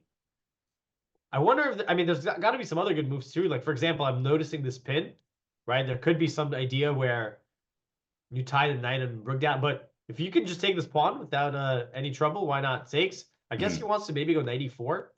Oh, is there a I'm always looking for crazy stuff. Okay, Queen D, Bishop D3. I immediately went Bishop D3 first just to see, but there's nothing there. There's But nothing. he's gonna have G6 to block right, it. Or exactly. other, Exactly. Well, actually, one thing you could try to do, you could be like, hey, I'm trading the queens, but he's got Queen E4. I guess you could. Oh, that's gross. Ooh, Queen E4 is nasty. That's a nice Bishop H3. Nice. Yeah, the pawn's not going anywhere. So now G6. Oh, we just go Rook E7 and you can hit the button. Yeah, you could not survive that one. You can hit the button immediately. Yeah. Okay. Yep. This is a nice move. No rush to take the pawn. Bishop F5 will come with extreme consequences for black. Arjun's already down a pawn, actually, so he might be down too. Down a pawn, and actually, is there like a loser's bracket or something, or is it just this over? Yeah, I think they play out for all the spots. Okay. They're even playing out for the spots in the we get a little fork. But it's not even a real fork because there's like, you could still be dropped. Okay, this could be the real fork actually. But I was gonna say, I think they play out all the spots. They're even playing out 9 to 12. So the people are so the players, the 4 players that didn't make it into the 8 qualifying spots, they're having their own side event, but it's not even in the. If you look at the events, if you scroll down, look at the boards, you don't even see those. They are relegated. They're relegated out of the winners bracket, and they're relegated out of the live games bracket too. I don't even know where they are. Oh, you got to go to a different webpage. You got to go find them, boys. Wow. Yeah. Well, excellent game here for Hikaru. Everything's in our favor. We have the material, we have the bishops, maybe not, just an extra pawn, but definitely it seems like more than that, as the engine confirms too as well. We have the bishops F5 is weak. The king on H7 highlights the light square weaknesses too as well. Feels very, very good here as we look in to close out. A little bit of time left too as well. Extra time, that is. Good to have the extra time. So really nice. And I see the chat so says, I feel worse to play a pity match for ninth than just being eliminated. Well, the good news is I don't think they're just playing, for nothing. I think they got some big bucks on the line. Obviously, the prize fund here is very, very good for the players. So, even if you're playing for ninth place, I'm sure there's a difference in thousands of dollars. So the players are fighting it out. Says Arjun's self-control is crazy. You're right. I've said this before, but like I've seen him critical games where like, you can have a lot of emotion, like you've seen from Gukesh, who shows a little bit more emotion and wins, losses, stuff like that. You don't see that from Arjun. He's just like stone cold killer, but also he takes his wins the same as his losses. So it's something to learn from, I think, and try to emulate it in a way. It's very nice. Absolutely. So Hikaru's thinking the obvious move, his rook's hanging, so why not take the pawn? So you could do that, but this actually looks like you still need to put in a little bit of work. You're up 2 pawns, and there's some tactics on this rook on C8. Let's see, Hikaru is about to move here. He goes Queen D3. Another. I thought Queen D3 was nice, but okay, so 95, Queen F5, Knight G6, Queen C8, I assume. Yeah. He's farming the brilliance. Just got to do a little calculation here. Make sure there's no, perpetual. Right. If you have to go King G2, suddenly you get checked. But no, you got Bishop F1. You got Bishop F1. It should be easy from there. So Queen D3 I thought was really strong. But okay, very, very extremely strong apparently. Double question mark with the pour of the water. You're threatening Bishop takes G4. Yeah. And Queen takes F5. And of course, you got the iconic water sip. Look at him, relaxed, feeling good. Leaning back, Plotting the recap. Right, plotting the recap. What am I going to do for the recap? What's for lunch today? I wonder. Put the jacket on. Yeah, Hikaru, he knows it's over. That was the last sort of move to and he dips. Yeah. Well, that's kind of funny because like he can resign now. Yeah, exactly. Finish it. Yeah, I mean, always think he'll clarify the position a little more. Arjun does take the rook. Look at that, the jacket's on. He does put the jacket on. That's what he was doing. Oh man. He's saying, hey, the jacket's on. We're finishing this game. Are you finished? Because I'm finished. You It done, takes bro? a 5 on the All board. right. Let's get it updated. Yep. Under a minute here. Maybe Arjun. G6, Arjun will try just to have the knight closer to the king. You know what? You You're get the right. check That is here. a way. Yeah, absolutely. That's a practical chance. But it's really nothing after, as you show here. You got Yeah. no checks left. Hmm. And you got the knight hanging. So I think Arjun will go for this and then resign. But he goes knight G6. Okay, knight G6. Okay. So we take the rook. He takes rook. Knight's hanging. All right. We're up 2 pawns. Good spot to be in. But you could still, I'm still, if you get a little bit too trigger happy, let's say like, oh, time to checkmate. Then you get folded here. Queen D1, King G2. Now I'm going to stack the Boom. knight. And the queen and knight, they're a dangerous combo, right? So Absolutely. Takes. Wait, where's this perpetual? Apparently There it's go a draw. King I mean, I could G3. also, King G3. There's a pet here. Oh, and if King H4, is there no mate? G5. Ooh, You we get got it mated, right and here. then Queen We H, got it Queen, right Queen here. F1. Ooh, or this one. Oh, even too. that one. The Oh my smothered mate. goodness. The Ugh. smothered mate on F4. So you don't want to get too relaxed here. So 95, Arjun is trying, hoping for a miracle here. Oh, Queen shoot. C1, solid. Defend everything. everything. Yeah, Defend it and give all. them nothing. I have 2 extra pawns. I got the double op combo here with the 2 bishops, and looking great. Bishop F5, a very strong move, followed by maybe a bishop C2 or B1. Keep that nasty pin going. Feels very good as Hikaru looking to clean up here, boys and girls. Looking good. Yeah, this is Looking- definitely a conversion phase. So he'll be facing. Wait, is it set that he'll face Fabi if he wins here, or is that like how do they even? Who plays who? Oh, by the way, Magnus draws. Magnus, you got to put this guy away over and over and over again. Nordenbeck was in a great spot, but he draws the game, which means he's out. Yeah, the question about the brackets is I'm not sure. So there's also whose side is he on? Because there's also he has Fabi Nepo too. Wait, hold on. So he was picked last. So he's playing the 4 seed. So 4 plays 1 seed. So he's playing the winner of Nepo and Vincent. So his opponent is not yet determined. Okay. Cool. So yeah, so far the results that we have confirmed, Fabi won his game against MVL, so he advances.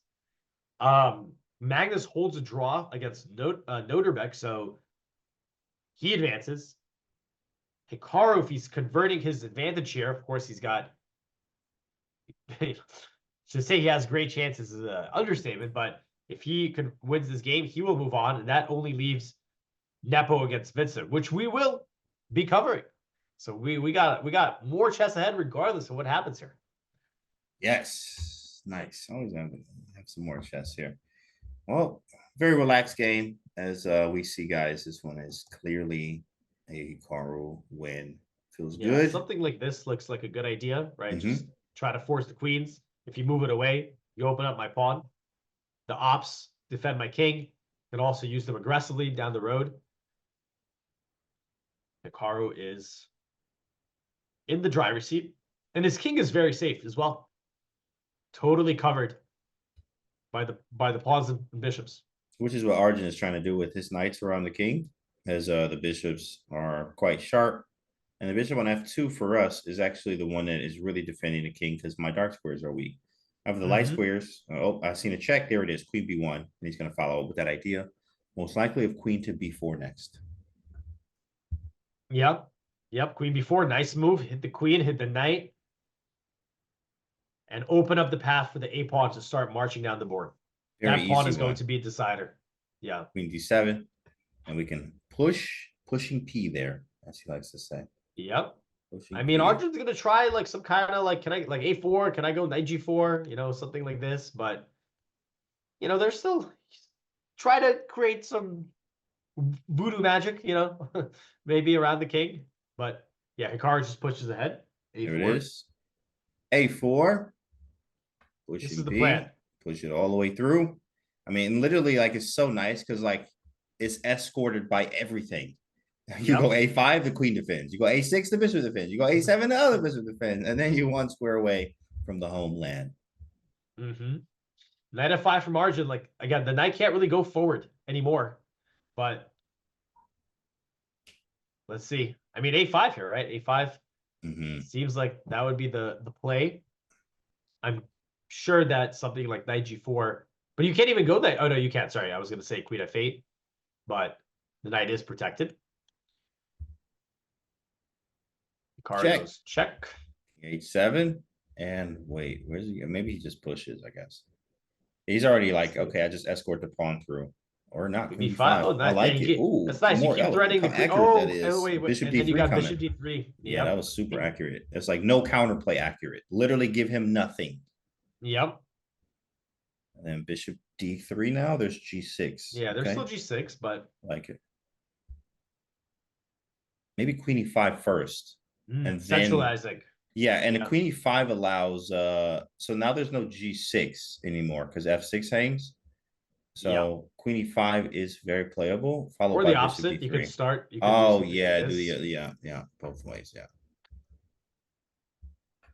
I'm sure the options here are limitless for White's advantage to be converted. Absolutely. Great play. Yeah, Hikaru taking his time, being precise, make sure there's no forks.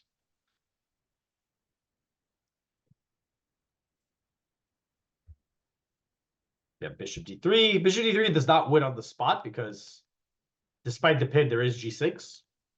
He throws in a bishop c4. So Arjun has to go queen to c8, which he does. The card's just pushing him back. So many moves. Every here, move. So you really could do anything. Yeah, maybe just a5. I love a5. Well, yeah, a5, knight d6, bishop d3 check, and just move the queen away. Yeah, I mean, you kind of want to make this bishop d3 work in the sense that you want to just win outright, but again, I'm sure you could go bishop d3 and then after g6, like queen c5, queen a7, right? There's some extra weaknesses now to work with. Hikaru is reaching. Yeah, he goes bishop d3. G6 is played.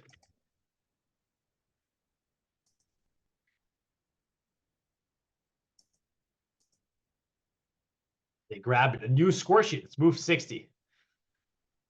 Sometimes when you're playing out a losing position, when I get to move 60, I'll just resign. I'm like, I don't want to get this score sheet. I don't even want to do this as a dog. And usually you'll have the arbiters to walk around and help with that. Yeah, they usually hand those out. But you got to write the whole names again. I'm like, whatever. Yeah. I filled the score sheet. I'm done. I'd rather flip this board, Okay, g6 on the board. Hikaru thinking, minute 40 here. Not dangerous. He's just trying to be super accurate. There it is. He's about to make a move. And he plays queen c5. c5. With ideas of bishop f5, queen e7. Oh, well, you got to be careful. He has king g6, actually. So yeah, maybe queen e6 here from Arjun just to he goes queen e7, but now I could just force a queen trade. Now with the queen, now that's you don't have to calculate anything. Forget about any, and that might be it. Queen a7.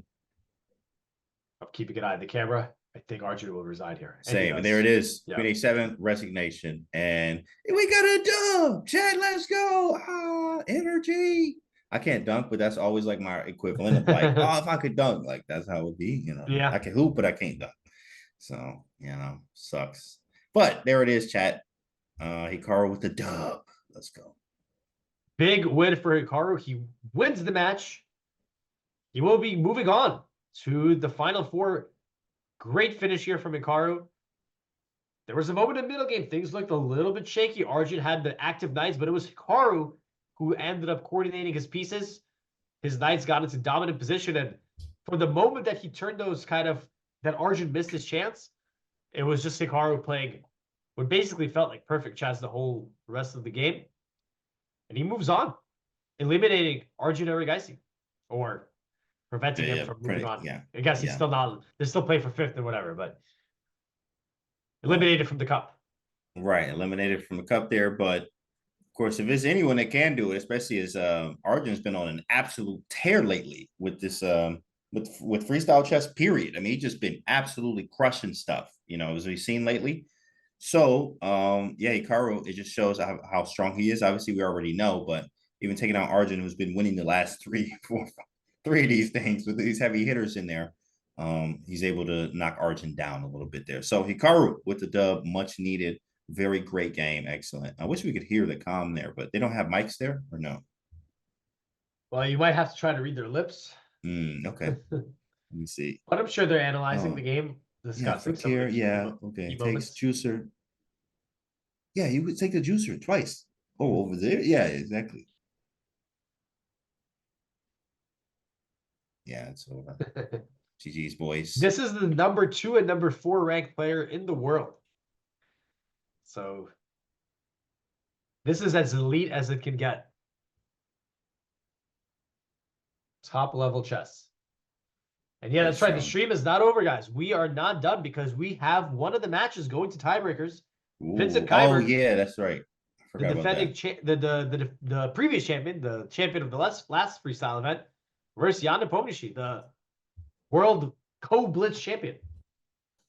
Vincent been going crazy. I forgot he even won the thing. Like, dang, y'all count him out. Vincent is a absolute 8th to beast. Sheesh. You can't put anybody over anybody here. But we do have more chess left, so nice. We do. So we will take a break, so we will be ready to cover the tiebreak. Is going to be exciting. 10 plus 10 chess. Action is going to be flowing there. And yeah, we'll be back in a couple of minutes. Stay with us. We will find out who will be Hikaru's opponent when we finish the tiebreak. We'll be right back.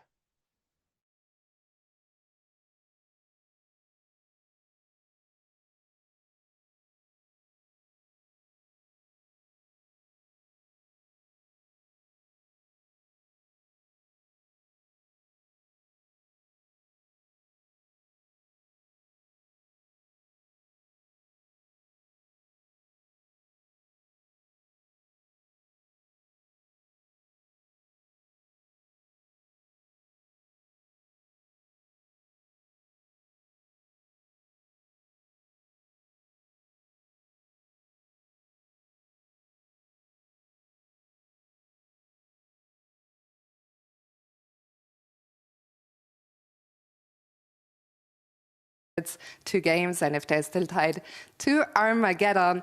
In order to draw the next position, I would now like to welcome to the stage the president of the French Chess Federation, Grandmaster Éloi Relange.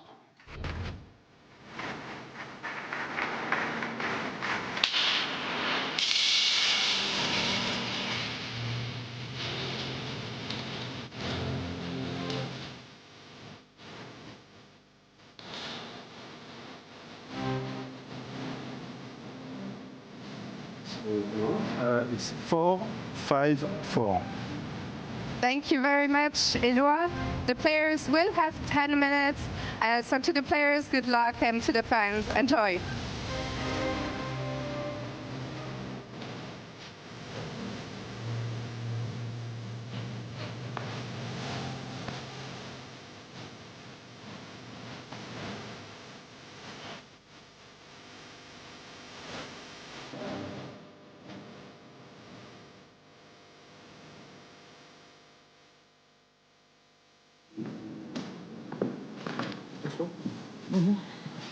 When to do one?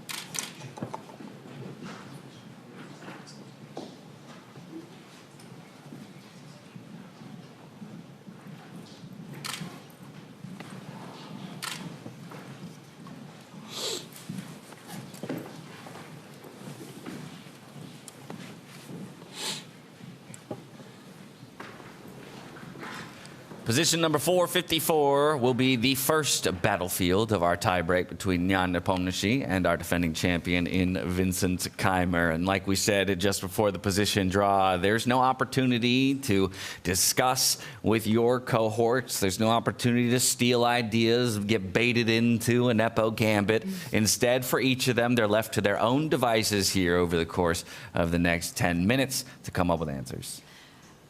And it's a good thing. I mean, they've got some time because look at what we've got in front of us. The position that's been pulled out, it's so close to the 5-1-8, to the standard chess position. There's a shuffling up of the queen and the knight. The queen's at the corner of the board. There's one undefended pawn, which is in front of the bishop on the left side of the board.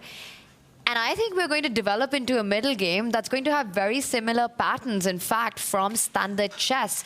We've often seen whenever the queen's in the corner, the players look for ways to activating it early on with one of the pawn push. But David, to me, this looks more like standard chess than freestyle chess. Yeah, much more similar to standard chess.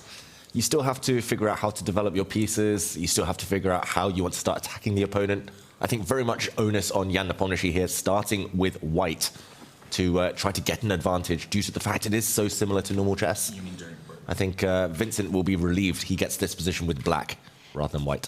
So, James, what's the format for the tie breaks? Let's just get everyone up to date with that.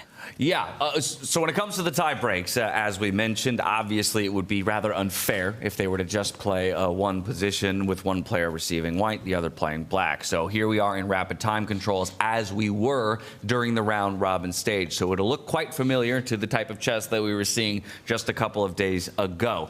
First, I will mention as well, for those of you who have eagle eyes, there is a black tabletop underneath that chessboard. That does not mean that Jan Nepomniachtchi is playing black. He is actually starting with the white pieces, and it will be Vincent playing black for this first position. After the result of the first game, we'll have a new draw for another position, and they will flip sides of the board. If we're still in a tie from there, we go to even faster time controls, 5-2 for 2 games. And then if we're still tied after that, it all comes down to an Armageddon. Armageddon, for those of you at home who don't know what it is, each of the players will have the opportunity to bid time for playing black. Importantly, Cinderov, that was textbook. I mean, it's knight versus bishop. It's pure calculation. I have 18 minutes versus 30 seconds. Like, I should win that game 99% of the time.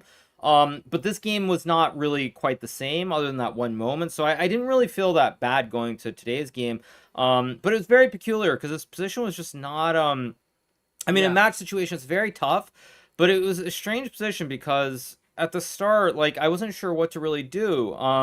You know, we had a situation where Nepo, again, said e4. He said e4, c5, knight c3, white's better. Basically said e4, f4, put the queen on e3. I've looked at positions like this. It's great. And, I mean, initially, I kind of actually thought he might be right in spite of what happened yesterday. But then, you know, what I realized before the game is if I go e4, c5, knight c3, to me, it just instinctively, it feels kind of off somehow. I feel like there's some c4 even. And this where's this knight on a1 going? So, like, I couldn't really calculate all of it, but just my intuition told me that somehow this wasn't right. Worried about this move f5 and queen a2?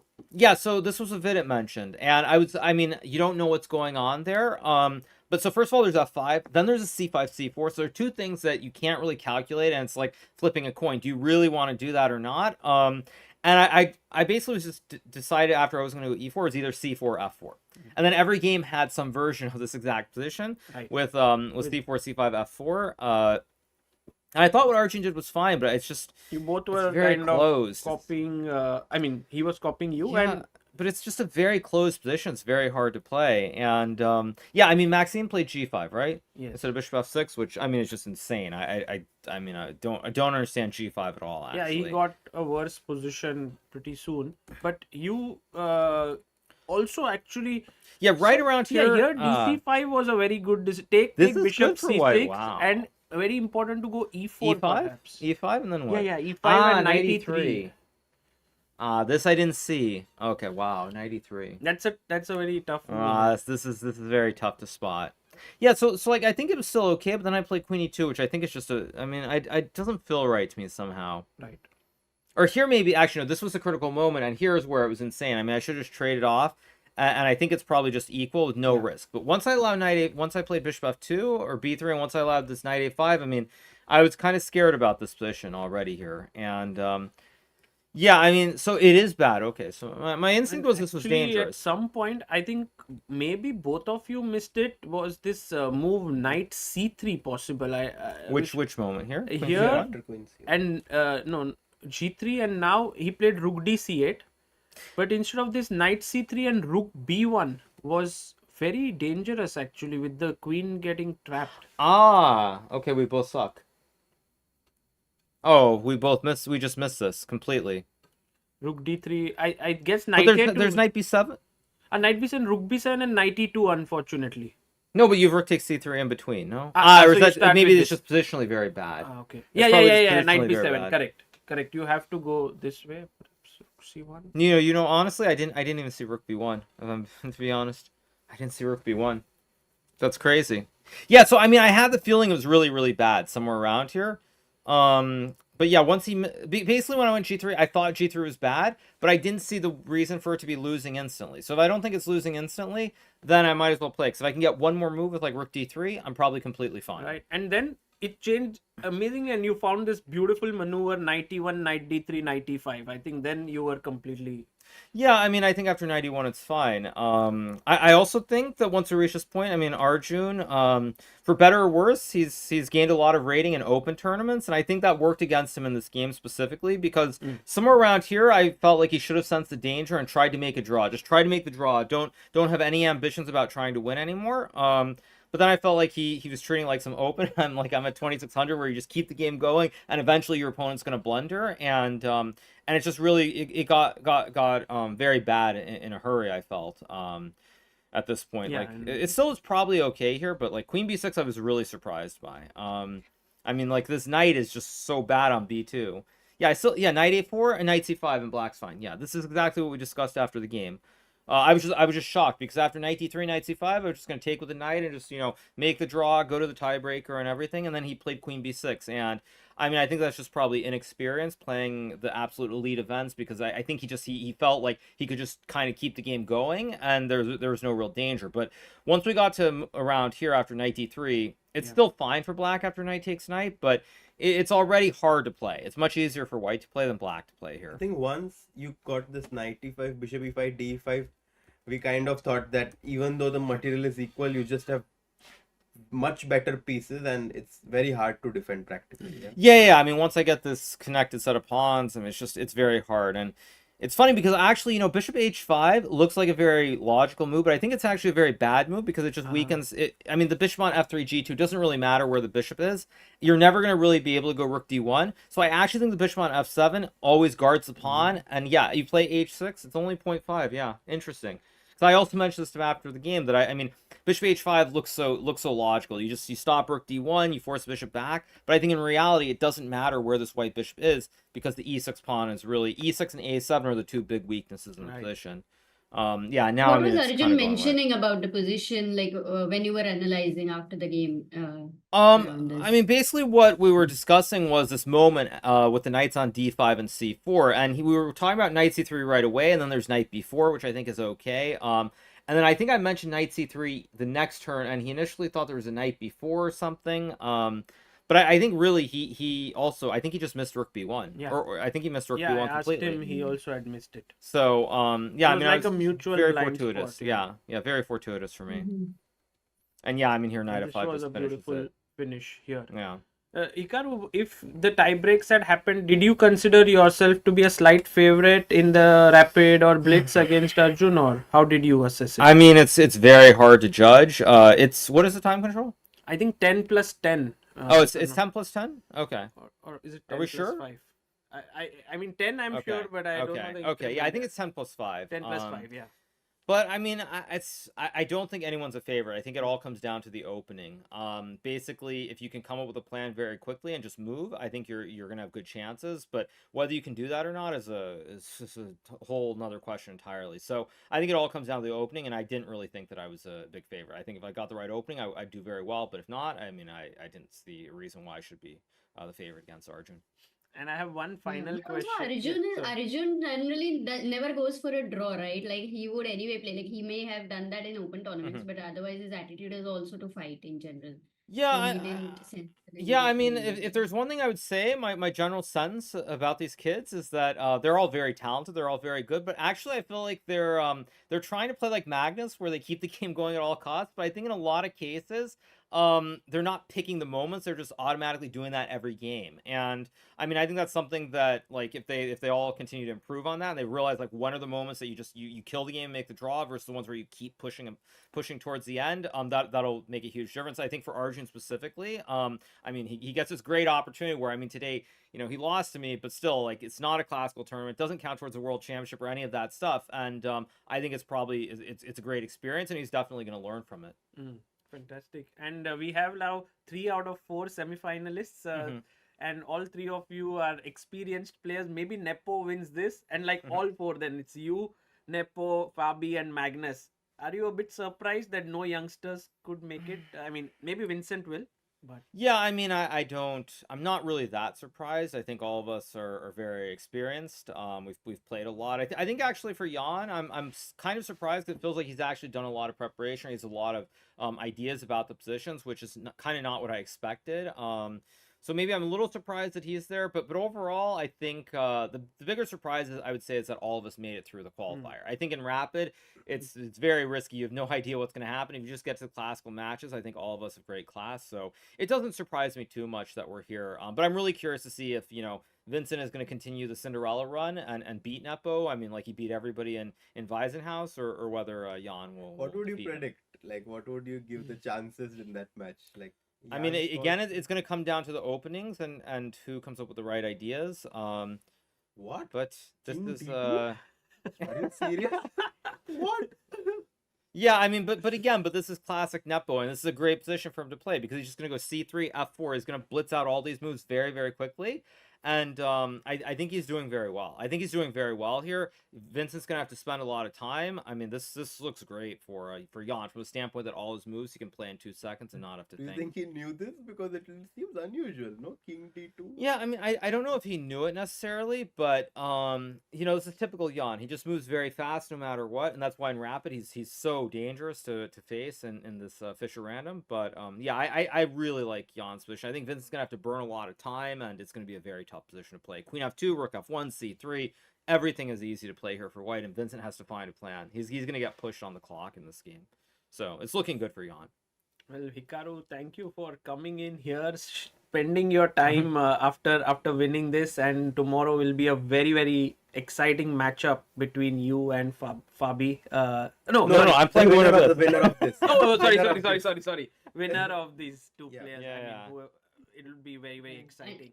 And sorry, Fabi and Magnus play each other, so right. It'll be very. Chat was very happy that you came here and they got the chance to tell you, please don't retire.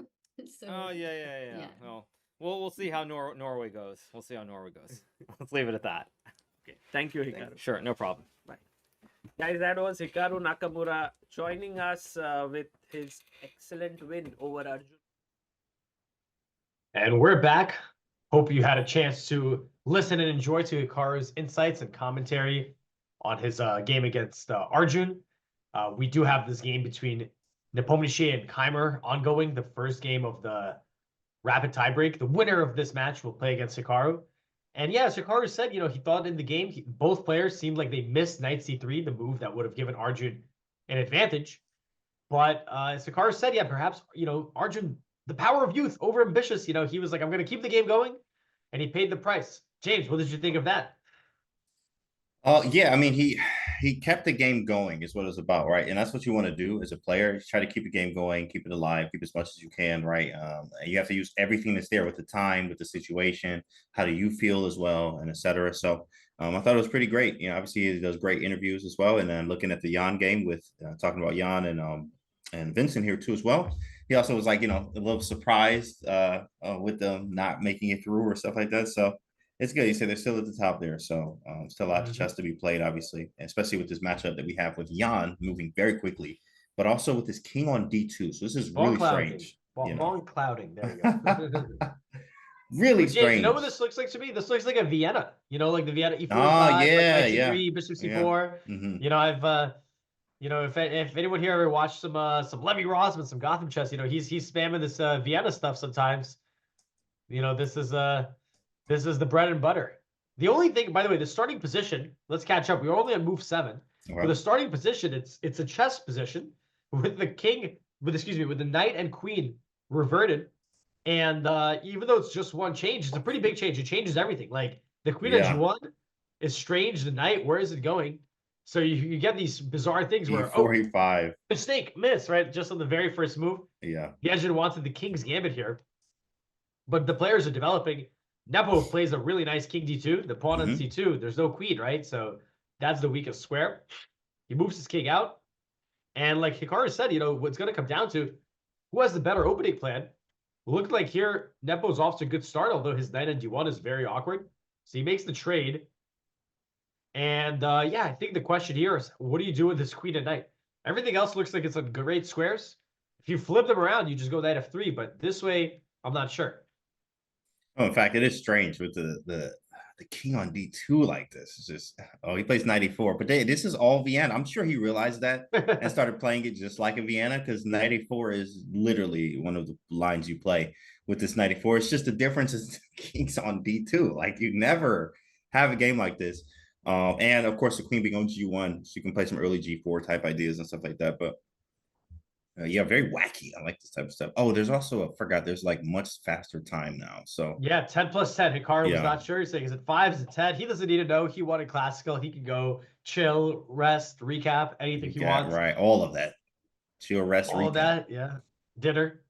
Knight a4 makes a lot of sense. Apparently the move is not the best due to some wacky stuff. We got bishop a5, c3, but you're not actually attacking the knight because you're pinned. I'm wondering, is there a b5 here for black, because the knight is trapped. Oh shoot! But then you I guess take here. Takes. Maybe b4 is up, but takes. And if you take, now I escape. So things are heating up. So the best line would be to play knight d to c6. And I don't know. I guess b4 would be the plan. Yeah, probably b4. Zwischenzug. Zwischenzug. Yeah, this is sharp, and the players only got 6 minutes, 7 minutes. I think Nepo, he's just like Hikaru said, he's just moving fast no matter what. Boom, boom, boom. Bully you on the clock, get you thinking early. Well, Nepo always does that. He plays in all time controls. He's so fast. Like, how do you play so quickly like that? But when you know what you want to do, especially, it helps a lot. Especially his calculation is very good too as well. So queen f7 was a miss. Apparently, what was the better move? Bishop a5 check. But here, can we win a pawn? Okay. Is this a sacrifice? I'm gonna take here. Takes. Keep taking stuff. Right. You just sag the pawn. Yeah, you just castle. And you're down a pawn, but you're saying, look, your king's on d2. I got knight c6. I got the open file here. Even something like e5, it's kind of funny. I could go after this pawn in some cases. So this is a pawn. This is a pawn offer, and the Arjun actually doesn't want Jan to take it. It's saying, okay, take this guy, but hold on, don't get greedy now. Don't start taking stuff. Go c3, and just play positionally. Just take. Offer the queen trade. You got the better structure. You got the bishop versus knight. Jan, he trades once. Is he going to go for the pawn? C3 is the best move, though. I like c3 also, and I have to figure out what my king's going to do. Maybe something like knight f2 and rook f1, and then moving the king over to like a c1 eventually here. Because I can always take this bishop when I want to. It just depends on, when is that time, basically. Feels like with knight a4, he's definitely count. And by the way, you got to be careful with your move order. You want to, if you start this way and go c3. Yeah. Hold on a second. You doing your tactics? Yes, Yikes. you are. There you go. That one's gonna hurt, boys and girls. Absolutely. So Nepo's got to get the move order right if he wants to go for this. C3 is the first move. Yeah. And then you take the bishop. And I like queen f2 afterwards because this queen doesn't have much prospects. So, and your king's not castled. So what are you playing these days? Are you a Vienna? Are you an E4 guy, or I know you play? I play mostly E4. Okay, yeah, I saw you was playing Carol Khan in some of the tournaments when I'm following when you are playing. Yeah. So you play some Carol Khan. I don't know what you're playing against D4 though. Usually D5 or knight f6. Played some Nimzo. Played some Queen's Gambit Decline. Nice. Very, very solid, very classical. Yeah. I know you got some way cooler things that you've been playing. I've been at some tournaments. You play like H5 Sicilian. Ah, yeah, aggressive chess always. Yeah. Always aggressive chess. Always. Yeah, I try to stay a little bit more solid. Yeah. But yeah, you definitely have. In Blitz though, I love playing aggressively. But in classical, I'm a lot more safe. Mm-hmm. So maybe I got to flip it around. Oh, it's all good. All good. You got anything coming up? Yeah, I'm actually I'm I'm leaving on Monday, so in a couple days I'm going to Spain. I got 2 tournaments in Spain. So once the freestyle's done, I'm actually going to be away for almost a month. Where are you going? First I'm going to what tournament? Alicante in Spain, and then Menorca, which is an island. Oh wow, sheesh, that You can man commentate going my crazy. Sweet, bro. Yeah, I'll definitely should check him, man. Good luck to you, dog. Thank you. Let's go, man. This is my preparation. Oh, yeah, exactly. This is great preparation. In fact, Yeah. it's sitting here calculating with these boys, trying to figure it out. Okay, so is this on Queen board? F2. Yeah, Queen F2 is Okay. on board, offering Okay. the queen trade. Okay. I like this move from Vincent. No queen trade for you. No, no, no. And then he takes on B6, takes back, opens the file, rook F1. Boy, them boys moving quick. Let me go to the cams. Them boys moving quick. Okay. Rook F1. Look at Jan with the dapper hairdo. That man been cleaned up nice today. He ready. What about the Feel good, you turtleneck? play good. What Vincent's turtleneck? What do you think about With that? the turtle. I think it's classy. Very like, business casual in a way, Very nice. He's locked in. But you see, you got the sleeves rolled up. You got to have the sleeves rolled up. Yeah, because you don't got a lot of time, so you need to You start. have to move fast. I like Vincent's game here a bit because I think Nepo, he should have started with that C3. This knight is pretty annoying, and I think he's just gonna have to live with that knight. At some point, he might just have to go knight C3. But this knight can't go anywhere. Like, if Vincent castles long, then I could see, maybe we'll start walking the king out. But I feel like Nepo missed an opportunity to play C3. Now he can't do it. Knight B3 is a big problem. And you can't really set it up. Like, let's say you go king C1. All right, I'm getting out of the way. Time to play C3. Nope. You still get hit with the same thing. So you might need to do something really silly, like move the king to B1. Right. Yeah. Funny. Maybe A3. I'm trying to get that to work. I guess it's not a problem. A3. But Knight now, C3. whenever you go here, I'm always coming out. Let's say I just castle, right? Because here, I guess we could give up on C3 completely since D3 will be hanging. Right. Yeah, I guess you just like castle. you take your time castling here. Maybe. I don't know. This looks harder to play with white. That's why Nepo, we're talking how he's so fast. Look at the clock. He's down 2 minutes. His moves are not easy. No, it's kind of funny because like you move so fast, and then when you think, and it's always funny, like even in tournament chess, like over the board when you playing classical games, you'll move super fast, and then you start to think when you're losing. Like I've been in that situation where you're like, why do I want to think now when I'm losing, or like when I'm uncomfortable when I should have been thinking before? But obviously, it's it's both ways. You can move really fast and be bad, or you can move really slow and be good. So it really depends on what's happening on the board, but. His move right now. So we have to see what Jan wants to do. A3 is definitely appealing. I just want to not allow any type of knight B3 type of stuff. I need to develop. My knight and king are really strange. That's the problem he's having here. And he's calculating, trying to figure that out. Also, just get the knight out. Yeah, I get it. Get the knight out. But I also think he's thinking about future plans too. Did he castle already? That was fast. Yeah. I looked away for literally half a second. I'm like, knight C3 took him. Castle. Really. Castles. And now okay, maybe I could go rook. This is just not fun though. The pawn's on E5. Whoa. What did he do? He snatched. He snatched it, but now I'll take with the pawn. I guess you go knight 92, yeah. Yeah, 92 and then E5, and I mean, okay, white's I guess if E5 I can trade the queens, right? If I can trade the queens, I'll be happy about that. Yeah, I was gonna say, don't be fooled. For everyone watching in chat, you guys are seeing the matchup. Okay, Nepo, I've heard of that guy, 2758. Vincent Keimer, 2649. These are I think these must be their rapid ratings because Vincent's over 2700 in classical. So this must be some rapid rating since they're playing 10-10.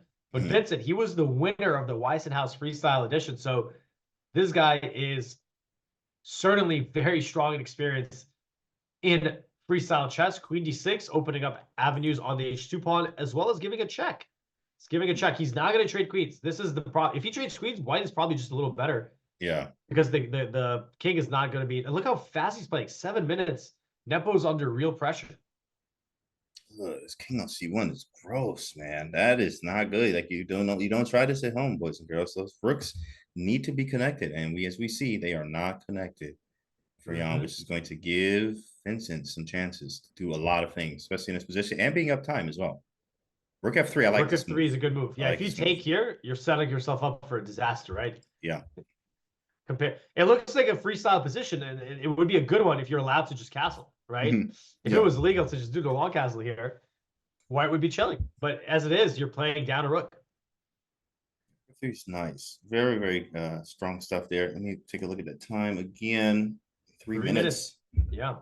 And how many games is this tiebreaker? Is it 1 or is it 2 game match? So they play 2 games of rapid. If it's still tied, 2 games of blitz. I got it. And then if they're still tied, they do Armageddon. So okay. we could be in for 5 games. We could be in for 2 games. Okay. Place your bets in the chat. Your bets, chat. What do you think is going But to if happen? Vincent wins the first game with the black pieces, he's going to set Nepo up for a difficult comeback. Okay. Rook F3, I think is good. And now we have to figure out how to figure the rest of the pieces. So basically A3, King B1 to A2. Yeah. Man, this is a long play. You're right. But like Yeah, A3, King B1, A2, and get the other rook in the game. Hope for the best. Yeah, I mean, it depends. If let's say like a random move, and if your queen goes back here, I actually could just go back to D2 now, right? So probably I'm just making it like, let's say, or whatever, random move. Queen is probably going to stay in A5, and then, well, the tricky thing is, even if you go King B1, King A2, you might run into like Knight B4. So it's still going to take a little bit of time to get these pieces out. Yeah, you can maybe go B3, which is ugly, but at least I have the square covered, right? Yeah, that's I don't true. let the queen That's in. true. So, And at least I but then if I go here, you can go here. There's always something. There's always something annoying. Yeah. And that is due to your king not being ideally placed, as black has all the pieces developed, looking great, when white doesn't have the same. Very, very important detail. But the good news for Nepo is that Vincent, who was playing with breakneck speed, he's finally chilling a little bit, lessening his time advantage. Oh, you froze a little bit there. Wait, are you just frozen? Oh, Alex, is that me? Oh, there he is. Okay. I was like, am I still here, chat? Okay, cool. Do you Yeah, hear me, you were Candy? just frozen. Yeah, you're good. You're good. Oh, yeah, I could hear you the whole time, but Yeah, I guess I was I was just frozen in shock. frozen in shock at the position. Oh man. Okay. Rip Alex. He's back, Streets. He's back. We got him. We got him. Yeah. We got him, chat. Everybody breathe. We got him. So we got to trade in F3. Okay. Yep. And then A3, queen queen A3, queen A5. Yep. And so you said King B1 was what again? Oh, queen D2 or something. Yeah, that's Maybe vicious. Jeez. You can't. You know what? There's actually rook F3 right now. Whoa. You're right. If I play H4. Well, let's just show it, Lights right? out. You know, H4, yeah. Rook F3 is GG. And the idea here is queen E1 mate. So, I mean, this is some serious, but you might have to go B3, like you said. But I mean, B3, then you got queen D2 coming in, like, ugh. What does he go? He made a move. He plays King B1. Yeah, King okay. B1. So queen D2, I'm wondering what is his idea? Queen D2 is a serious move. Apparently, ignore it and go hunt it. This looks dangerous, but Queen G7. I always have knight C1 to cover some checks. Man, this is dangerous, bro. Yeah. Playing with fire here, but okay. Yeah, if you go here, then I'm starting to actually my king has an escape square. I'm picking up a surprising amount of pawns. Oh yeah, Jan is tricky like this. He likes to play aggressive chess and like tricky tactics. So that will be possible. Yeah, he's going for this. I'm a fan of it. He's figuring it out as he goes. Yeah, I mean, if he's able to solve his main problem is that the rook at A1 is out of play. If you're able to get away with King A2, Rook G1, King B1, all of a sudden there's no reason for white to really be worse, right? His only issue is that this king and this rook need to switch spots. Vincent goes G6. So the problem is if you do go King A2, now Queen D2 is powerful since you don't have Queen takes G7. So you got to burn another move again. I don't even know what you play here though. Yeah, right. Maybe the H4. H4. Oh man, yeah, B4. And that Stacking looks so is not an loose. idea. Yeah, no, but maybe I B4 have is to. strong, bro. Yeah, Yeah, it's let me get really out of here. strong. And then King B2 because you can't. Okay, you could sacrifice, but it's not really likely, and it's not good. I mean, But it's now not the greatest. You gotta watch out. Yeah, King C. Oh yeah, now you get in trouble. Yeah, so B4 is strong because I can't be broken down in a few moves. What do you play? Queen H3, Queen hit the pawn on H3. E6 makes total sense. Yeah, he's hitting some pawns. Hitting What E6. if Queen D2 though? It's very annoying. You can give up this pawn, Yeah. but now you got the knight hanging, you got the pawn hanging. The king is going to be safe. Let's see. Vincent can ignore that threat. Computer says Queen D2. Huge advantage for black. Oh, and you go king b8, I guess. Yeah, the king is just out of the Wow. way, nice and safe. You know, king b8 and shield. Interesting. I think before, it was not the top engine move, but it made a lot of sense. Just at least make it a little easier to get these. I mean, he might play the whole game without moving that rook. He wouldn't want That's to, not but he gonna might be have bad. to. Yeah, queen Yeah. h3, e6 is hanging. Oh, Nepo with the head shake. He noticed it. I think he just noticed it now. Maybe he noticed something else, but I did see the head shake there. Vincent leaning in. How much time is left? 2 minutes to 3. Okay, yeah, anything can really happen at this time. But Black's looking good. Vincent trying to take another game down. Dang, man. Vincent is really playing insane chess. He plays queen d2. Excellent move. Queen d2 on a board. And if Jan loses, he's got no one to blame by himself because he got first place, which means he got first pick. And he said, Vincent, come over here. We're playing. Hey, he had Vincent. the first pick. Let me He could have you. chosen someone else, but he chose Vincent. He tells Vincent, you asked for this. Yeah, queen d2, excellent move, attacking the knight, sacrificing the pawn. Yeah, the knight, I mean, the problem is, like, where do you go? If G1 is awful square, I mean, all these squares are. C1 is at least you're defending the I was king. about to say, at least, yeah, C1. What's so bad about C1? I'm actually I don't curious. think anything's too bad. It's just what Just you're ugly? still not solving the rook, right? You can't go king a2 because queen c2. So you're Oh, just I kind of playing can't. down material, right? Okay, we Oh gotta my move. goodness, that's Goes is that C1. annoying. Yeah, nice C1. So Yeah. I have to figure out how and he plays king b8 So instantly. if you take, we're gonna take, and we're setting up nasty back rank threats. Yeah, Vincent practically is doing excellent here, I think. Knight b3. Maybe knight king b3. a2. Check. Yeah, but Oops. it check exactly. Check on d1. I'm trying to see if I can sacrifice this, at least get my rook, but the problem is I'm losing this pawn and this I pawn thought and this the pawn. d3. Yeah, right. Exactly. I was like, well, d3's hanging. I mean, you could do this, but you're losing all your pawns. Yeah. Yeah. This Yeah, I'd might be rather kind of Vincent. lose some pawns than not Yeah. get my rook out, but Oh my neither. And goodness. he's gonna go down under a minute here. And it's gonna be a must win. Losing with white here is not ideal, obviously, so if it's possible that he could go down in this game. Minute left, b4 on the board, drastic measures. He's going for, I guess, knight b3. Now he has king b2 is the idea. Yeah, he should have played that b4 move a little bit earlier, because then he would have not had to have the queen deep in his camp. Mhm.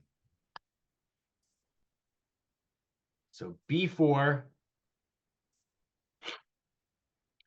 might have come too late, but let's see. Vincent has to still. I mean, you feel like he should be much better, but the good news is for Nepo is that now knight b3, queen d1, he has king b2, right? He's not gonna drop the pawn on c2. That's the real idea there. Right. Right. It looks real. The material's equal. It feels like it isn't, but it is.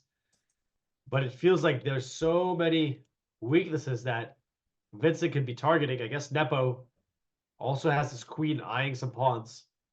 Well, the problem is like the natural, chess principles is that I'm just not developed as I should be. If my pieces are developed, okay, this is a different game. I feel good. But because my pieces are not developed, makes this a completely different game. So I'm having trouble. I'm practically worse.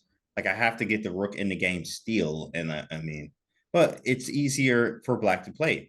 His king's safer too as well. Absolutely. There's queen e1 stopping a knight move. So if king b2, I wonder, is he going queen c3 check or queen d1 maybe? Yeah. Oh, here there's 95. Oh man, this is gonna. Whoa! Be look at the nasty. bar. It was not stopping. Hey, the bar like, no, this is over. This is terrible. Yeah. So queen e1 is a great king a2. Gets a question mark, but he needs to get those pieces out. You can't blame a man for trying. Ugh, King a2. man. He wants Yeah, to yeah. go knight b3, avoiding queen c3 check. No, it really is about get those pieces out, guys. Like follow the principles, which is, even at the highest level, sometimes those principles are broken here. I don't know where it went wrong. Well, maybe king d2 might have been a start there, but of course, out of the opening, as we saw, Vincent just played principal chess. He got his pieces out and developed. I think he's found the idea. King to b1 is like, well, maybe not only move, but he did go king Yeah. b1 and 95. I 95, see look at the Vincent bar. looking. Is he gonna find it? 95, maybe lights out. Yeah, 95 is. This is going to be a win for Vincent. He's Yeah, going to there win it the first is. game. It's on the board. And Jan with the head shake. And Jan with the back and forth head shake is something he generally does. And yeah, Vincent looking to clean up shop here. Vincent. This was dominant. He had the time advantage, the positional advantage. Just no chance for Nepo this game after his inaccuracies. Well, yeah, one thing I did admire was Keimer's technical play. His play of playing very solid positions and understanding it very well. We've seen a lot from his coach, Peter Lako, as well. So nice stuff here from Keimer if he's able to close out and finish the job.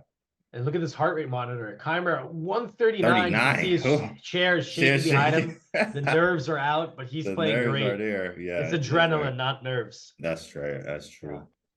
Straight adrenaline pumping in his veins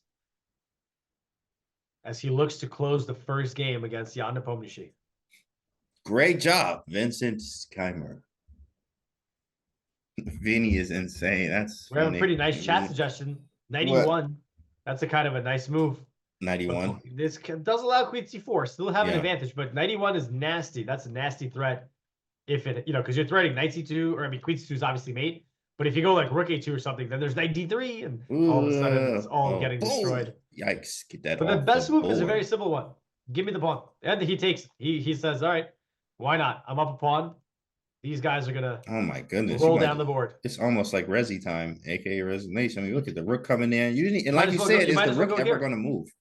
You might as well end the game. Made him one. Yeah. Hopefully he misses it like he did in the Prague game, but he still won though. He still won that one too. Yeah, this is just White's got this active queen and nothing else. Your rook hasn't moved, your king's in danger, your knight is, I guess the knight's all right, but it doesn't have any offensive capabilities. And Vincent hasn't even used, he's about to go rook F1, and yeah, this is 20 seconds for Nepo. I mean, he might play a couple more moves on inertia, but how do you even stop rook F1 or rook F2? I mean, you're literally playing down a rook here against, an elite player here. So it's game over. Great game though, not even gonna lie. Any good titles for Hikaru's recap video? Let's see. Oh, there was no, I thought there was a poll or something for it. Okay. Well, this one's over though. Vincent Keimer with the dub. Looks like he's gonna win this one. Yeah, he's got an easy tactic. A rook F1, you gotta block with the knight, and then I just take it. Yeah, and then I take the rook. So that will be the finish. Unless Nepo wants to play it out a little more, he does have the e-pawn, but obviously Vincent will win that position a million times in a row. Oh, you know what? That's what he's banking on. Rook F1, Knight C1, takes, King D2, Queen C3 check, and then King D1, and then from there maybe Queen C6. Okay, you know what? Yeah, I like it. I like what he did here. He made it. Maybe I go Rook F2. He went Rook F1. I mean, the one thing that he's counting on is there's a perpetual threat, right? If you're completely asleep, with some random move, then you're going to get hit with the perpet. But Queen C3 should be good. Queen C3, King D1, and then I thought Queen C6, but then Queen G8 check, and then King A7, Queen takes A. Yeah, I guess right. I got plenty. I got plenty of material to get back to. Yeah. He goes King A7, just stepping out of the perpetual. Nepo, you give him 3 moves in a row. He could pull this out. Locking having 3 moves, boys and girls. 3 moves in a row. Yeah, so Vincent just needs to not allow the perpetual. I mean, yeah, even Queen C3, Queen C6, you are giving up a pawn, but it's well worth giving up some material. Also, you could just take on A3. But yeah, you want to keep a little bit of an eye on this pawn. So I'll go here, you take, and I'll go here, and maybe I actually can create some counterplay. Vincent's got 20 seconds. He's got to... Oh, he does. I forgot about but he's got to move. Time, yeah, 20 seconds is no time, boys and girls. Woo! Here it is, C6, E6, everything 6. Here we go. Yeah, okay. Look, I like the fact that he made this what it is, because like 18 seconds. I mean, we see this every day for people that play Blitz or Bullet online. Like you get low on time and strange things happen. Yeah. But there is some mate threats. The Queen and Knight, yeah, they're gonna combine for some nasty threats. If you go E7, I can go check, King D1, Knight F3, and even if you promote, you still get mated. Yeah, I thought the same with this nasty mating net. Jan calculating through it. Can he select the queen? Nope, there's no chance. Queen E3 check and mating net. Ooh, you ain't even getting out of that one. Dang. Can you do it? Yeah, C4. Okay. Yeah, he's like, I need an escape square. I don't think he's escaping too far. The king is completely by himself. The queen is all the way on the other side of the board. There's definitely miscommunication between them. Queen A1. Let's see. Trying to go Queen C3. Setting up mate. Yeah. Again, the queen and the knight. Deadly combo. We have a handshake. Vincent wins game 1. Wow, Vincent with the dub there, game 1 down. Wow. And there it is. Vincent with a much needed dub and wins with the black pieces as well. Smiles there from Vincent as he's going to try to close it out here. All he needs is a draw for the next one. Yeah, they still got a game to go though. So Nepo's he's gotta go all out for the win. Well, that's gonna lead to an exciting game. Let's go. But Vincent, yeah, he is maybe next time around he's not gonna get picked first. You know, it's like, okay, I know this guy's overrated, but he's winning. He's winning every time. Right, yeah, maybe next he's time. not too he's the 960 you know beast, the freestyle Let beast. me not pick Vincent next time. Let me pick somebody else. Yeah. How many times we got to teach you this lesson, old man, right? As they say. Great stuff. Nepo goes And down. yeah, so do they just immediately start, or maybe like a short, like 2-3 minute break? Or Actually, you know what I was thinking? That's kind of interesting. So the players before their games, right? They kind of get together in teams, they analyze, they discuss. When it's 1-on-1, they're just by themselves, I guess, right? Just like excuse me. That's you. Thank you. But yeah, I think they do get I mean, I would imagine they get somewhat of a break. They also need to pick the new position, right? It's not like they, you know, there's a whole process here. New position, you got a little time to analyze the position. So we might be looking at a 10-15 minute break at least, is what I would guess, but we'll wait to hear from our mods at the coat. All right, well, while we're waiting, we will take a break, but don't go anywhere. We have one more game, and we may have Hikaru jumping on to help us commentate. Then we'll really be in the zone. Sweet, let's go. Lock in. All right, guys, we'll be right back.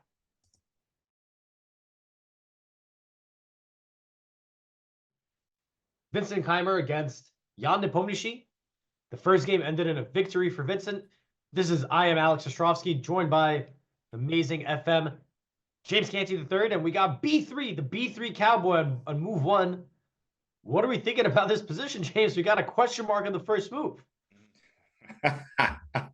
I've never ever seen a question mark for the first move ever. But okay, B3, D6. They had time to look at this. And he plays F4.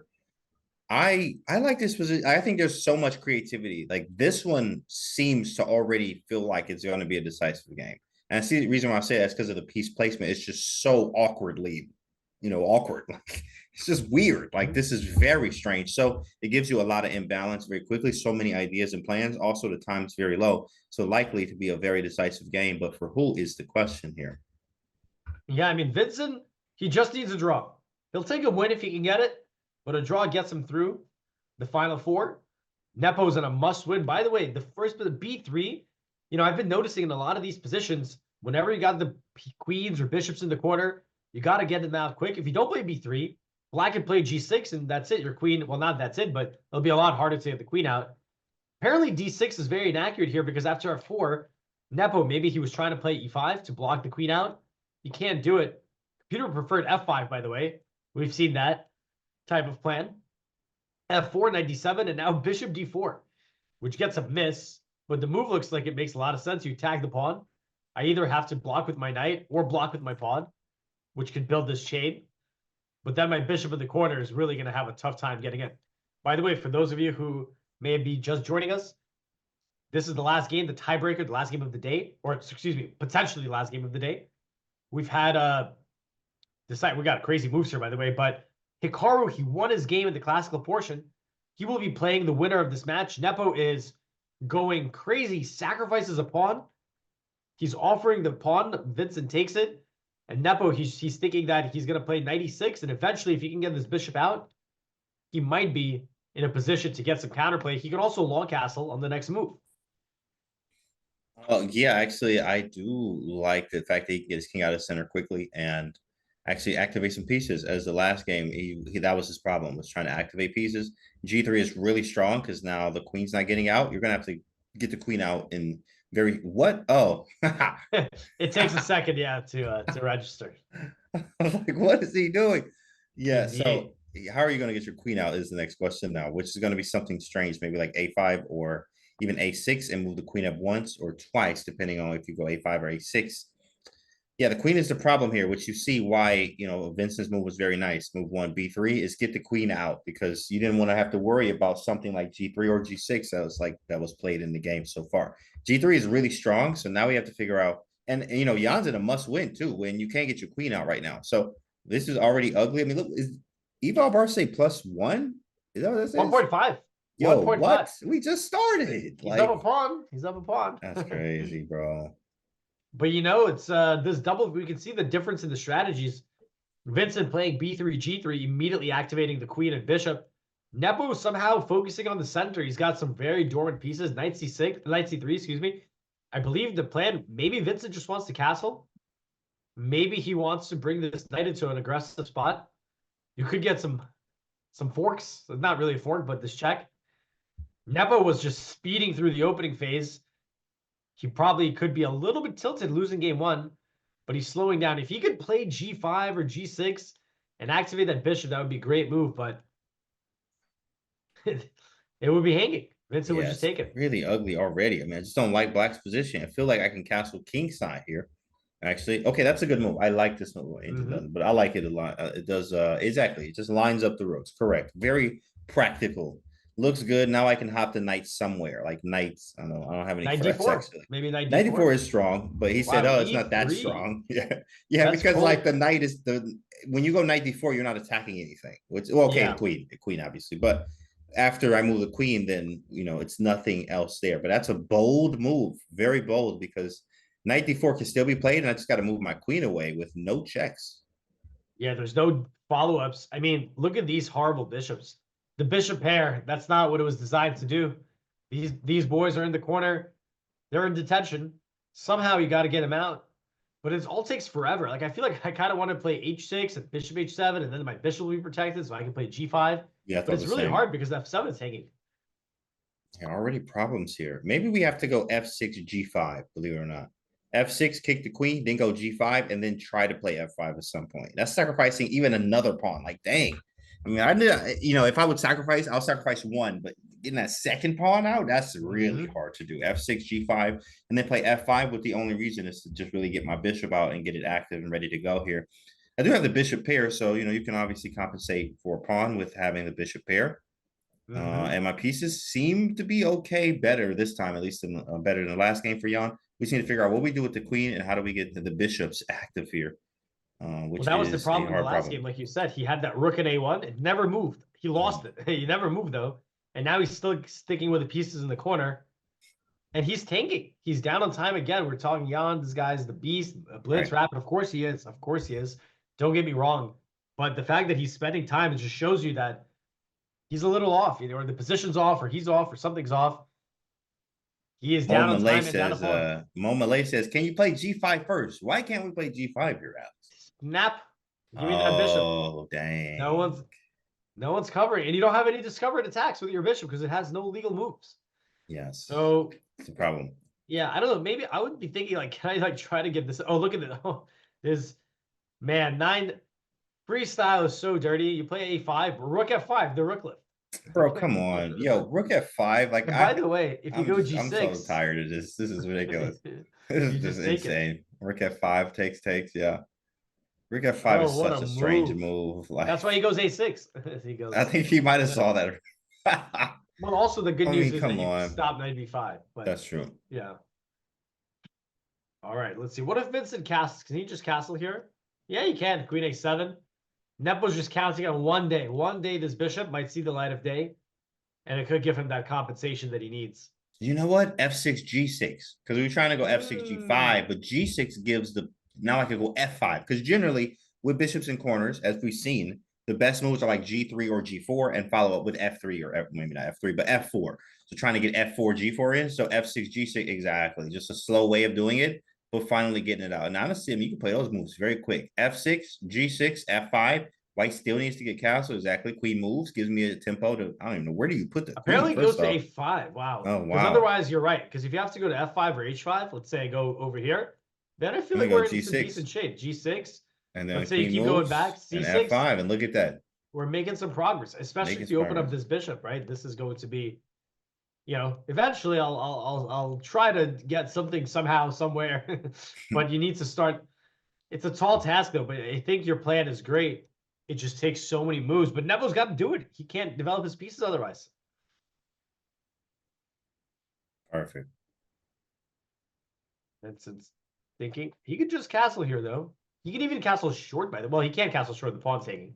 It's legal to castle short, but maybe not advisable. Looking at the camera. 94 from Vincent. Centralizing. Ooh, Nepo making a face. He made a stank face. He's like, what is that? I mean, I'd have missed that. Dang, I missed that on Yeah. the camera. Oh, there. Oh, I see it. I see the delay. We have a delay. So look at his face. And then Vincent looked up like, bro, what you mean, bro? What do you mean? That's so funny. Yeah, I try not to make faces and stuff there. Sometimes you can, like, you can try to like act like, oh, your move was terrible, but like it was really good. I didn't see that actually. That's kind of funny. Queen H7. I think Nepo has some great tactical chances, even though the eval bar loves white. But I mean, it feels like, the queen, the pieces look strange. Queen on E5 with the rooks behind it, like principles say, there's generally something here. But what we're missing is the minor pieces that work together with it, which is the two bishops in the corner right now. Yeah, it smells like you got to have a tactic here, but somehow there's just no, like knight d4 is the jump that kind of seems like it could be aggressive. But after queen c5, I step out of the way. I offer the queen trade. Obviously, I'll be happy to trade the queen since I'm up a pawn. Like takes, I'm hitting b7. You go c6, and I might just skedaddle with the long castle, and my king is safe. Safest houses. So, yeah, Vincent's pieces, they look a little bit, you got to be a little careful, but they're all protected. I'm thinking, is there like some crazy, can I go like F5? You take it. Now I try to go G6. Yeah, right. This is, Open everything up, but apparently exactly. it's nothing. What does Nepo do? And you know what's funny though is I know the reason Uh-huh. why is because there's like white is so solid. Like there's nothing you can't attack anything. It's miraculous. I'm not even gonna lie. Like usually there's something you can attack, but everything is defended by something. And so there's like no type of real attack. Even if you get a knight move in, a free knight move, like knight d4, for instance, is what we really wanted. But with knight d4, after the queen moves, there's nothing else. You have to move the knight again because you're not attacking c2 because it's defended. So even though it seems like something's here, weirdly enough, Vincent has everything defended in a way that's quite difficult. Yeah, you said it. There's just no targets. I was saying maybe, if I could somehow sacrifice the rook, on E3, maybe I blast that open. But it's like, I need so many moves. But the nice thing for Nepo, I feel like he knows there's not anything immediate. So he's just slowly, let me improve the queen. Let me get the king out of the way of any checks, right? He's just slowly improving the pieces and hoping he's going to get that opportunity if Vincent makes a mistake down the road here. Yeah. Oh, that eval bar is just misleading, bro. You just see it all white there. Like, yo, come on. Nothing. Like, are you kidding me? But the engine is obviously. Can he castle here? This is what I thought the same. Yeah, castle looked good. Yeah, let's just castle. And again, I like the plan that you were going for. Computer says queen a5. I guess if I go g6, you just take it a little bit cold-blooded move. So it's annoying. Maybe I just say, all right, you hold on a minute. I'm gonna try to get my other pieces out. But I mean, can you imagine? Let's just imagine this, and like you put the bishop here. Can you imagine? How are you gonna explain that? How are you gonna explain that to your bishop? How do you want even to have like, that conversation? And then like, how did you get there? Like first, like what is going on here? No, it's he does Chessman castle. 68K freestyle chess with a castle. I like that. One thing about Vincent, and even in his classical games, is he just follows principles very well. He develops his pieces. He gets castle. He doesn't do like sacrifices. Like his style is not an Ali Reza, completely different type of styles of chess. And you see that a lot from it again from his coach Peter Lako there. But very, very positional understanding is what makes him a very, very standout player, very sharp and very good at what he does. So castling queenside. And now next move, queen b6. I don't know. I don't really. Oh, that's nice because now he's threatening to move the knight. I guess he's like, yo, no more queen a5. Knight a4, queen b4. Played very quickly. Yeah, this queen has had quite a journey. Zigzagging into the position. But now at least, again, like if Nepo could just activate, this is his whole compensation. If he could somehow get that bishop in the game, Like if we GG. get queen No, b2, maybe not, he'll go like obviously. queen f8. Let's Queen see. F- We're gonna get king b1. Queen F8 is so funny. Okay. No, if Maybe you get F5 this bishop here? in the game. Oh, 'Cause okay. if you Rook take, takes I and get here. G6. Ooh, spicy. There it is. That's what I'm looking for. It's That still could the be a end. nice move because G-bar G6. bar Well, I didn't still change need a much. move. It's kind of crazy. Yeah, it didn't change much, but It's weird. you get a little more hype if you see that. But there's knights. He's still got something. Like I'm Ugh. just a tempo short, right? I need to. These And if I knights. take it, you force the queens off. Very annoying. So yeah, so f5. The idea is nice, right? Getting this is what we need. But Vincent's bishop over here at h1, and the knight coming to c5. It's a lot of counterattacks. I agree. Yeah. I think I would actually take white, to be honest. But I mean, if the time gets lower, I'm taking black. When the time gets lower, because you know the tactics and like you have to watch everything, the threats, right? The threats. But knight of c5 is extremely strong, with the b7 pawn being very loose. One trade there. You gotta go b6. Ew. I was thinking b6, ugly. but then look at this. Now you're gonna start queen c6. Yeah, the Wow. problem is that we don't have, like, if you go g6, it's not mate. You're not threading mate. So now we're setting ourselves up for some nasty discoveries with the knight, right? So yeah, we have a question in chat. So it says is Hikaru playing next? No, Hikaru has won his game. He has won his mini match against Arjun Erigaisi, the number 4 ranked player in the world. Tomorrow he will play the winner of this match, Vincent Keimer and Jan Nepomniachtchi. Vincent did win the first game. He's got the eval bar on his side in the second game. Must-win game for Jan. So right now, Vincent is the favorite to face Hikaru tomorrow. Turtleneck plus 200 elo. Fire. Right, exactly. Yeah, turtleneck gives 200 elo. Perfect. I'm gonna start wearing turtlenecks then. Shoot, at the tournaments in the summertime. Mm-hmm. Kind of crazy. Hey, looking crazy. If it gave me plus 200, I'll wear it. I'll wear it. I'll wear it all year round. I'll wear it. You know, sleep with it, shower with it, go to the beach with it. It doesn't matter, guys. Turtlenecks give 200 elo. Okay, knight c5. c5. Takes. Now you can take with the queen, right? Just force the queens off. I mean, you can take with the knight too, but take with the queen is logical because that way, now Nepo finally can get his bishop out. G6 will definitely be played, setting up G6 f5. He's got the bishop pair for the pawn, which can sometimes give you good compensation to equalize. But he's got to win. I need to win. Yeah. Right, you know, we got to win. Black has to win. And winning from this position with black down a pawn, yeah, you're going to have to try to create something, take some extra risk. As Vincent's like, yo, I'm up a pawn. You know, all I need is a draw. It's quite easy for me in a way, as I am trying to play for 2 results here when Jan is trying to play for 1 win. Yeah. That's it. Nothing else. Yeah. H5. I don't know what this is going to do because bishop h7 is still not possible. But doesn't matter. You got to confuse him. Get him lower on the clock. Bang out the moves. See if you can get a mistake. And we got great chat commands. Sweet. Exclamation.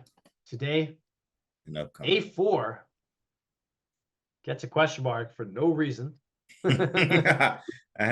Exactly. No reason at all. Everything's fine here. Question mark.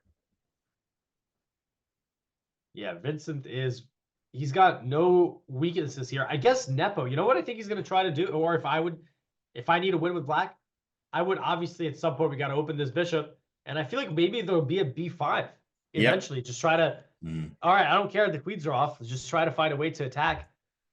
Now g6, is there knight to f6? Yeah, there is. Oh, I guess this actually blunders a pawn because you could take, and boom, tactics. But you know what? Maybe it's worth it because you're playing down a bishop, right? So maybe this is fine. Oh, you're right. Yeah, and then I can go d3 and double the rooks and put the bishop on e4, and you will do. You have nothing the rest of the game. But still, you can see there's at least some tactics in the position. Rook e5 from Nepo. Maybe he's trying to set up f5 next, right? To get the bishops going. And his hope will be some kind of counterplay over here. Yeah, I think this is the move. King c7, rook b8, get the bishops open, b5. Then I can start seeing some chances appear for him. Rooks I and agree. bishops together are nasty. I agree. Rooks and bishops together are quite nasty. Correct. Yes. All right, here we go. Here we go. 4.5 minutes for Vincent. Just under 5 for Jan.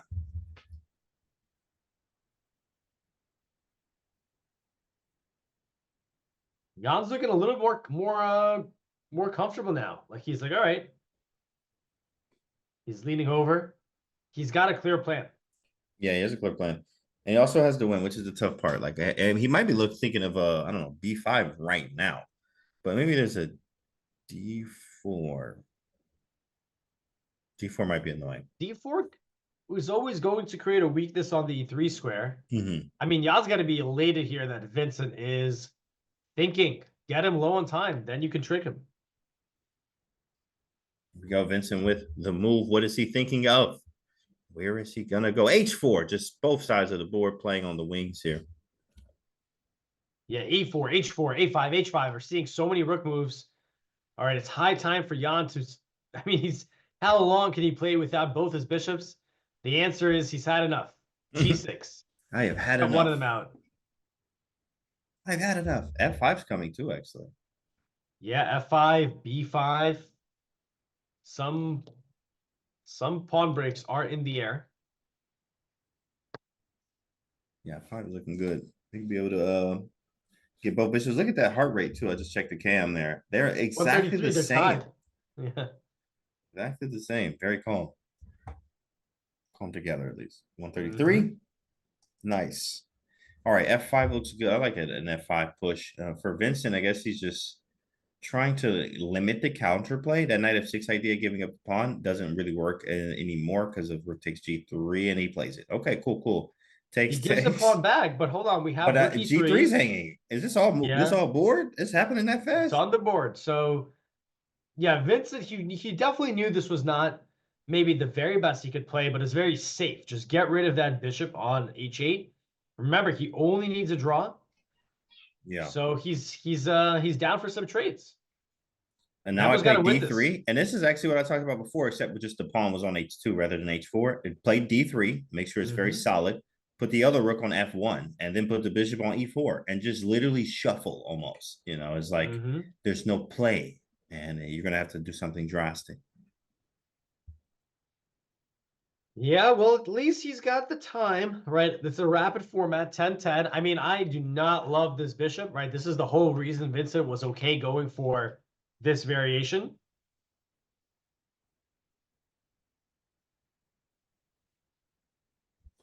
Yeah, the bishop on G8 is but you know, eventually something can happen. Bring the king over, push the pawns.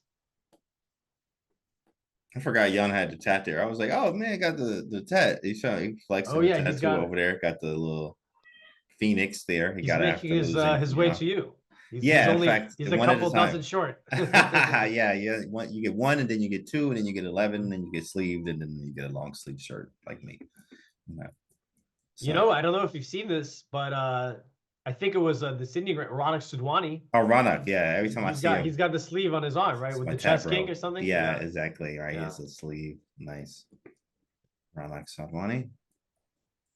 Okay, bishop E4 now. Oh, but now he has. Oh, this was brilliant, Bayan. That was brilliant. I ain't even gonna lie. When it comes to ideas, he has. Now he can just walk the king over. If I go bishop E4, we trade the rooks. You walk the king over to E7. And then you really are playing a game. Like, I mean, you can walk the king over, right? And like, then you want to try to milk the position by pushing F6, F5, try to get the bishop back. But then, okay, even if you allow all of this, where's the next play? So yeah, it's probably. I think he's going to try to use the majority, right? He's got a 3 versus 2 on the king side. So try to make a passer, but every pawn he pushes is going to get simplified. This is all happening. This is all happening. Yeah, all happening here. And yeah, simplified position. Jan is going to play on. He's also going to use his time. I mean, he does have a very beefy time edge here. He can play kind of forever in this game. He will play forever because this is his go big or go home moment.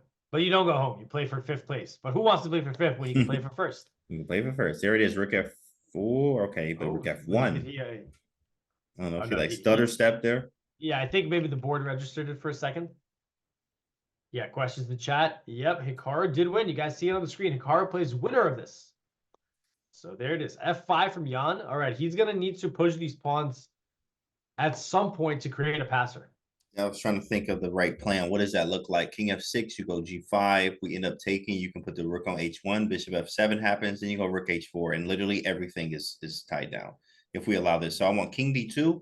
Wait for G5. Take on G5. Play rook H1. If Bishop F7, we go rook H4. And you hold the fourth rank and shuffle from F4 to H4 for a draw.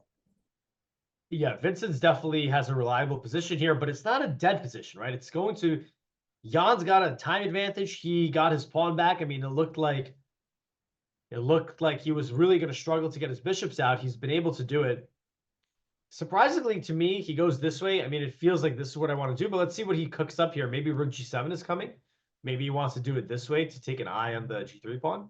But if you move your rook away, I don't want to allow the white king to start coming in on the weak dark squares. Oh, yes. They say to play for a draw, you have to play for a win. So still look for your chances if they're given to you. But if there's a draw there, okay, cool. I'll take the draw because I win the match here, says Vincent. With ideas of king E3, F4, 2 G5, as you pointed out before. I was actually looking at something like bishop to D1, but I didn't like this bishop D5 thing. Where I could, I guess, you want to kick you support away. these pawns? Or? Yeah, I want to support, but I also want to go rook F4. I really want to kind of replace, like, I want the rook in front of the bishop. So rook F4, me and bishop back, and then go bishop back to F3. He goes D4, restricting of the king, maybe a C4 to follow, gaining some space in the center. Yeah, I like this move, right? You got the light square bishop, you put the pawns on the dark squares, and they start working together real nicely, controlling a lot of the board. Vincent isn't just going to sit and wait for Jan to come get him. He's going to try to push a couple things of his own. Very normal and natural. Pushing of his own. C5. Yeah, that's nice. If you're trying to play for a win, you got to do it something like this. Maybe that's why he played rook E7. Maybe Nepo, let's say we play a random move. Maybe he was thinking about, getting this type of formation to freeze these pawns. Mm-hmm. Not sure, but maybe that was one of the ideas of rook E7. We get king to D3. Vincent goes up the board. It's a good move. If you trade, we're going to be quite happy. Got someone at the door. Let me go check that out. Someone at the door. All right. Yeah, I don't know who. Let me go. Let me make sure it's not the ops, The ops, Alex. He does live in New York, guys. Be careful. Alex has someone at the door there. Wow.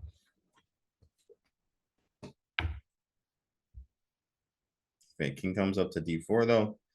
Seems very likely that Vincent will catch a draw here, guys. I believe he has a very nice king and activity as well.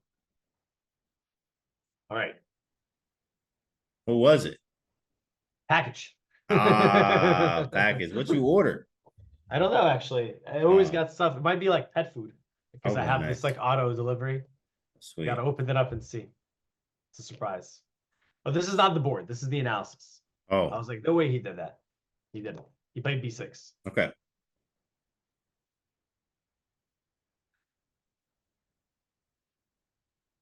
Yeah, Nepo's got to win, but what's going to be his plan? He's definitely going to make some kind of attempt. We're thinking that he's going to try to use the 3-on-2.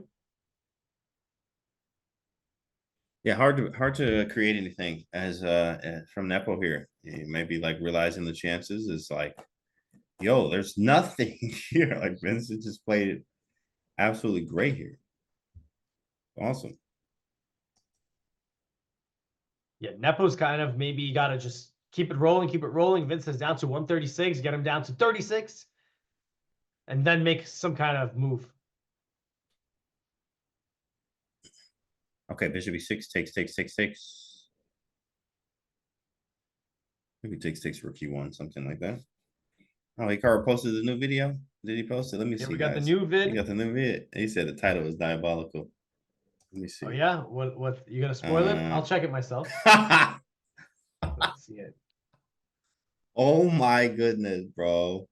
I did see something like that in the suggested in the chat.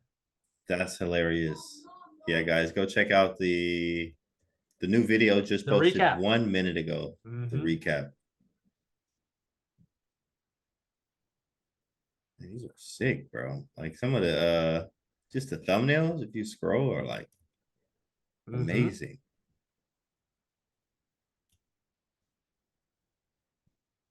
Yeah, gotta have good thumbnails, you know, to have good content, good thumbnails. I'm not Gotta gonna lie, get that is give the great. people what they want. Yeah, that's right. All right, check out watch it. Yeah, that's funny. Speaking of tariffs, man, it definitely made the market drop a lot, you know. So as if you guys are in the market, there are any traders here or stock or futures, whatever, definitely had lots of drops. Hopefully you made some money or you got out. Whatever. We'll see. Speaking of C, wait, let me move is this the right time? Oh, he does. Yeah, he had a minute. Wait, well, I'm actually looking at it from Zoom here, but he's under a minute there. Whoa, you got to move, bro. He's making the chances. I mean, but there's nothing like how, okay, yeah, I'm down time, but there's really kind of nothing. Yeah, I mean, even if there's nothing, it can turn into something once you start panicking with 10 seconds. Look at the heart rate on Nepo. 146. He's getting a workout. Yeah, He's right. getting About to start sweating. Exactly. Yeah. Start sweating, boys. Option trader volatility is great for trading. Nice options. Yeah, I trade futures, but options. Yeah, nice job, dude. Hopefully you're up. So 146, he in there sweating. I think like that's yeah, I'm thinking about working out now. That what heart rate be like optimal. The optimal rate for burning fat is around something like 150, 160. I forgot what it was, but so he like really burning calories right now. Like, Well, you probably remember that article. It was like, oh, you know, average game, like Fabiano's burning 2 pounds, or that's not what it was, but yeah. I don't think I'm even that far off from what it said there. But as a chess player, I wasn't sure how true that was. Yeah. I definitely get my heart rate up some games. Oh. Oh, hey, how you guys doing? Hey, what's up? Hikaru. What's going on? Not a whole lot. Just finished a recap, so I thought I'd pop in for a couple of minutes to take a look at what's going on. What do you think? Any chance that Nepo squeezes this one out somehow? I mean, position-wise, of course not. But when I look at the when I look at the time situation, I think there's some realistic possibility here. If he can take on d4 and go bishop c6, still a draw, but chances for sure. What, you want to get the e4 square for the rook, and like rook e4 with g4, f4 maybe? Okay. Yeah, no, I mean this doesn't look easy at all to me for White to save. Probably because Vincent's super nervous as well. I mean, if I were playing with White here, I probably would go c3 just to avoid anything. But I guess he's going to play rook g1 and just sit on the position. And Nepo's going to try to do something here. So probably rook f1 again. Just back and forth, waiting for a. But Vince is burning clock, right? He should be farming that 10-second increment to get over a minute at least. Yeah, I mean, I would agree with you. I think definitely like he should be, but rook d8 I really don't like. Can't I just go rook e1 here? No, rook e1. D1. No. I mean, this no. If you go d5, there's rook e8, but now you're gonna go d5 c4. Yeah, d5 c4, right? Actually, wait. Sorry, I'm watching the stream. I wasn't watching the Zoom. Sorry. Okay. Sorry. So rook f8. Yeah, I mean. Again, this should be a draw, but the idea is always f4 here. Probably rook g1 is what I would play. Okay, takes. Interesting. Minutes. Okay, rook d1, logical. Actually, probably very, very good decision by Vincent. Because now king e3, we're gonna get bishop e6, I guess. King e3, king e5 is how you try to play on as Nepo. But still, this should be a draw. Like king e3, king e5, rook e1 looks fine. Yeah, rook e1, nice. Yeah. Also, there? people are. Yeah. Sorry. What's that? Can you go f4 still? Yeah, I thought then you could go like king f2, king d6 takes, and king g3. Okay. But again, like let's be real. Like the fact is, the time situation is not great for Vincent here. He's 20 seconds almost. This is terrible, time wise. Well, I mean, it's still a draw. I mean, it's not about it not being a draw. It's just a matter of like how big is the margin here. And yeah, rook b8 is a good move. I think Nepo's going to win this game, actually, as I look at this now. I think he's going to win now. Because rook b4 is a serious idea. I think he's going to win. Rook b4 and c4, break up the pawns. b3 is weak, and yeah, that's nasty. Yeah, if you can get the a4 pawn. I mean, it's obviously still a draw with perfect play, but I'm not feeling it. E5 now? King e5, and I guess probably rook d8 maybe, but right. yeah, this is getting pretty scary here. C4. Ew. Yeah, with rook Yeah. d8, he'll at least have rook a8 counterplay. Yeah, that's what I was thinking is, yeah, I mean, that's why Nepo here should go king e7 or king c7, just so that white doesn't have the obvious rook d8 idea. This But is the we'll strategy, see. right? Get them lower on the clock and then start poking, making them have to make tougher decisions. Yeah, I mean, this is, of course, classic Nepo. He moves too fast in every game regardless. But I think considering the match situation, especially, this is really, really good for him. But yeah, someone was asking a question. I said, who would I rather play? I don't really have a preference per se. I would say that basically, if I play Vincent and it were rapid, I think I'm a favorite. In classical, I think Vincent is significantly more dangerous than he is in rapid personally. But I don't have like a personal preference really. Okay, but now this is definitely a draw. I mean, now this is definitely a draw. You trade and go king f3. I mean, this should be very easy for Vincent. What's I mean, he Nepo should just counting trade on? the bishops. Does he still want to get c4 in after the trade or something? Yeah, but then rook d8 takes rook b4, rook a8. I mean, it's a 3 versus 2. Like that should be a very basic draw. I mean, if you're Vincent, you got to trade and get the rook and pawn endgame. I mean, you have to. King f3, of course. Yeah, I mean, there's unless Nepo finds something literally right in this position, it's going to be a draw. Rook d8, of course. Yeah, rook d8, and it's just over. Rook d8, and it's just a dead draw. Yeah, if you just leave with the 3 versus 2, he'll have no trouble holding that on the increment. Right. Yeah, I mean, rook d8's the last move that Vincent has to play here. So anyway, to answer the question, I don't have really a strong preference. But Vincent, of course, he is the Cinderella. He is the Cinderella kid. He's been on a big roll. I think the most important thing though is to not go king f2 here. I think you need to go king g2. I think king f2, king e5 takes king e4 could get tricky. I think king g2 is the move here. Yeah, he does it, of course. Yeah, Hikaru, this is going to be a draw. It's done. Hikaru, I was going to ask, do you think, Vincent won the previous leg or the previous, the Weissenhaus one? Now he seems like he's going to beat Nepo. Is it I mean, obviously he's a very strong player. Do you think it's something specifically catered in his play towards freestyle?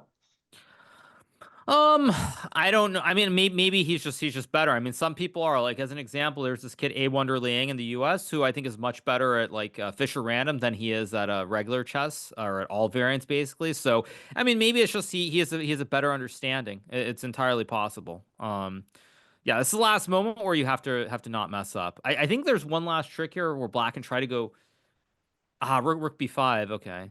There's always be some checks. You can also just put the rook on f4 and it's a draw. I think just rook b4, rook f4 should just be a dead draw. But the line I was mentioning is that Black can some get rook a2, king f3, king f2, king g1 or something. There are chances. Like if he keeps the rook, like tries to go down and you set up some kind of cheese. Yeah, with king f2, king g1, something like this. Yeah. But okay, is Vincent really this low on time?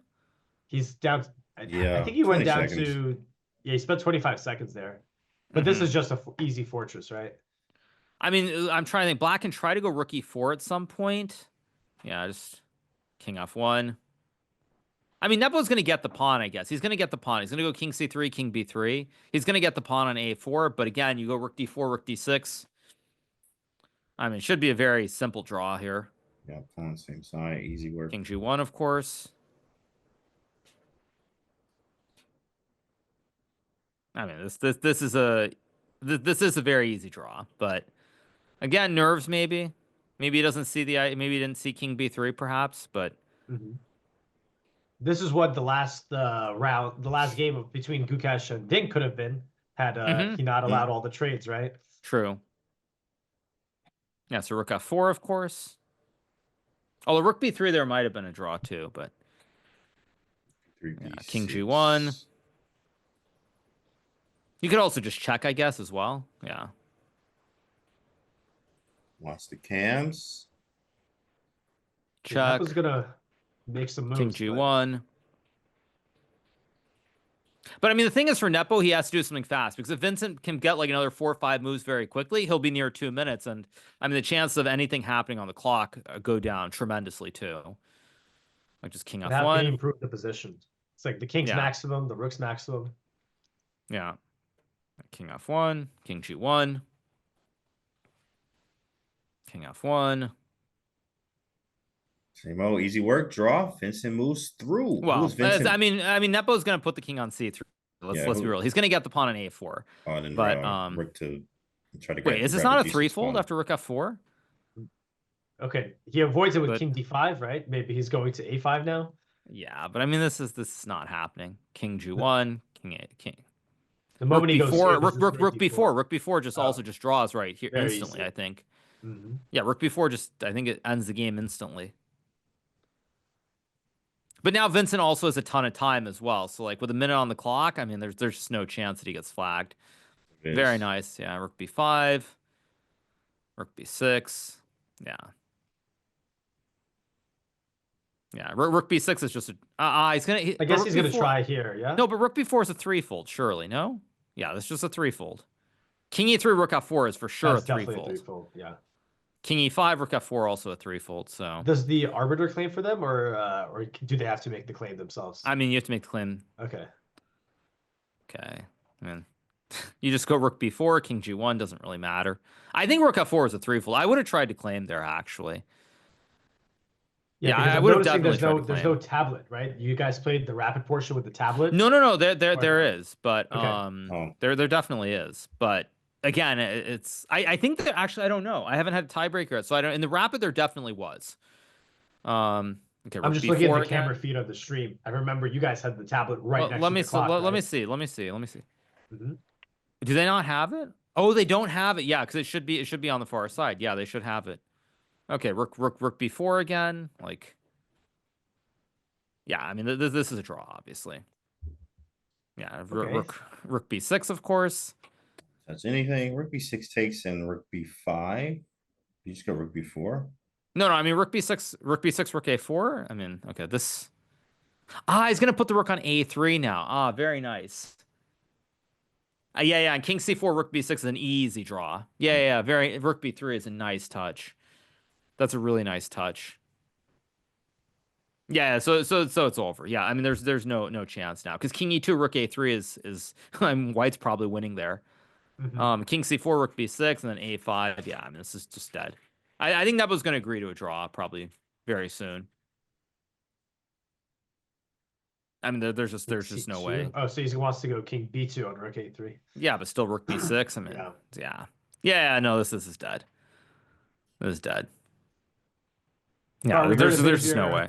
Of your thoughts, the Chess Based India interview about your game with Arjun overall seemed, this moment with knight C3, I guess it just was like a double oversight since he had this tricky rook B1.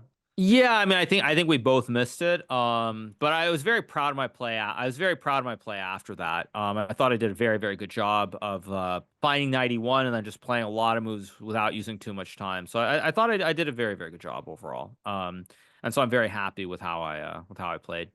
So yeah, it looks like it's gonna be Vincent. There's no jinx here because this is literally a dead draw. But yeah, so really just looking forward to the game tomorrow and or the match tomorrow, and hopefully it goes well. Good. Just play chess. Right? As you always say, play good things happen. You know, feel Yeah, good. that's exactly the plan. So I kind of have to get going, you guys. Unfortunately, I have to go. But this is over. Like Nepo's looking away. Like this is over. It's going to be a draw. So I'm going to play Vinny tomorrow, and yeah, we'll see how it goes. So again, my recap is out for everybody who's watching, and I'll definitely try to join tomorrow, you guys. Okay. Awesome. All right. Thanks Okay, for joining, see you Carl. guys. Good luck tomorrow, man. Have a good one. Good luck. Bye. You heard the big man himself, and I don't think he's gonna miss much here. There's gonna be some more moves, but like Hikaru said, there's no jinx. Just like you said earlier, James, when you're like, Hikaru's gonna win. I'm not jinxing. Exactly. Yeah. I can't remember a time I had one. So I've been on fire. There it is. Draw. Vincent's going through, man. Vincent been on fire, dude. But he does have to face the half man, half everything else tomorrow. Yeah, this is going to be Hikaru obviously in great form, taking down Arjun today. And he's completely right. He said, after I played 91, I was really proud of my play. He played like every top move. He played like a, half man, half, have everything, like you said. And but Vincent, he gets picked first again. Maybe takes it personally. Takes him down. And right with the smile, like, oh, you want to pick me, huh? All right, yeah. All right, watch this. Hold my turtleneck. Mm-hmm. Well, that's all the games, right? Are we missing any secret tie breaks? Anyone running it back? I don't think so. We got it all. We've gotten it all today, boys and girls. I think this has been a great day of chess once again, and we have more of this coming tomorrow.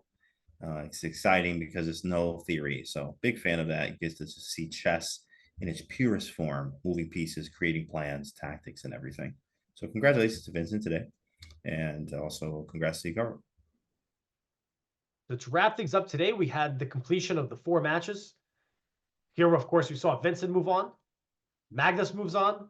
Fabiano moves on. And so does Hikaru. So tomorrow, we'll be back to call the action. It's going to be Hikaru against Vincent. Magnus versus Fabi. So that's going to be a big match as well.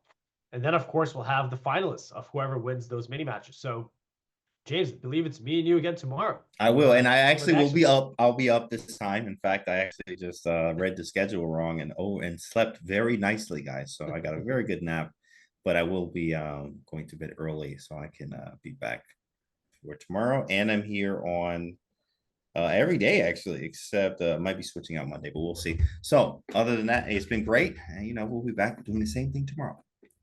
All right, guys. Shout out to our mods and editors, and shout out to all the chat. Hikaru wins. We'll be back tomorrow. We'll see you in the morning. Take care, everyone.